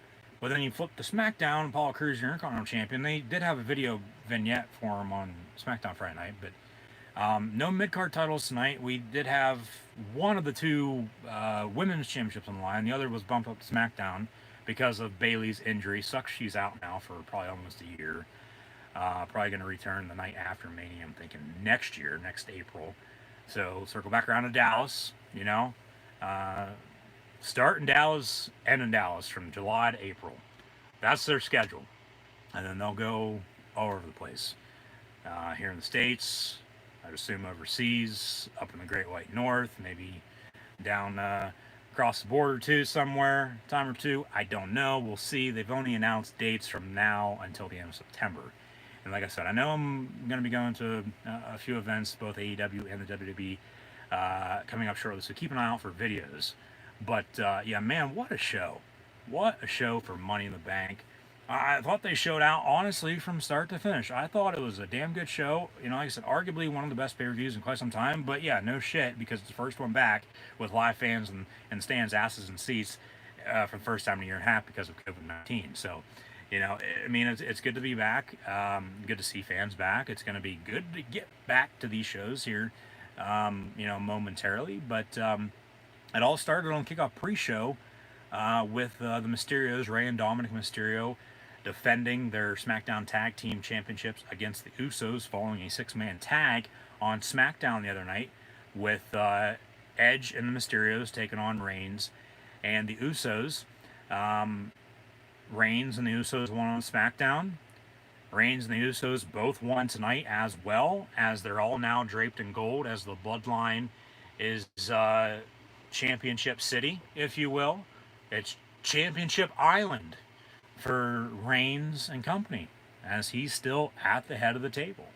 And we'll get more into that main event match here in a second. But yeah, on the kickoff pre-show, it was Jimmy and Jey Uso with a bit of a controversial ending, defeating Rey and Dominic Mysterio to, in fact, win the SmackDown Tag Team Championships.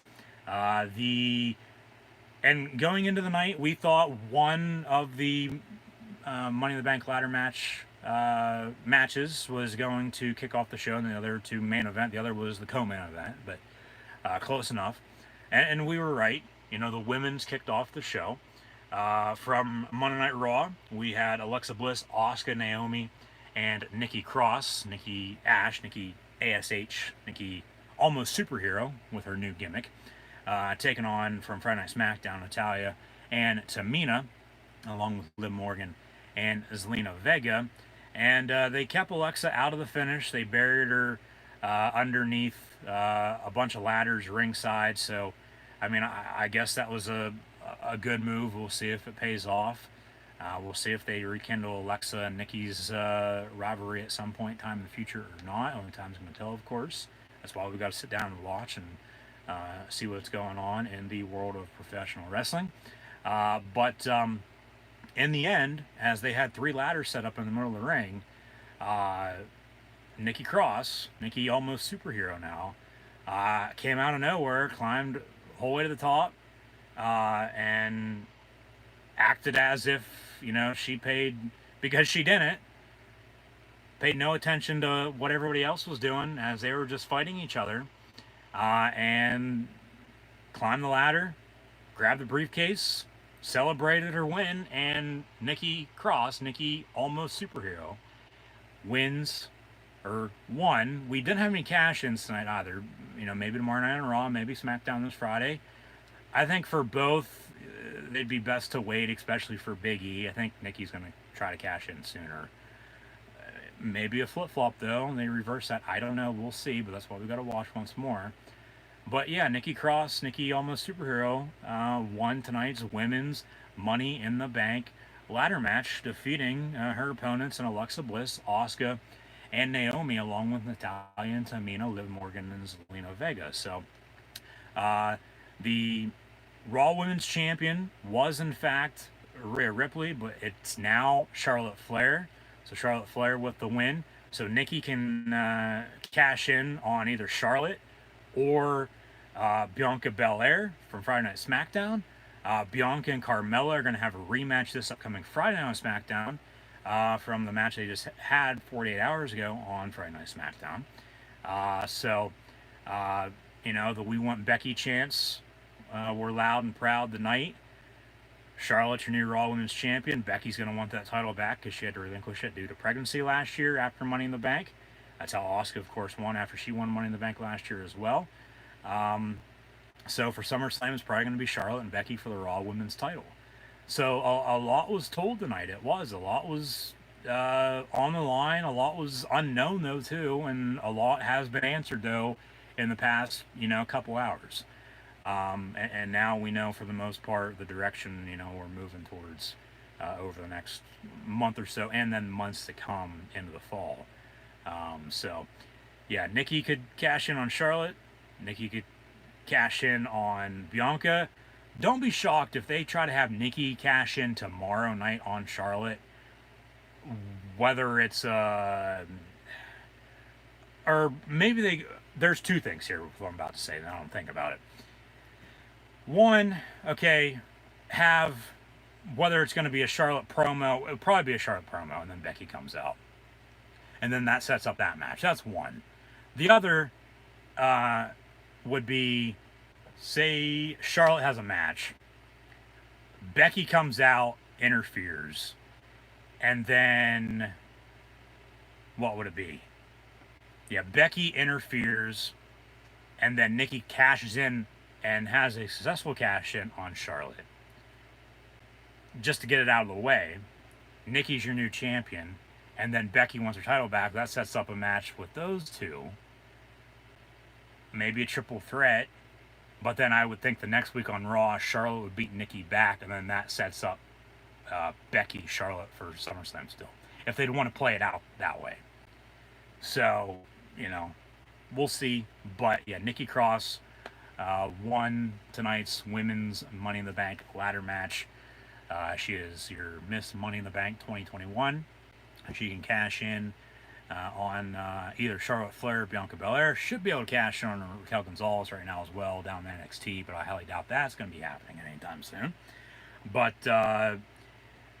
as mentioned, we had 2 tag team championship matches with the SmackDown and Raw tag team titles on the line, because on the kickoff pre-show, the Usos defeated the Mysterios, and then on the main card, it was AJ Styles and Almost defeating the Viking Raiders. So, Bullet Club weekend with Finn Balor, Jay White, and AJ Styles.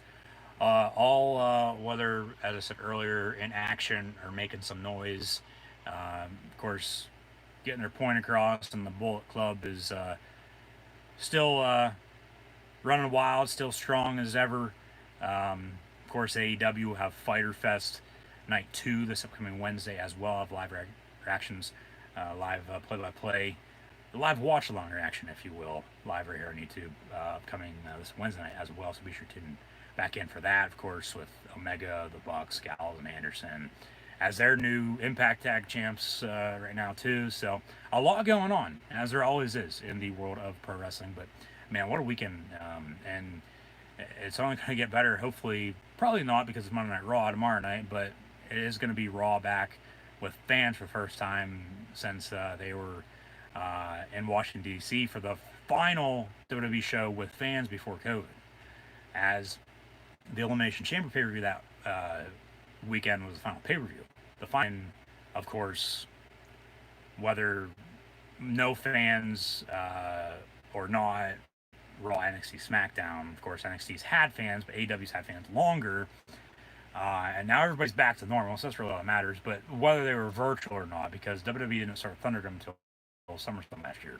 So coming up on a year, but now they're back to being on the road. So like I said, that's all that matters. But yeah, Raw tomorrow night. So hopefully tune in for that. We'll see what happens there. I mean,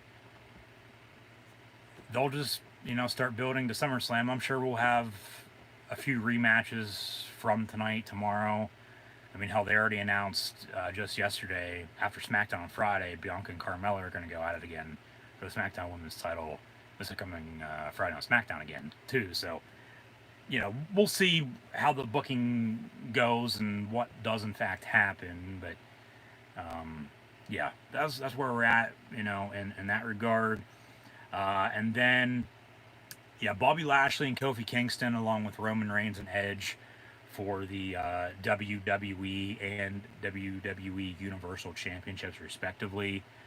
We're going to get into Reigns Edge last. We'll add in the men's Money in the Bank ladder match here in a second as well. But first, Bobby Lashley defeated Kofi Kingston, made him tap out. Kofi really didn't do a whole lot, but, title's still on Big Bob Lashley, and get ready for Goldberg. Goldberg's coming back, so we have heard. So that's the rumor, but probably where they're going to go with it, because the rumor was true about John Cena coming back, and voila, he returned tonight and came out to Roman Reigns after Reigns defeated Edge with, of course, help from the Usos and then Seth Rollins.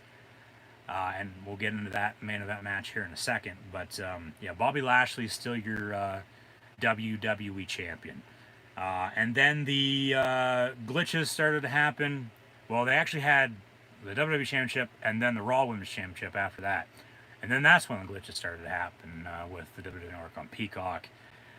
So, like I said, missed all the entrances for the most part, and about half of the match, I would say, for the men's Money in the Bank ladder match. But got to see the ending, got to see what happened there. And, they told their stories, throughout from start to finish, so that was a good thing. But it was from Monday Night Raw and Friday Night SmackDown, respectively. Drew McIntyre, Matt Riddle, Ricochet, and John Morrison, followed by Big E, who ended up winning, along with Kevin Owens, Shinsuke Nakamura, who is now King Nakamura, and Seth frickin' Rollins, as he almost burned it down, but he did burn down Edge. And like I said, we'll get to that in a second. But, yeah, they told the story with Drew and Jinder, Riddle with his RKOs, and Orton should be back at some point in time. So RK Bro back as a tag team. Maybe they have the singles run against one another at some point in time, too, because Orton's probably going to turn on them eventually. But I would think they're going to win the Raw tag team titles before that, challenge AJ and Almost, and beat them next month at SummerSlam as well. Ricochet and Morrison have been going at it as of late, so maybe they'll continue that. They're finally pushing the one and only Ricochet.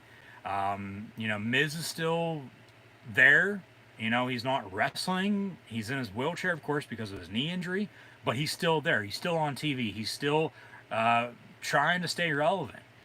Because, I mean, hell, you go off TV for however long he could have been off for, or especially with Bailey, you know, sometimes, I mean, for the most part, no, the fans are going to remember who the hell you are. And, you know, when you come back, you're going to get that big reaction. But, you know, sometimes it's the other way around, and it's like, okay, he's back. Like, what's he going to do next? But it's nothing special, you know, even though it is, but it just depends. Um, you know, so they could continue, I don't know, that. Maybe um, Miz, I don't know, by the end of the summer or within the next few months or so, they'll continue to play off his knee injury and, you know, act as if he's still hurt. But then he's healthy, he's full go, he's ready to, you know, get back to wrestling. And then that's when he turns on John Morrison, because I've been saying for I don't know how long now, for either the Miz to turn on John Morrison or Morrison to turn on the Miz. And it hasn't happened. I think it would have happened by now if the Miz didn't get hurt, but of course injuries happen, and you know the shit hit the fan, as they like to say, and you know now here we are. But you know they're still on TV. They're still getting TV time, so that's really in that regard all that matters for that right now. And then on the SmackDown side of things, you have Big E, Kevin Owens, Nakamura, and Rollins. Be sure to go donate to Baron Corbin Fund as well. As it seems like with what happened on SmackDown with Corbin and Owens, they might have a feud. Maybe they'll continue Corbin trying to get his crown back from Shinsuke. I don't know. Thing is, with Shinsuke, King of Strong Style, as a king now in the WWE, I mean, if they would have had him win Money in the Bank tonight, you know, he'd be the one to cash in on Reigns right away and win. And I'd be all for it. Because really, Shinsuke up on the main roster compared to NXT, and then back to New Japan days, hasn't been the same. But it seems like now he's going to be getting a push. You know, they could bring back King of the Ring. I don't see them now with Big E winning. I don't see them doing anything along the lines of what they did last year with the Money in the Bank, of course, with Otis winning, of course, screwing that up, but then fixing their mistake, and then putting it on Miz, and then Miz cashing in on Drew McIntyre, and then Miz losing a week later to Bobby Lashley, and Lashley's been champion ever since early March. And now, you know, here we are back to live fans, Money in the Bank weekend, Monday Night Raw tomorrow night, after a John Cena return to confront Roman Reigns after Reigns' win over Edge. But then, you know, with Big E winning, you know, Owens and Corbin maybe. It seems to me Finn's going to be wrestling Sammy moving forward. Finn's going to be, I think, in line for Apollo Crews' Intercontinental Championship. That would make sense to me. Whether it's going to be SummerSlam or after, we'll see. But Finn's going to be getting a push. Finn might be next in line for the Universal title, though, too, say, after Cena or after Rollins.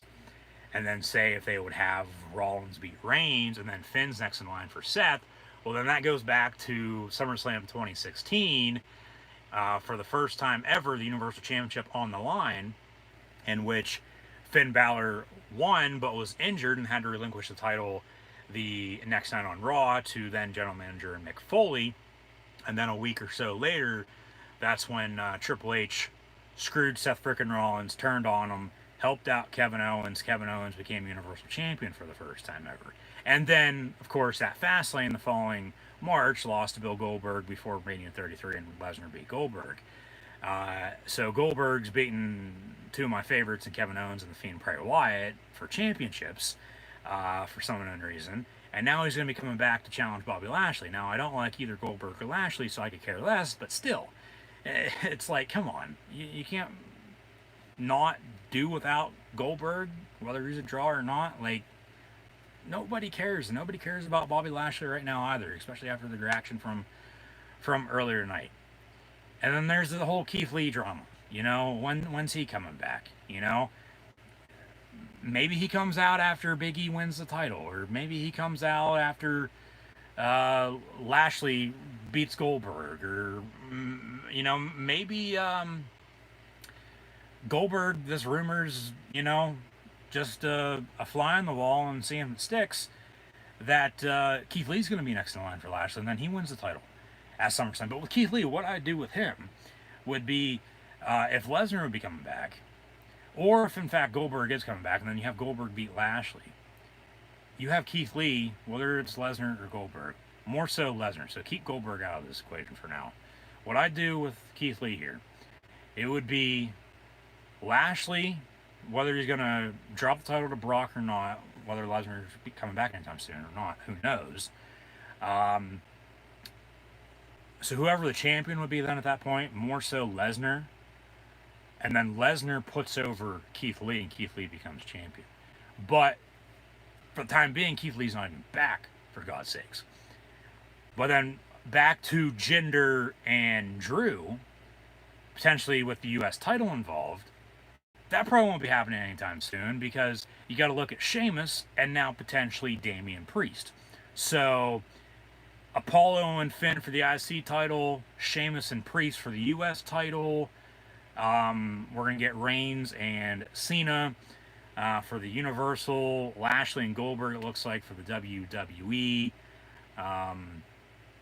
Charlotte and Becky for the Raw Women's. Sasha might be coming back. Bianca and Sasha for the SmackDown Women's. RK Bro winning the Raw Tag Team titles. Usos just won the SmackDown Tag Team titles. So, and then you'll have your feuds with Rollins and Edge, probably going to be the top tier main singles feud from now until SummerSlam, no doubt about it. I'm sure there's another or two that I'm not thinking of right now, but that's where we stand at right now with the WWE moving forward. If you ask myself, your host Encyclopedia Sports, cool, and Luke 96, but that's just my opinion. Let me know your opinion in the comments below, and thank you once more for tuning in and watching this evening. But yeah, Big E, long story short, won tonight's men's Money in the Bank ladder match. He is Mr. Money in the Bank for the first time in his career, so congratulations to both Nikki Cross, Nikki Almost Superhero, and Big E Langston, as they are this year's men's and women's and men's respectively, Miss, Mrs., and Mr. and Mrs.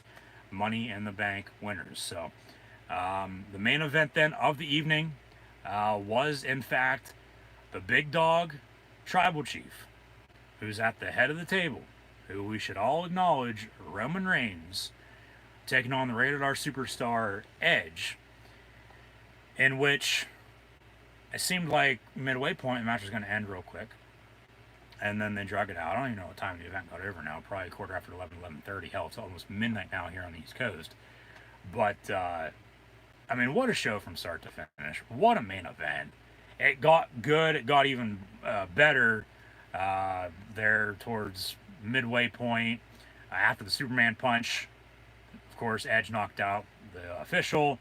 And then at that point, had a few tap outs. Well, not really, but had a few submissions and pins, but there was no ref. Okay? So, of course, the match continues. And then as Reigns is about to lose, here comes Seth frickin' Rollins, super kick to the back of Edge's head. Rollins then leaves. Usos came out with the Mysterios as well. They fought. But Reigns if he didn't have the Usos or Seth Rollins, more so Seth Rollins tonight, and that's why Rollins said backstage in an interview, he feels he should be next in line for the Universal Championship. And then Rollins telling Reigns in the ring then before Cena came out that, hey, if you didn't have me, you wouldn't be champion right now. You would have lost. You still wouldn't be champion. Edge would be, and then I'd be getting a match with him and not you. But then we're going to go the route of Rollins and Edge, and then Cena comes out, and it's Reigns and Cena. So, yeah, that's the gist of it. So Reigns, of course, well, he did go for a spear, but then Edge reversed it. As the first time Rollins came out and hit the kick, of course, that screwed him over then at that point. So Edge can say Rollins and the refs, because there was none, but he got bumped into one and knocked the one out. Little Nate Charles Robinson. screwed him over, and that's why he lost. And that's how they'll portray it on TV, believe me. Just wait till SmackDown this week. Wait till Raw tomorrow night, NXT Tuesday, AEW on Wednesday, Impact on Thursday, and SmackDown on Friday. That's the schedule. Ring of Honor in my neck of the woods here in my area is on a Saturday night, Sunday morning.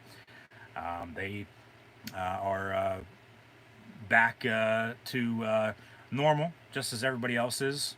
As Slammiversary last night had fans as well, and then of course Jay White coming out at the end as mentioned. But the second time Rollins came out, that's what did Edge in, because he went to kick Rollins, which he did, knocked him out of the ring, but then he turns around, then Reigns spears him, cover 1, 2, 3, Reigns retains, and then Heyman gets in the ring with the title, has a mic, hands it over to Reigns. Reigns says something along the lines of, now everybody, the whole world, whether you're there in person or everybody watching, everybody should acknowledge me. And then that's when Cena's music hit and John Cena came out. So it'll be Edge and Seth frickin' Rollins, Rated R Superstar, and the Messiah himself at SummerSlam next month.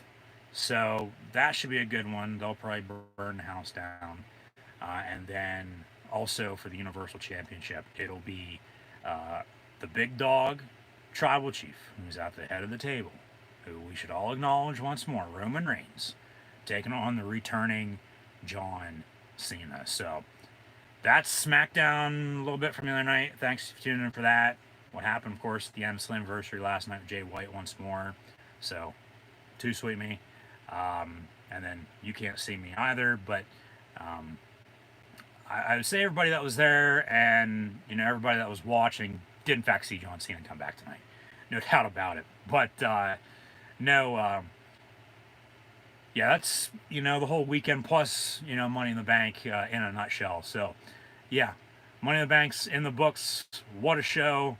Thank you for tuning in and watching. Hopefully we'll tune in tomorrow night as well for WWE Monday Night Raw live watch along reactions live right here on the YouTube channel as well. But as Bobby Lashley is still your WWE champion, Roman Reigns is still your Universal champion, Nikki Cross, Nikki Almost Superhero, along with Big E, they are your Money in the Bank winners for 2020.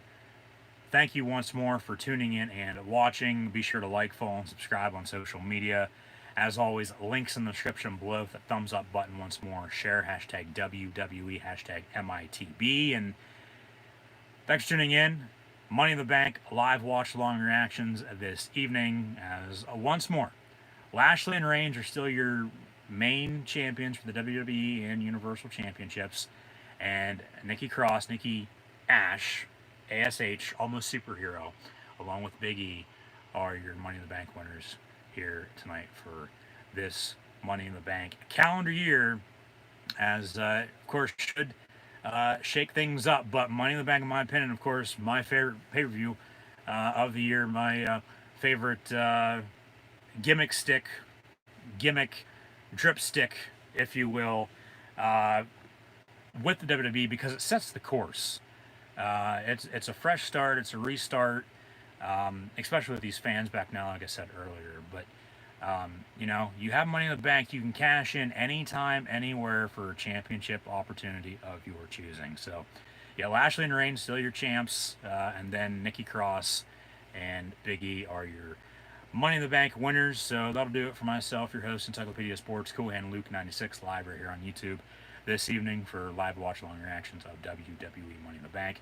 Once more, thank you for tuning in and watching. Hopefully we'll tune back in tomorrow for WWE Monday Night Raw, and then this Wednesday as well for AEW Fyter Fest Night 2, and then a week from then AEW Fight for the Fallen. However, keep an eye out for upcoming videos from myself attending professional wrestling events in both AEW and the WWE over the next few weeks or so. So keep an eye out for those. Hit that red subscribe button, little notification bell next to it as well. Easiest way to stay up to date. Social media, links in the description below. Be sure to like, follow, and subscribe to Gridiron Ring, Cool Hand Luke 96. That's me, your host, Encyclopedia Sports. As always, on social media, Facebook, Twitter, Instagram, and right here on YouTube. And Yes, once more, thank you for tuning in and watching. Hope to see everybody now tomorrow night for WWE Monday Night Raw, and then also on Wednesday for AEW Fyter Fest. But to close out the night, as I said earlier, with Lashley and Reigns, your champs, along with Nikki and Big E, your Money in the Bank winners. Who will they cash in on, and when will they cash those Money in the Bank briefcases in? Let me know in the comments below. And yeah, once more, that'll do it. Thanks for tuning in. Be sure to like, follow, and subscribe on social media. Links in the description below. See you right now tomorrow night for WWE Monday Night Raw.